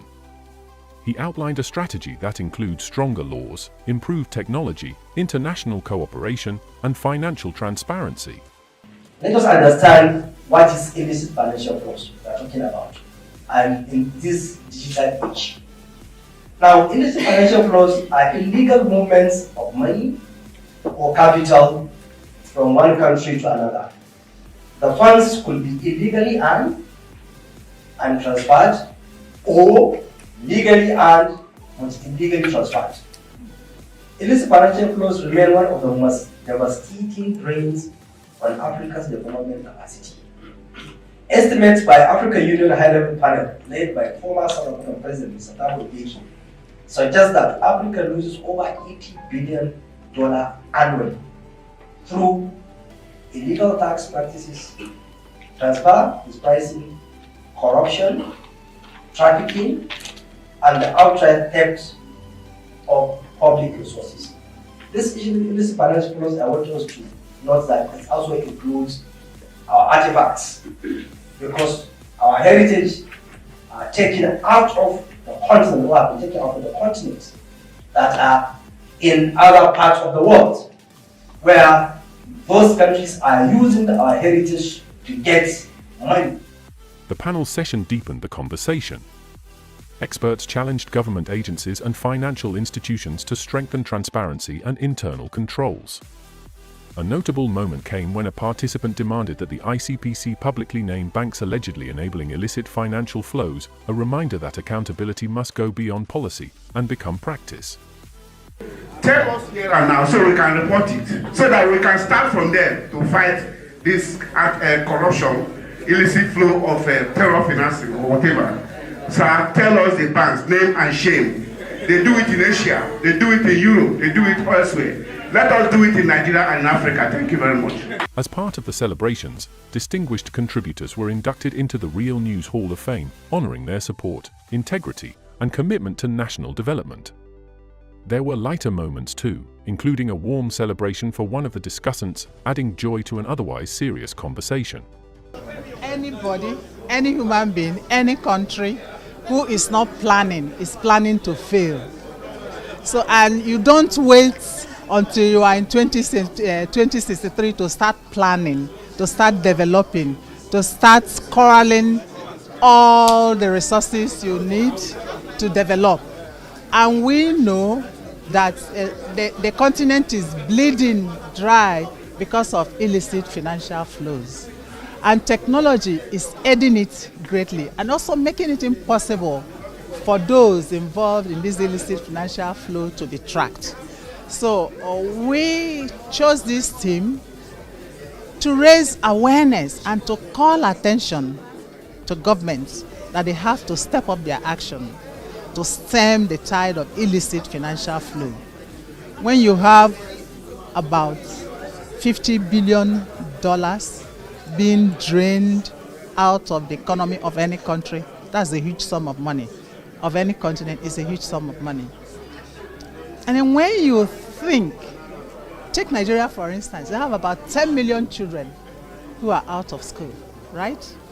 Now, can you imagine what such an amount of money could do to the life of these children if those monies or the illicit flows are stopped or the monies are tracked? So you have to plan. If you don't plan, you are planning to fail. That's what just it is. So the earlier we start to plan to curb illicit financial flows, the earlier for everybody involved and for us to achieve the sustainable development goals we have always talked about. So the most important thing is that information is power. When you don't have information that will help you to change your life, you will be wallowing in ignorance.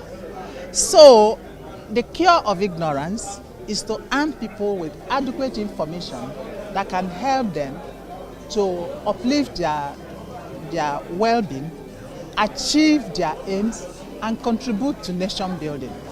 Illicit flows is different from illicit financial flows because it's just not in the public space, it's both in the public and private sector. So we are helping to create awareness. We are helping to let people know that this ill exists in the society and it has to be fought and it has to be stemmed.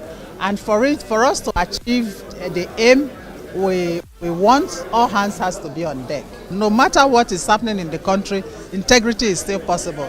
There are people who could not succeed, but they are forging ahead because of their integrity, because people believe in them. And in the business we are in, the business of the media, integrity is everything. If you don't have integrity, nobody will trust you, nobody will come to your program, nobody will believe you. Once they see your medium, they will just wish it away. So integrity is everything. Achievement means what we have achieved here today now. That's it. We have achieved this. We wanted this hall to be filled up, and you can see that the hall is filled to the brim, not by colorful people, by a galaxy of intellectuals from different walks of life, from different countries, you know. And there are so many people online who are watching and following this event. So we have achieved success here today, and we are indeed grateful to God. I'm here today because of perseverance and hard work. So my life is a testimony to that. So if there is any Gen Z around and you want somebody who you want to emulate, you can read up about my work. I am Martins Oloja, immediate past managing director and editor-in-chief of the Guardian newspaper. Integrity is possible, but it's still unachievable now because integrity is something that looks abstract to people. And because of the way we do not have ethical revolution that we desired, we do not have ethical reorientation to as part of public policy. It's very difficult, and people who have integrity in this place usually don't have even resources to manage their life. They may not be wealthy with integrity because corruption has become like a fundamental objective and directive principle of state policy. And the people who are prominent, who may not even be significant, are people who do not have integrity. And people who do not have integrity, some sections of the media decorate them with awards from time to time. So integrity is not something that is held here. So integrity is something that is very difficult to define, but it is something that people do when no one is watching. It's a classic definition. Integrity happens most time when no one is watching you. So it's very difficult. It's something that people should hang on their neck wherever they go. But it's very difficult to achieve in this country now because of the operating environment and the way we do not have role model, we do not have a reward for, we don't have reward for even integrity. We have reward for people who can do some things that are unethical, and they don't identify them, they don't reward integrity in this country now. To make ethics and accountability fashionable, we have to celebrate cases of ethics and accountability that takes place across. So not just in public sector, in private sector. We have to showcase it, we have to tell those stories. So what is happening now is that the stories that are being showcased and being told are not stories that encourage that. We see people celebrating unethical behavior. And for as long as you keep celebrating unethical behavior, you're not going to encourage ethical behavior. So I think achievement to me would be life of impact shows that you've lived for others and not just yourself. It shows that you have come into spaces and you have changed positively those spaces. So it could be impacting in the youths. And so in my case, it would be working with entrepreneurs. And I can count the achievements by how many entrepreneurs have been affected, how they have changed their systems, how they have improved their processes, and how they're doing much better, not only from a profit perspective, but even from a planet perspective and the people in which they serve. Achievement means accomplishment. A man that has achieved, a man that has accomplished. And accomplishment means different things for different people. To me, accomplishment is impact. My own understanding of accomplishment is not a man that built estates, but a man that built human beings. Because if you build human beings, a community of human beings, you have built a nation. The impact, the multiple effect will go around in a manner that you can't even imagine. So achievement for an individual is how much impact you have made. And you don't make impact if you don't grow yourself. So you must grow yourself, develop yourself, advance yourself in the area of knowledge, diverse kinds of knowledge. because we live in the age where innovation is key. When I was in journalism many years back, we used to sleep in the office to produce a newspaper. Nobody sleeps there because technology has taken over. Stories coming ready, copy ready. So things move on the fly. So you have to also be innovative yourself to keep with that advancement of technology. So achievement is accomplishment. And for me, as a journalist, achievement is the impact I have had on people around me, people I've encountered in life, starting from my family. Because my family is key to me. So my achievement is my family first, advancing my family, the standard of life and living, advancing the education of my children. I don't joke with that. And in the long run, these things will come back to you positively. So if you don't make the sacrifice in the morning of your life, when the evening comes, it will be a lonely heart. And that's not achievement. You have not achieved. Integrity is possible. But people are showing integrity. I was at a WAEC office yesterday. I went to check a result that is very old. They said it's no longer captured on, not yet captured on digital platform. So I went there to confirm it. And a young man, a gentleman, I won't call him a young man, he took me through the system, through the process, counseled me. I went and did all that I said I should do, including affidavit. Came back, he did everything thoroughly, professionally, ethically. I had to collect his number, and I sent him a message when I got home. And he told me that is just who he is. That in his own little space, he tries to do things the way they should be done. And he's not swayed by the bandwagon of bribery, corruption, and requesting and patronizing people so that he can get something. And I appreciated him. But just that, he said the words meant so much to him. My message to him meant so much. I told him, please, if you can replicate yourself in that your office, so everybody begin to behave like you, then the world will be a better place. Nigeria especially. Integrity is scarce in this country, no doubt about that. Integrity is very scarce. We had what happened today. I asked a man, why can't you name them and shame them? He cannot name them and shame them because even in that circle, in the anti-corruption agency, many people are corrupt. The current EFCC chairman said, when he resumed, he rebuked his staff. He had a meeting with them and said, some of you are too corrupt. You go out and make deals. That's why they fight against corruption. We can't win it. Because even the system that wants to fight corruption is itself corrupt. So, but integrity is possible. Very, very possible. Again, on this podium, to thank everybody who has made this day glorious. Starting from God Almighty who created all of us. Without Him, we wouldn't be here at all. We wouldn't even have survived all the vicissitudes we have been through to witness this day. And we are deeply grateful to God. The 13th anniversary lecture ended with a renewed call.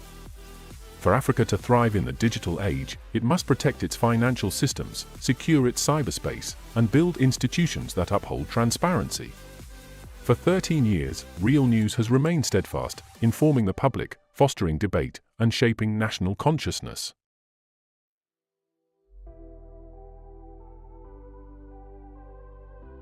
My name is Ken Ubeche. I'm a journalist, author, writer, public speaker, everything rolled into one. I'm giving a shout out to Achievement Channels, the motivational channel. Please stay hooked to Achievement Channel. Thank you. Achievement Channel. Martins Oloja of the Guardian fame. And I want to shout out to Achievement and Motivational Channel that you should continue to do what you are doing because achievement is really very, very important to motivate people, to celebrate people, to celebrate achievement, to celebrate integrity, to celebrate what is good for us that will make us a great nation. Thank you. From Dr. Neko Kekaru, live Lagos, Pan Atlantic University. Shout out to Achievement Channel. If you're not watching Achievement Channel, I wonder what else you're doing with your time. This is the channel to watch.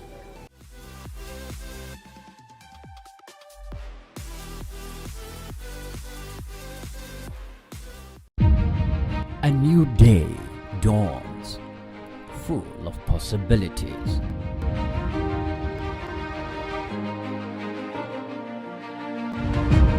take the first step towards your dreams.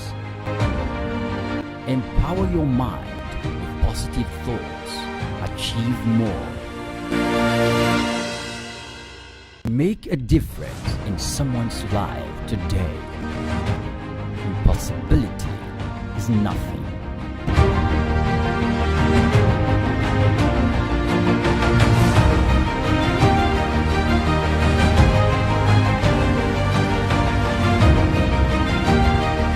Success is not just about what you do, but how you show up. Your style speaks before you do. Style is confidence, and confidence drives success. From the boardroom to the runway, your presence matters. Welcome to Style to Success, where fashion meets ambition. Your journey to success starts with confidence. This is Style to Success, only on the Achievement Channel. Follow us at Achievement Channel for more style and success insights. Welcome to Style to Success on Achievement Channel, the show that brings you face to face with remarkable individuals whose journeys inspire and empowers all. We are reaching you from our studio at the School of Eloquence, Lagos, Nigeria. I am Ayodele Oluwole, and today we are diving deep into the world of maritime media, a field that often goes unnoticed but plays a crucial role in our global economy. Our guest today is a true trailblazer in this field. She is a seasoned fashion stylist and a champion for youth empowerment, the founder of Marigold Fashion House and a host of other impactful initiatives. With her unwavering dedication and innovative spirit, she has not only shaped the landscape of maritime reporting, but also contributed immensely to the growth and development of the maritime sector in Nigeria. Mrs. Susan Eshet, we are honored to have you with us today. You're welcome. Thank you very much, and it's a pleasure to be here with you. Thank you so much, man. Thanks for making that time to come. We actually love your outfit. I like to say that. And you know, I think it's one of the things that, you know, this program entails. You know, it's Style to Success, and we love, you know, the fact that you're rocking our African prints. So I would want to start by asking you a question, ma. What does style mean to you?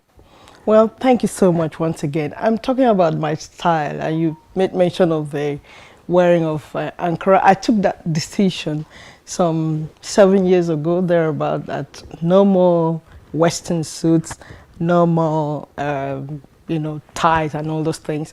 It's going to be African wear.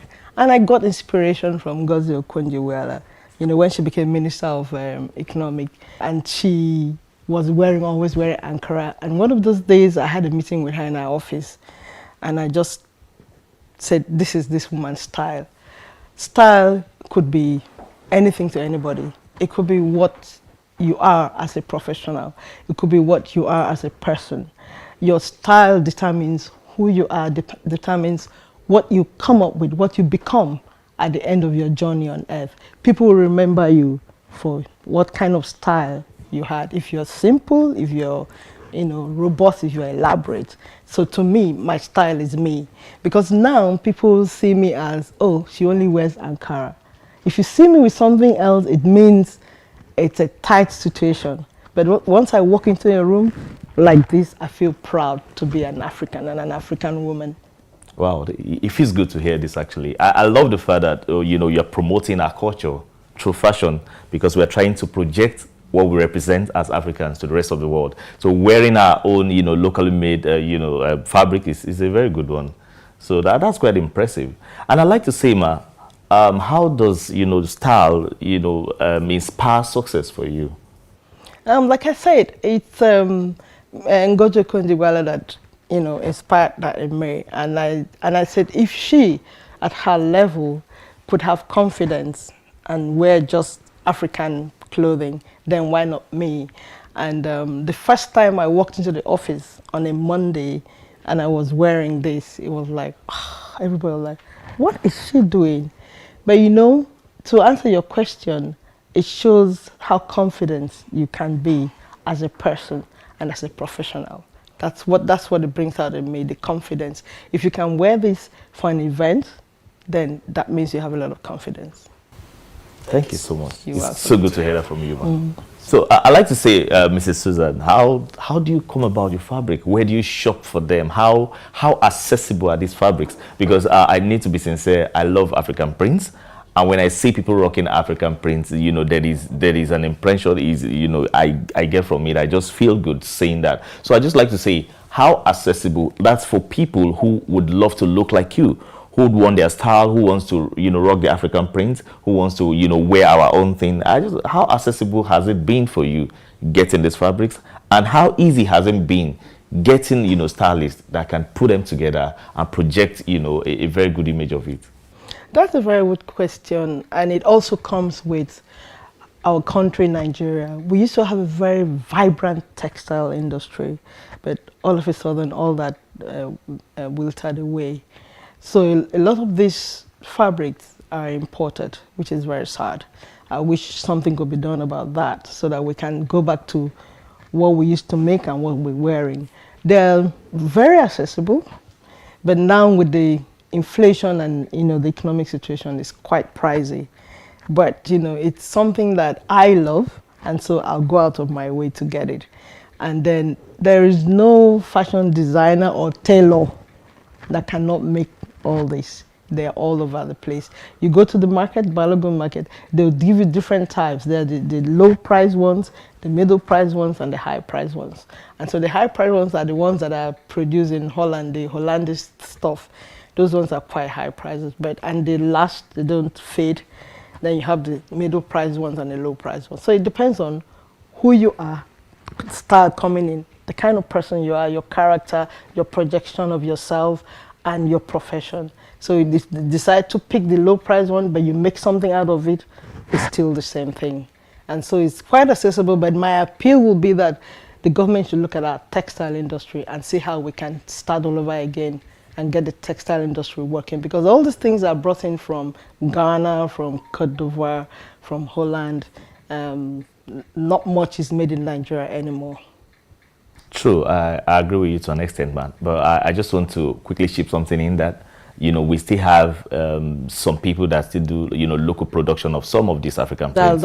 Especially the Ashoke, the Adire, yes. Which, the prints are actually beautiful as well. They're as beautiful as Ankara. But they cannot be mass produced. True. You have to do some mass production to get things like this. Okay. So that's why I'm still making that appeal that the federal government or state government should do something about the textile industry. Yeah, I was going to say that because I feel we actually need to try to rejuvenate those industries so that it will help the economy as well. Apart from helping the GDP of the nation, it's going to create more employment, and people will gravitate towards wearing our own thing. So our local content will be promoted that way. Well it's a said. good one. Well It's a good said. one. Well done, man. And Thank you it's so nice much. to have you on the show. Thank you very we much. take a short break and we'll be right back. Your journey to success starts with confidence. This is Style to Success, only on the Achievement Channel. Are you in governance? You need public speaking. Are you in business? You need public speaking. Are you a professional? You need public speaking. Now you too can learn how to overcome nervousness and speak with confidence before any audience at the School of Eloquence, the home of public speaking. Attend our practical and training one-on-one coaching with West Africa's only certified speaking professional at any of our centers in Lagos and Abuja. To register, call 0802 3032 066 or 0706 1606 078 or log on to our website schoolofeloquence.org. School of Eloquence, teaching the world to speak. Your journey to success starts with confidence. This is Style to Success, only on the Achievement Channel. So welcome back, and we're still on the show Style to Success on the Achievement Channel. We still have our amiable guest on the show, Mrs. Susan.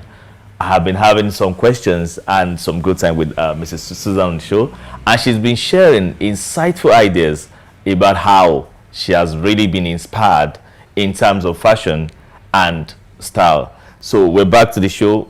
Mrs. Susan, I hope you're fine, ma, and I hope you're enjoying the show. Mrs. Susan, I'd like to ask, what are some of your proudest accomplishments in this game?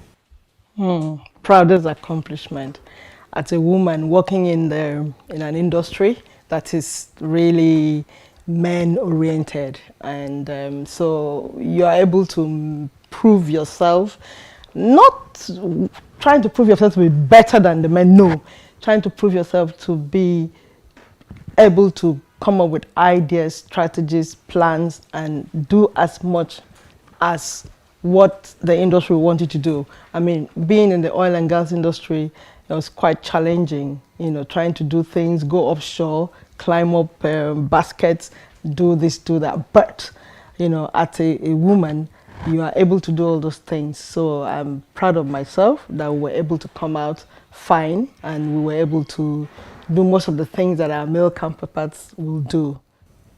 That's a good one. Impressive. And one last question. I'd like to ask that, you know, what advice would you give someone who wants to become a stylist? You know, talking about, you know, becoming a stylist in a climate like Nigeria. Oh, like the program says, style to success. Like I said before, I picked my inspiration from meeting Dr. Ngozi Okonjo-Iweala, and I mean, the difference between her, I mean, she had long skirts, while I prefer the shorter ones. And there she was as a minister of the finance, and then for the coordinating economy. And she was always in meetings, going from one place to another, and still in her long, you know, skirts with Ankara and her turban. So, and I was like, if she could do this, and even do it at the World Bank level, where she was having meetings and all that, then why not do it in Nigeria? So there's nothing you cannot achieve, whether you're wearing Ankara, or you're wearing Ashoke, or you're wearing Akwete, or you're wearing, you know, whatever native, you know, clothing we have. Your style is your style, and it's what you make out of it, and that's what you become. I mean, like what you're also wearing. I mean, before you could see male folks were always in suits, but now I see a lot of guys also dressing down, wearing this, and it's as comfortable as what you could wish for. So your style is your style, and whatever you make out of it is what comes out of it. Wow, that's a good one. And I have to make a brief comment that, like, what I'm wearing, we are now getting used to it. It's becoming, you know, part of us. There are companies now where they wear, you know, trousers like this to work on a regular basis. They don't even wear suit and tie, and also it's becoming part of a culture. And apart from that, we're exporting that culture to other parts of the world, because there are countries, there are some countries now, they allow this to be, you know, you wear it on some days to work. And that's style to success. Exactly. So we are getting there. Yes. So it's a good one. So I'd like to ask you the last question on this show, and that would be, what are the most important lessons that you learned along, you know, this business? It's your comfort level, your confidence. You must do things that you're confident with, or you have confidence, and you must do things that you're comfortable with. So for me, making up my mind to drop the jackets and the shirts was just a step, and then making up my mind to wear this African wear and walking into the office that Monday morning, and everybody was like, whew, and I'm like, well, I'm sorry, this is my style now, this is me now. You know, that's the confidence level you have. And I'm sure that must have, you know, created a lot of impact, you know, in your immediate environment. Because suddenly some of my colleagues were also changing. You know, you go for business meetings and you're like, you're coming for a business plan. I said, well, that's why I have short skirts and top jackets, to make it more business-like, instead of looking like somebody going to church or going for a party or whatever. So it's more business-like. And really, for me, it was like, the most important thing is having that confidence to say, it is what I am. And what I am is that I'm a professional and I'm an achiever. Wow, that's a good one. Thank you so much, Mrs. Susan. It's really been a pleasure having you on the show. And I must confess, I've learned one or two things from you. This is such an impactful interview. Thank you so much, and we appreciate you coming. To our viewers, we hope you are motivated to explore the vast opportunities within the fashion industry and to make your own mark, just like Mrs. Susan. I am Ayodele Oluwole, and this has been Style to Success on the Achievement Channel. Until next time, stay inspired.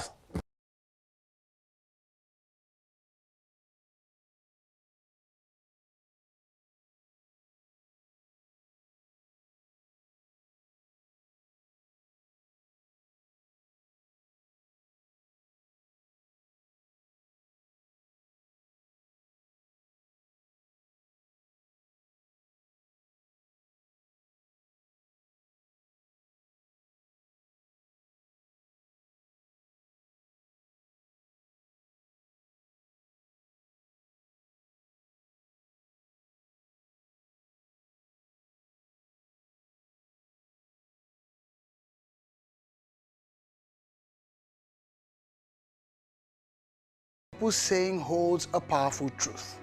Just as farmers seize the sunny days to harvest hay for the future, we too must seize opportunities when they present themselves. So, here are 3 key insights to help you maximize the inspiration embedded within the depths of this age-old wisdom. First is about seizing opportunities.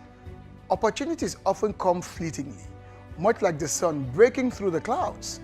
It's not enough to recognize them, we must act swiftly and decisively. Whether it is with starting a new business, or pursuing a passion, or seizing a career opportunity, the time to act is now.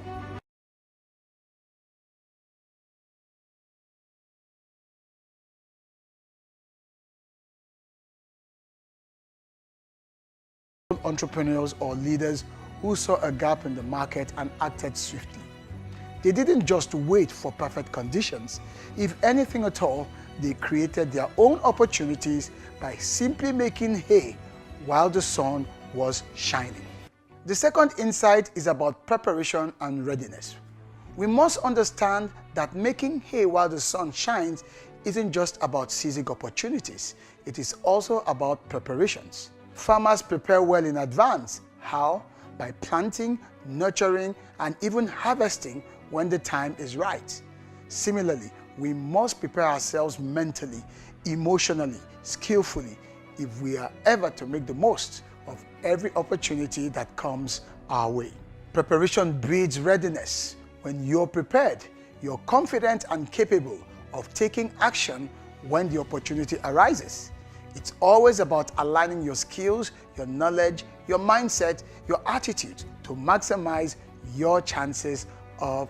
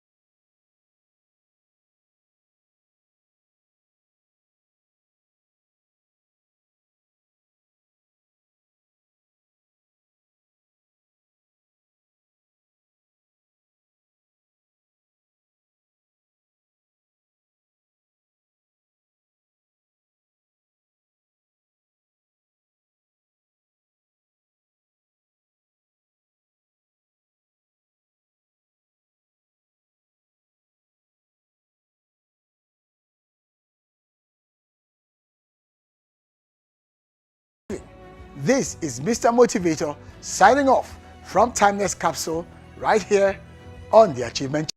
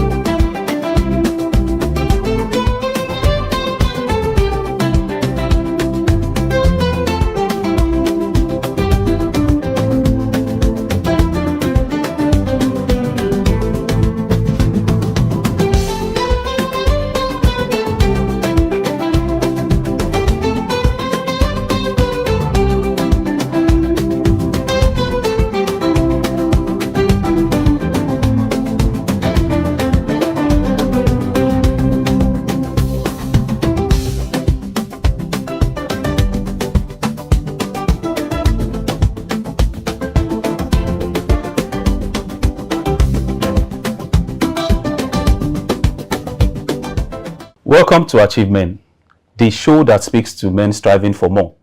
Broadcasting from the School of Eloquence in Ikoyi, Lagos, on Nigeria's first and only 100% motivational TV station, the Achievement Channel.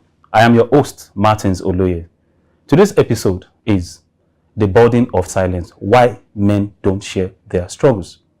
Joining me to discuss and do justice to this topic are accomplished gentlemen, Victor Diali, managerial psychologist, leadership expert, and certified coach with over 26 years experience, trusted by global organizations to build better leaders, and Akin Opatola, a trailblazing real estate professional, president of FAIRBC Nigeria, and mentor who's shaping future of real estate across Africa.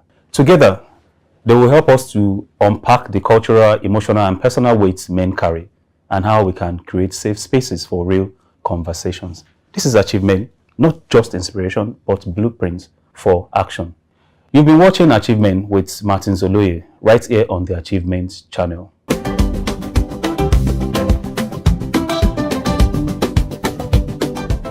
Today, we are discussing something quite touching, something that we don't talk about because we all believe that the male child is strong, especially in this part of Africa. And our topic is talking about why men don't share their struggles. Gentlemen, welcome to this very, very emotional part of our episodes.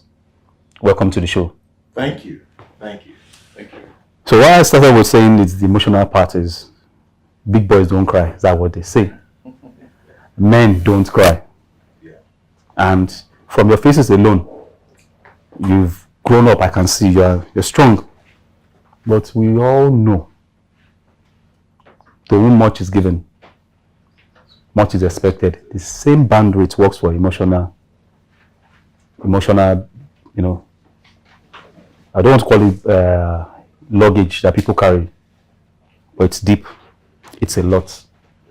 And I'll say thank you for what you've been doing so far in your respective fields. You are doing a wonderful job.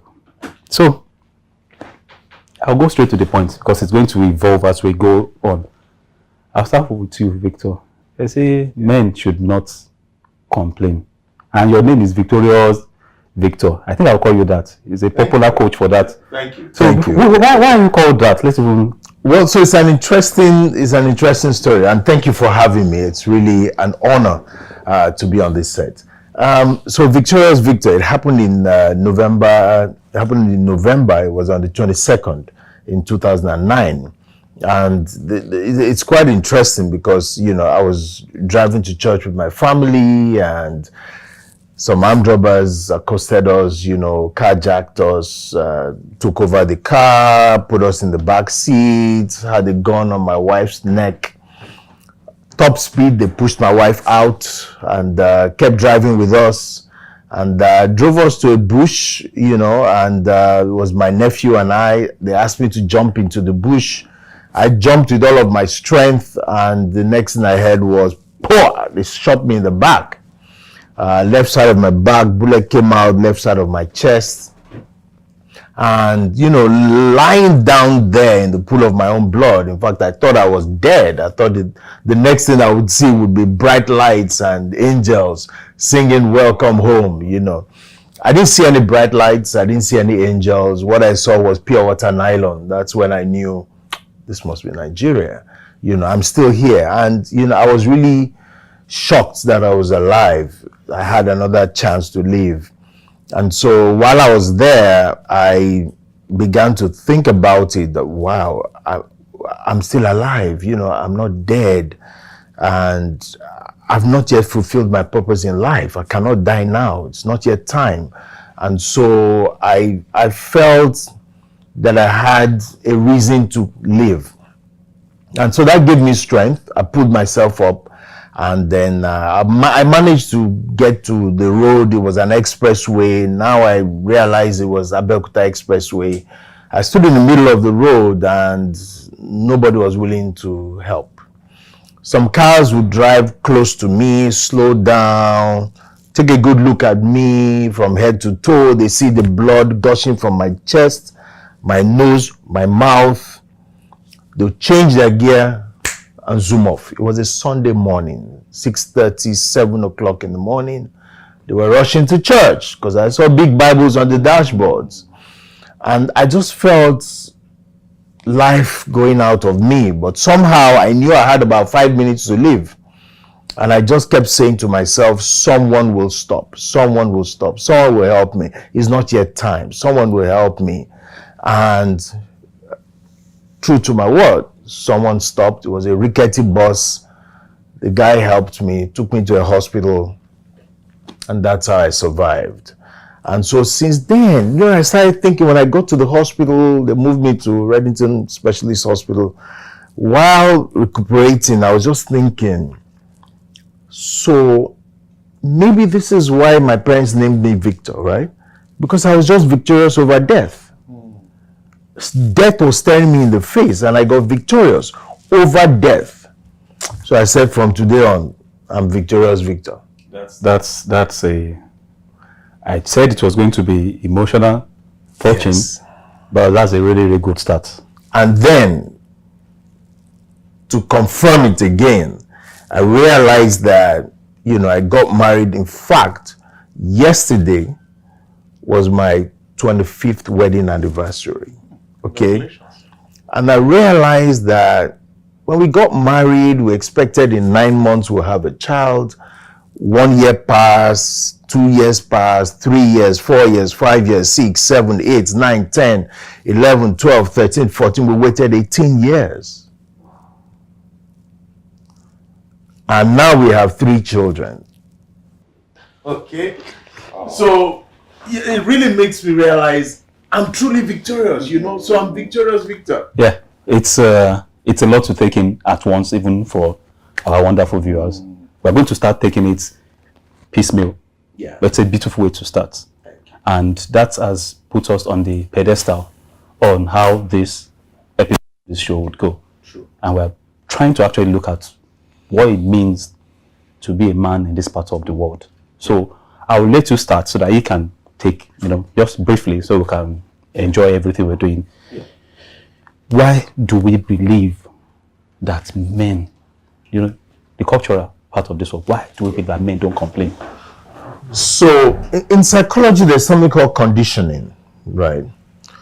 I think that's a major part of it. We've been conditioned like that. It's not like that's how it's supposed to be, right? Because male and female, though different in some ways, okay, different in some ways, but we are all humans, right? We all have a heart. Inside the heart, there's a small part of the heart called the amygdala. The amygdala is the headquarters of emotion. Women have it, men have it, right? There's an emotional brain. Sorry, I meant brain, not heart. There's an emotional brain. The amygdala in the brain is that part of the brain that manages our emotions, okay? Women have it, men have it. So what really makes us different in terms of emotions, right? But somehow, our world, our culture, our tradition has conditioned us that men should not complain. Men should not cry. Men should go out and struggle and come back. And when you face challenges, you should, not complain. Face it headlong and succeed with it, and then come home with the spoils. And so that conditioning is the problem. So when there's a challenge, a boy falls and starts to cry, we say, no, don't cry. Don't you know you're a boy? You're a boy now. And so that conditioning, and remember, whatever we've been conditioned with from childhood, we take into adulthood. It's extremely difficult to break. You mentioned, and quite right, frankly, that conditioning is there. Yeah. To you now, a bit of my background. I grew up literally in the barracks. So my friends, my mates, my colleagues, it's difficult for me not to, if I'm not calling Colonel, I'm calling this, so just that's our way of life. So I literally had guns in classrooms. second. So I see it every day. We have the parade every day, and it is a man thing to be, you chin up, you be hard, So, what do you think? Why is it so? Because it's there, we all know, even right at this age and time. I go beat you, am I picking? It's from daughter, so you understand that part. So, why is this so? And is this something that you think should continue? Okay, so for me, I think it shouldn't continue. I think it's not proper. Every man should show emotions once in a while and let loose.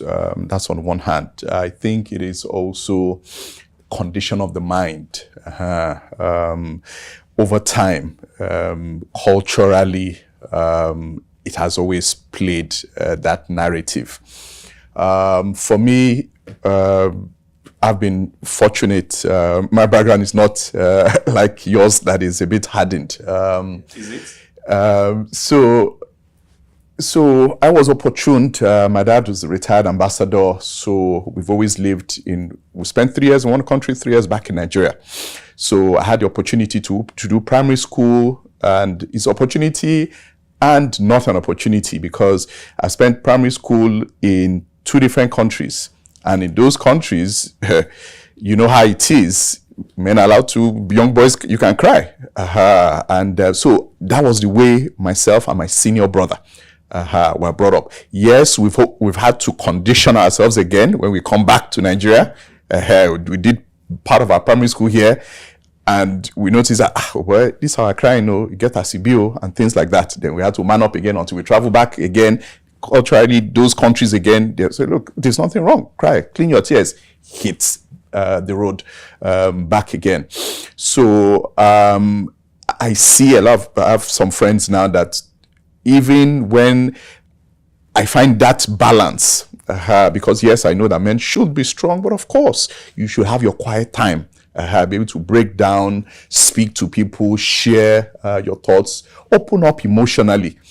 People say that can be a bit feminine. I'm like that. I get laughed at, but hey, I guess that's the way I am modeled.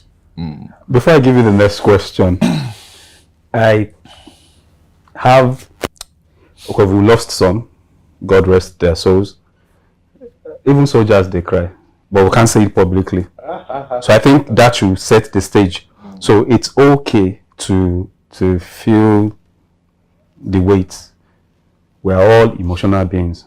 So in some cases, they channel it to say, morale high, morale not high. We just need somewhere to channel our, I don't want to use the word grievances, but the emotional, bandwidths. And now these days, people are no longer looking at intelligence quotient again.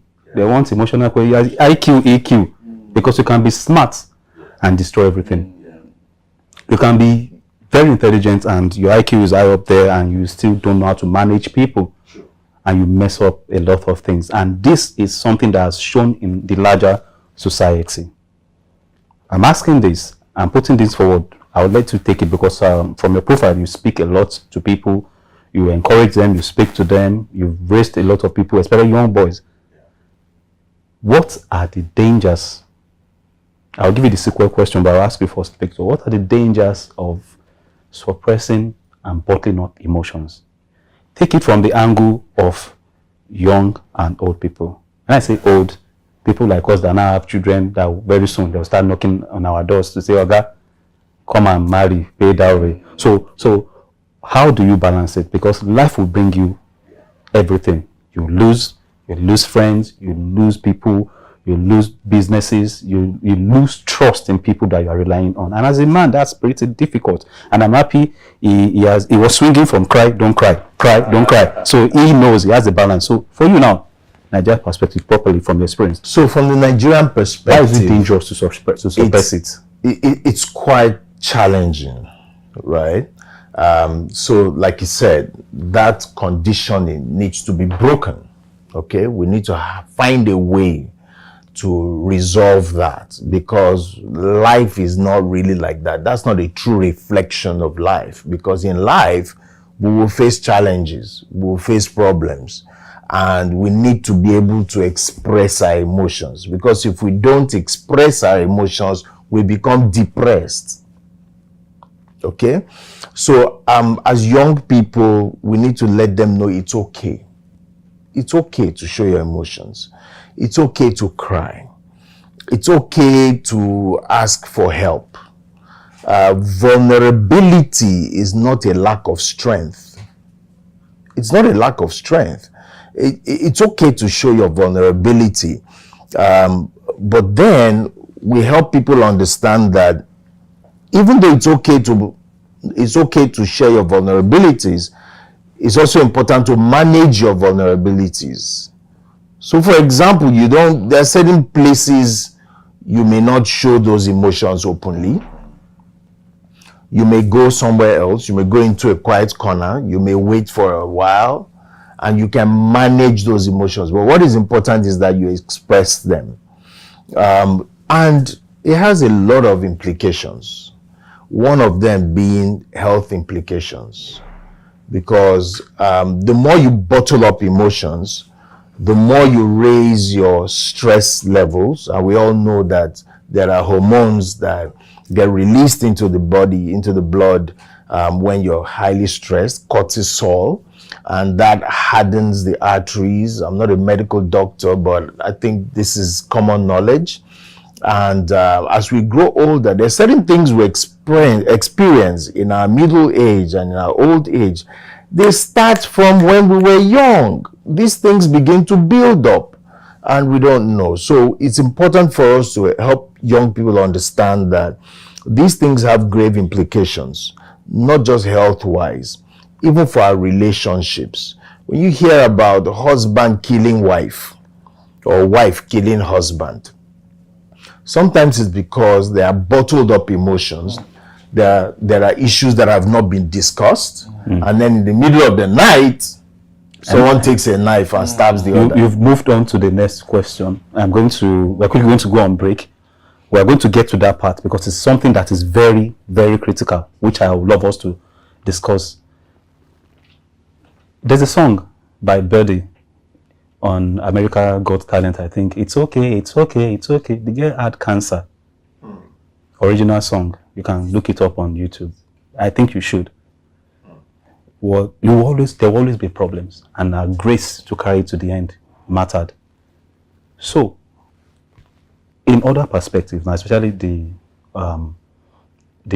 office space and friendship, not relationship, now friendship, how dangerous is it to suppress your emotional luggage? So I think it's extremely dangerous and it's very risky. There are a lot of conversations now, especially with a certain demographic, the Gen Zs in the workplace, with mental health and depression issues. You see staff members come in, work fantastically well this week, then the following week, due to one or two traumas or bottled up emotions, whether male or female, then all of a sudden they let loose in the office, which can be tough. Before now, we couldn't put a finger on it. It's now that those conversations, and it's a topical conversation. Oh, it's mental stress. Oh, take a few days. Human resources can understand. But imagine back in the days, they'll say, is this person mentally okay? Are you sure this person is fit for work? If you'd also notice that there's a prevalence of gyms and people even of our demographic and lower doing a lot of exercises, what I found out that it is also a way of releasing stress and depression. So there are a lot of fitness centers out there. A lot of people go there. In fact, that's a whole new industry. Yeah. They are gymming their way out of issues, anxiety, problems. And I like the fact that you also touched on it. To me, I may be wrong, but even serial killers, back in the days when you watch some of these movies, they've told the male child, oh boy, don't cry, they don't do this, and he's seeing he's bottling up. He's seeing his parents' abusive relationship. He's bringing it. There's no psychologist, there's nobody, no church member, no senior brother or colleague to be able to unveil and share those things. He's bottling it up. Pressure has to come out one way or the other. It's tough. We'll go on a break, but pressure, like that popular guy said, pressure to wow. Yo, baby, pressure to wow. So we need to find a way to not bottle it up. And as we go on this break, remember, it is not okay not to express. So you can do gym and do everything. When we come back, I'll talk to you about how 40-something-year-olds like us are still trying to be gymming without going to the gym. See you on the other side.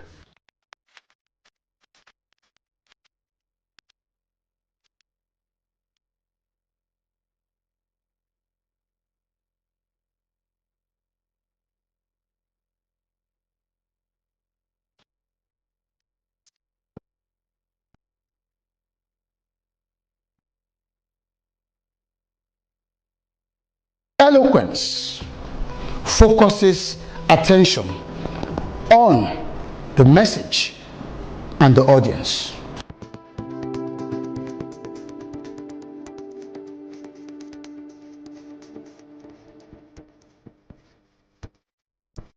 I find it very interesting, exciting, stimulating. It was very beneficial. Definitely would learn a lot, a whole lot.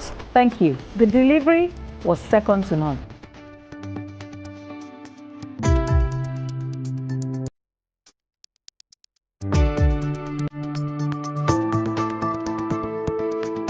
Speak with power. Speak with power. Speak with power. Welcome back, welcome back. So let me just chip in. Go to the gym without being in the gym.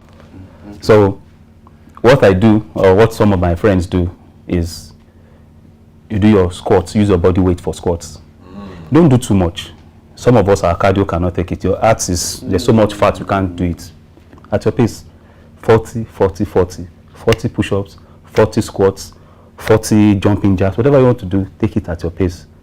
But one of the things you must do is carrying weight, which is your body weight. Then you can now gravitate towards the gym. I'll tell you the secrets when we finish this show. But let's just continue.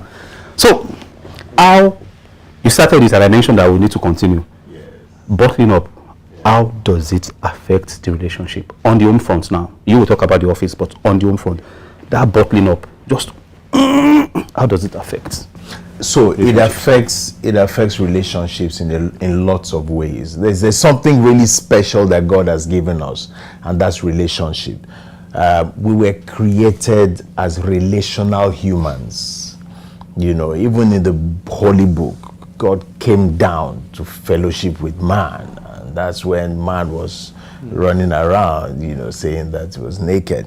And so this is the thing: we were created to have relationships, and one of the lifebloods of relationship is communication. Without communication, relationship is dead, right? And so when we bottle up our emotions, when we bottle up our fears, what that does is communicate,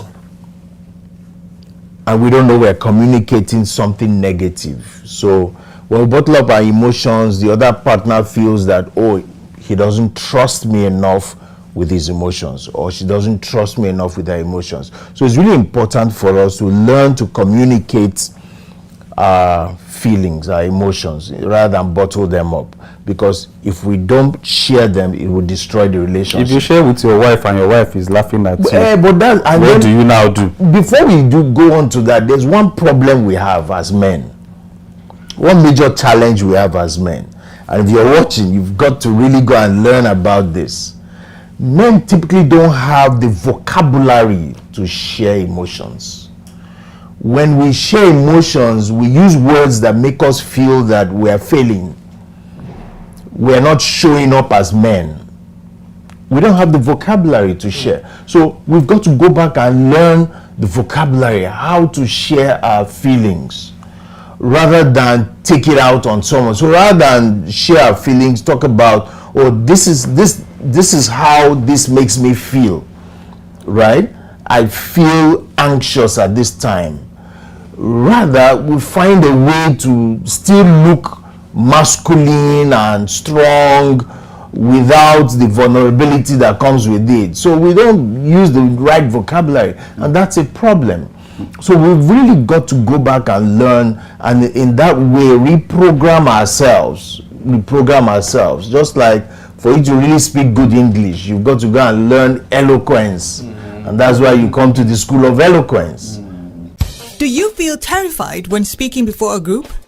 Are you stressed when asked to present? Do you bore people when speaking? Are you stuck with reading word for word? How do you give a speech with polish? Learn how at the School of Eloquence, the home of public speaking. Attend our practical coaching in public speaking. Call 0802-303-2066 or log on to schoolofeloquence.org. School of Eloquence, teaching the world to speak. Because you can speak, yes, you can have conversations, but you've got to learn the vocabulary and what it takes to speak in a way that touches people, that makes impact, and that creates power. So the danger is that your relationship dies, and when your relationships die, it's going to be very, very difficult for you to succeed alone, right? Like I said, we were created relational human beings. And then we've talked about the medical side of things, right? As we bottle up our emotions and our feelings, there's a tendency for us to develop other, medical issues that would take us to the hospital and probably death. Well, the ultimate, of course, of life is death. So bottling up can actually kill. It can kill you. So for the office space. So for the office space, it's quite a challenge. For me as MD CEO, I've learned to become an emotional manager. So what we try to do is when we have team meetings, we don't just delve into the business of the day. So what's your target? Have you met it? What have you done? What new business have you brought to the office? We have 5 days to the end of the month. Who's bringing us money? Things like that. We just try. So I've learned that also, that, hey, okay, you guys, who has anything nice to celebrate? Did anything interesting happen over the weekend? So that any good news? Oh, you lost your aunt. Oh, sorry, was she dear to you? So sometimes it's even tough for me because I'm like, Hakim, you're paying salary on Friday, which concern me with one auntie, but you just have to try. Then they begin to come out. I'm like, so this thing I read in this book, so this thing I watch in this movie, so it's true. Then they begin to come out. Nobody has asked them. They are coming up with stiff pressures from the house, and it's tough. And one of our core values is teamwork. When I finish my team meeting, they go out, they need to work together for that collaboration and participation. Then to me, I've noticed that when I'm in a good mood, I've shared with my wife, I'm happy, that's when I can be given 1 or 2 bonuses. Okay, let's increase salary next month. But when I'm stressed, I've bottled up, I've not shared, there's one burden that I've brought to the office, even me too, I'm shouting at them. Who wrote this report? Rubbish, this is the way I taught you. Get out from here. And they're wondering, Then the thing begins to trickle down. Which kind of guy be this? Must you shout? Can't you guide us? Then me too, and now start regretting. This guy just resumed with us 2 months ago. Yeah. I've not really carried him along. Then the whole thing just trickles down negatively. Then I feel bad.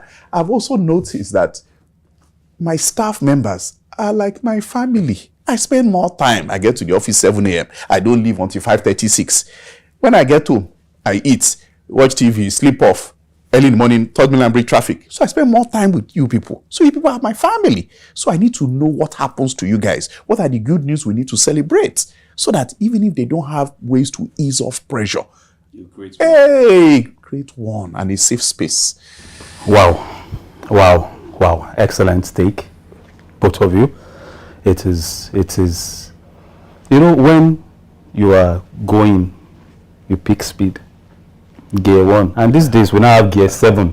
You know what I mean? And for those of you that love auto, get on the autobahn. No, nothing is stopping you. So 2 things we are going to take now from your takes, and I'll start from you, but I'll let you say it first. Then we are going to talk about safe spaces. Yeah. You mentioned family. I'm coming back to you for family, Victor. I noticed that the way leadership and who the person that is leading is reflects directly on the children. Yeah. It mirrors, directly. Stockholm syndrome, or whatever you want to call it, whether the good way or the bad way. The same thing applies to men. Today we're not talking about fatherhood and parenting. We're talking about men. Beer parlor in this part of the world. Yeah. In other places, lounges, men's group, polo club, country club, golf club are ways to ease out. So it means that the avenue to talk is important for men. Sure. Like what we're doing. Yeah. So how do you think we can create more safe spaces for men that we talk? Because when alcohol is in the body, or you are watching football and people talk, and you'll be wondering, now this is not with this, and you can't put the two together. They're like two strange people. Yeah. So how do we create those safe spaces and for men to know that, look, speak, be a baby, be yourself again. Yeah. Say the way it is. From your perspective, take your time. So here's the thing. When we bottle up our emotions and our feelings, we tend to increase our stress levels, right? When stress increases in the body, we usually would develop a coping mechanism. This is natural. We find a way to cope with the stress, okay? And what we tend to do as men to cope with the stress is, like you said, turn to alcohol. Because while you're drinking the alcohol, it sort of deadens your pain at that time. And alcohol is dangerous. But please remember that pain it deadened. It was only sleeping. When you finish the alcohol, when the thing clears from your eye, it's waiting for you. You go and carry it again. So it's not really a solution. And alcohol, like you said, is dangerous. Alcohol kills more people than weed, for example. Yes. Right? So this is the thing. So we tend to turn to habits or mechanisms that are not healthy for us. So we need to find a way, like you said, to create safe ways of expressing our emotions. And like when we are in a beer parlor or a bar or something, people talk, right? But watch what they talk about. Most of the time, they don't talk about their deepest pains. They don't talk about their struggles. They talk about football. They talk about women. They talk about, all of those things. And all those things are surface things. The real issues, when a man, for example, is facing impotence, for example, and it's weighing down on him. That's not ephemeral. Please, who's going to tell his friend that, look, oh boy, they stand again, So we need to understand that it's okay to discuss these things. So we need to now promote things like, men's clubs. There are programs on TV, on radio that usually a men's roundtable. You hear about women's roundtable. You hear about all women always have one event or the other, to go to. But how many do men have? So we need to encourage the society, encourage people to come up with events that men can go to and have conversations, even in church.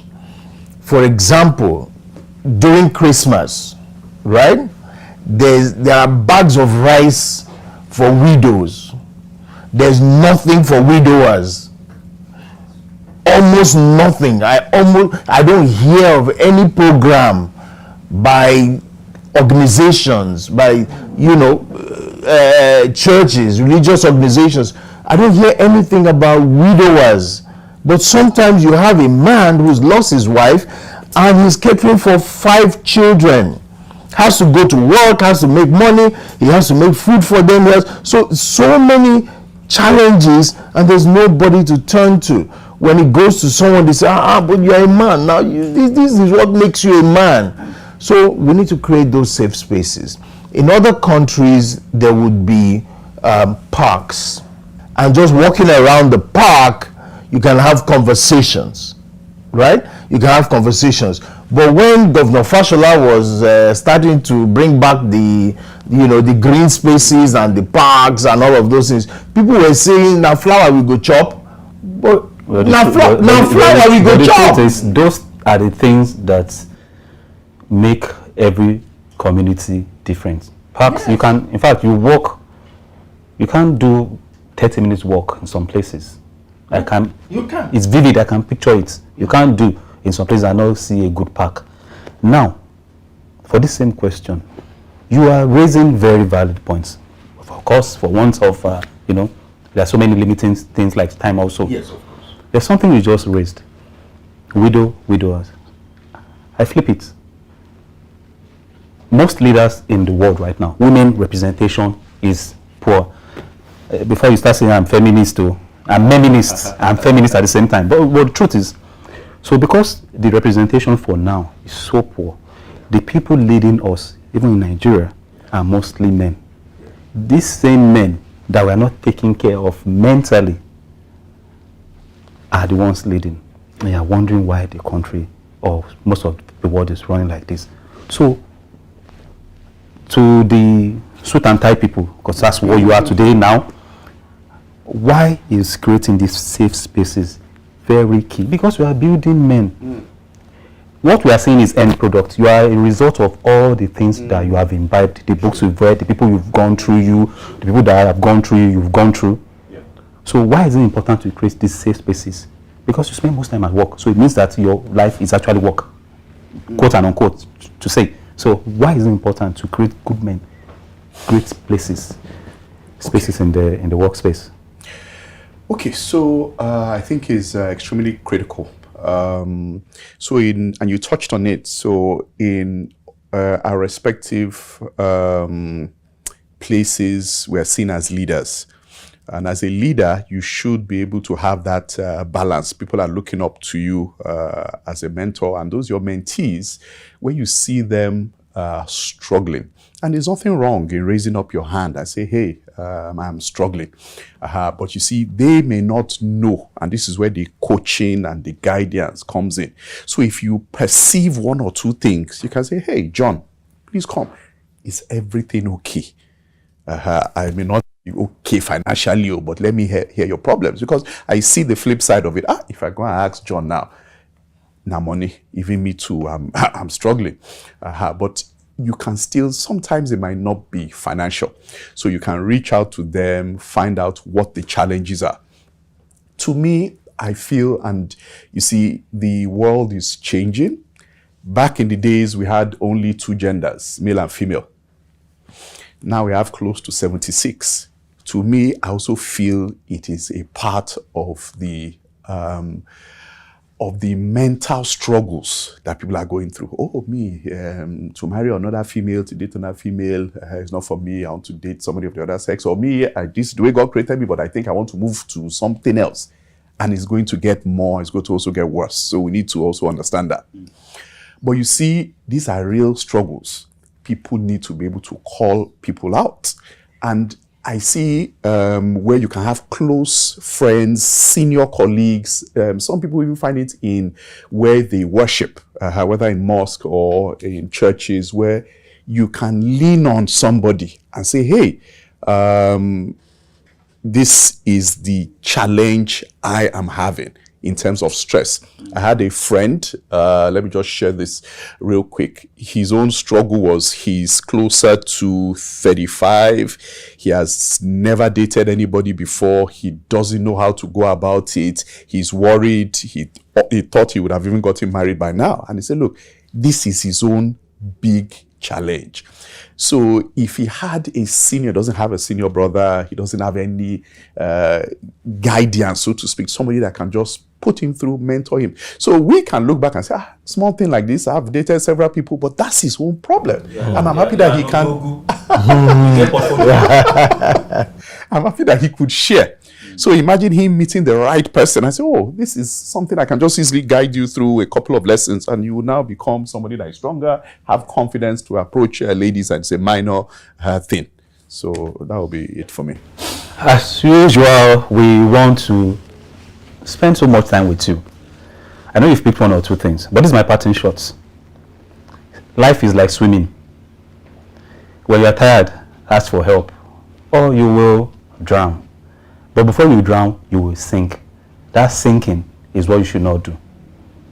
Raise your hand, ask for help, and everything will be fine. Thank you so much for this wonderful episode. Thank you for having me. I'm sure people will request for more. This is nice. Special thanks to our guests, Victor Diali and Akin, for sharing insights that challenge and inspire. Remember, being a man is more than titles or expectations. It is about resilience, purpose, and lifting others as you rise. Let's continue this important conversation. Follow Achievement Channel on Instagram, on Facebook, on X, Twitter, and YouTube for more Achievement program and updates. Use the hashtag We See Possibilities and share your thoughts with us. Until next time, keep striving, keep growing, and keep achieving. Hi, my name is Olufemi Shea. I'm CEO of Casafuna Development. I'd like to tell you this. Keep watching Achievement Channel. Hello, my name is Roma Daniels. This is Achievement Channel. Please keep watching Achievement Channel, the first and only motivational channel in the country. Thanks, man.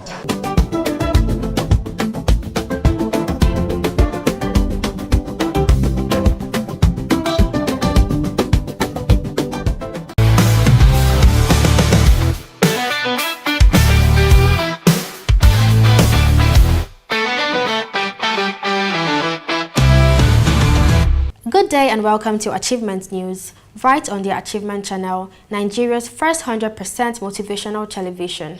My name is Comfort Idongise Basi, your guide through the stories of triumph, innovation, and positive impact shaping our world. Broadcasting live from our School of Eloquence studio in Ikoyi, Lagos, we bring you the news that truly inspires. At Achievement News, we believe in celebrating human ingenuity, resilience, and the relentless pursuit of progress. We sift through the headlines to bring you the breakthroughs, the milestones, and the uplifting narratives that prove possibilities around and true achievement is within reach for everyone.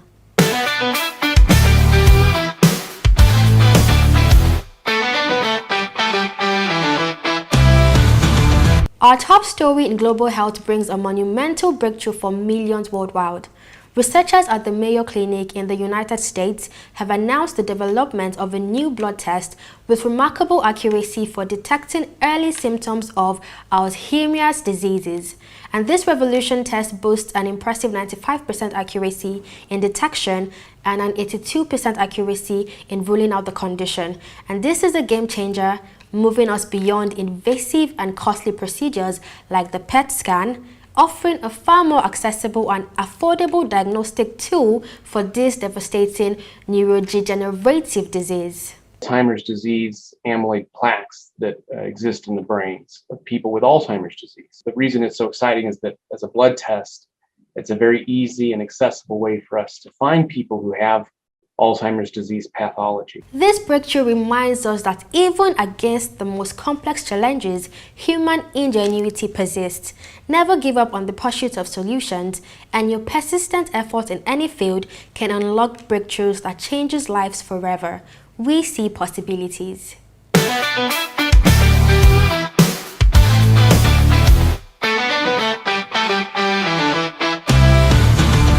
Bringing it home, Nigeria has showcased remarkable commitments to its health sector on the global stage. At the recent 15th BRICS Health Ministers meeting in Brazil, Nigeria's Minister of State for Health and Social Welfare, Dr. Isaac Saluko, proudly announced a national record: the vaccination of over 14 million girls against human papillomavirus or HPV. This massive effort is a huge stride towards cervical cancer prevention. Furthermore, Nigeria has allocated a significant $200 million in its 2025 budget to sustain critical interventions against HIV and AIDS, tuberculosis, malaria, underscoring our nation's resolve to prioritize health, even amidst global funding shifts. Every step taken in collective health is a step towards collective strength. Your personal commitment to well-being and community health contributes to a healthier, more prosperous nation for all. We see possibilities.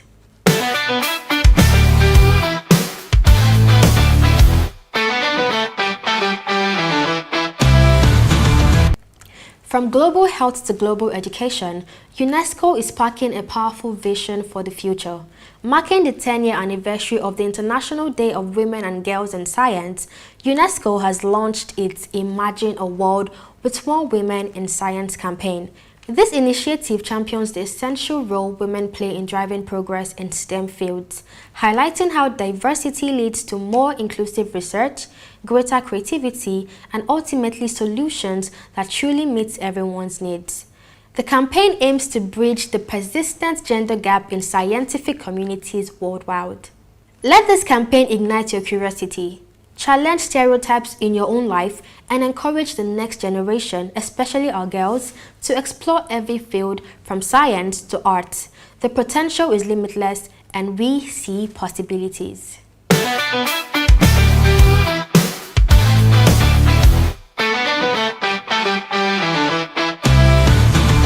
And speaking of limitless potential, a Nigerian youth has made our nation proud on the global stage. Stanley Chudubem Anigbogu clinched the prestigious overall title of 2025 Commonwealth Young Person of the Year. Stanley was recognized for his groundbreaking work transforming waste into solar innovations, which have provided clean energy to over 10,000 refugees across Africa. His organization, Lighted, founded during the challenging period of COVID-19, has also trained 6,000 students and recycled over 20,000 kilograms of waste. Stanley's story is a powerful reminder that age is just a number when passion meets purpose. No challenge is too big when you approach it with creativity and a desire to make a difference. Inspire change in your own sphere. We see possibilities.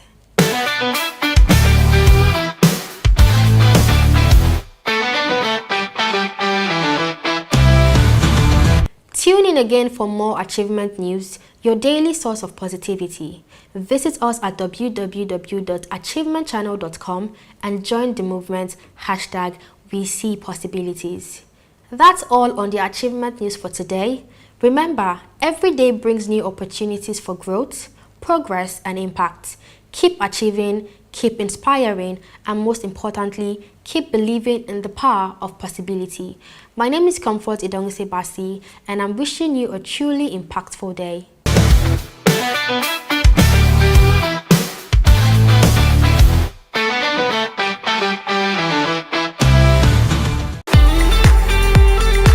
Welcome to Teachers World, where we celebrate the heroes of education.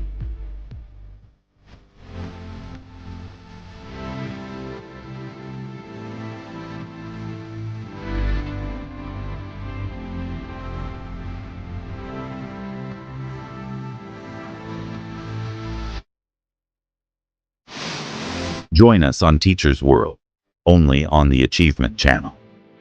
Hello, and welcome to another inspiring episode of Teachers World, the program that celebrates the pivotal role of educators in shaping the future and provides valuable resources for their professional and personal growth. I am Ugonwa Ohuchi, your host, and I'm delighted to be with you today. You are watching the Achievement Channel, Nigeria's first and only 100% motivational TV station, broadcasting from the School of Eloquence studio in Ikoyi, Lagos. In today's episode, we'll be diving deep into how teachers can support the mental health of their students and foster a positive learning environment. It's going to be an insightful session, so stay tuned. Join us on Teachers World, only on the Achievement Channel. I'm I'm thrilled to introduce our guest today, Ms. Sarah Ndu. She's an educational psychologist and a dedicated mental health advocate who specializes in children and adolescents. She believes in a world where no child is neglected and every child receives the right education tailored to their unique learning style. Ms. Ndu, welcome to the show. Thank you. It's such a pleasure to have you. Thank you so much. Thank you. So in your experience, knowing that you're an educational psychologist, what are some of the key mental health challenges that children and adolescents face today? Okay, yes. Thank you so much for asking. Okay, in my experience, adolescents and children, they face quite a number of mental health challenges. And firstly, mental health is a crucial part of teaching and learning. A lot of children and adolescents face mental health challenges, which is neglected by either their parents or their teachers. And I would just make mention of few challenges here. One, let's talk about anxiety and stress. Anxiety and stress, a lot of children and adolescents are anxious and under stress because of, let's say, an expectation from family, expectation from parents, peer pressure thereabouts, and they are under, a certain kind of expectation from family, which puts them under pressure, where they need to have a certain kind of academic success. And if they are not, able to meet up with that kind of expectation from family or parents, they are under pressure and they're anxious. So another is trauma. Trauma is a key mental health factor. Most children have traumatic experiences, or they have what we call the PTSD, that's a post-traumatic stress disorder, where they begin to express whatever trauma they've had in the past. For instance, growing up, they probably had abusive parents, or they were abused as a child. And because they were abused, it's, would affect their mental health, affect the way they think, affect the way they process things, and even find it difficult to learn during the classroom activities. Okay, I think this is quite insightful. Talking about parents not being aware sometimes of these challenges of the children. What are some of the practical strategies that, what role, do you think educators, can play in addressing these challenges? What are the strategies that educators can use in addressing these challenges? Okay, thank you. Educators, which are teachers, first of all, they are the first to actually take notes and figure out when a child is struggling mentally. They are the first to ever notice that a child is struggling mentally. So when a teacher or an educator finds out that this child is struggling mentally, because we teachers pay attention, or rather we spend more time with children in school rather than the way their parents do. A lot of times, most of these parents are actually more busy. They go to work very early in the morning. Before they come back, probably they have someone who picks their child from school, and they come back because of the hustle and the bustle of Lagos. They get back home, they're all tired. They pay less attention to their children. So we teachers pay more attention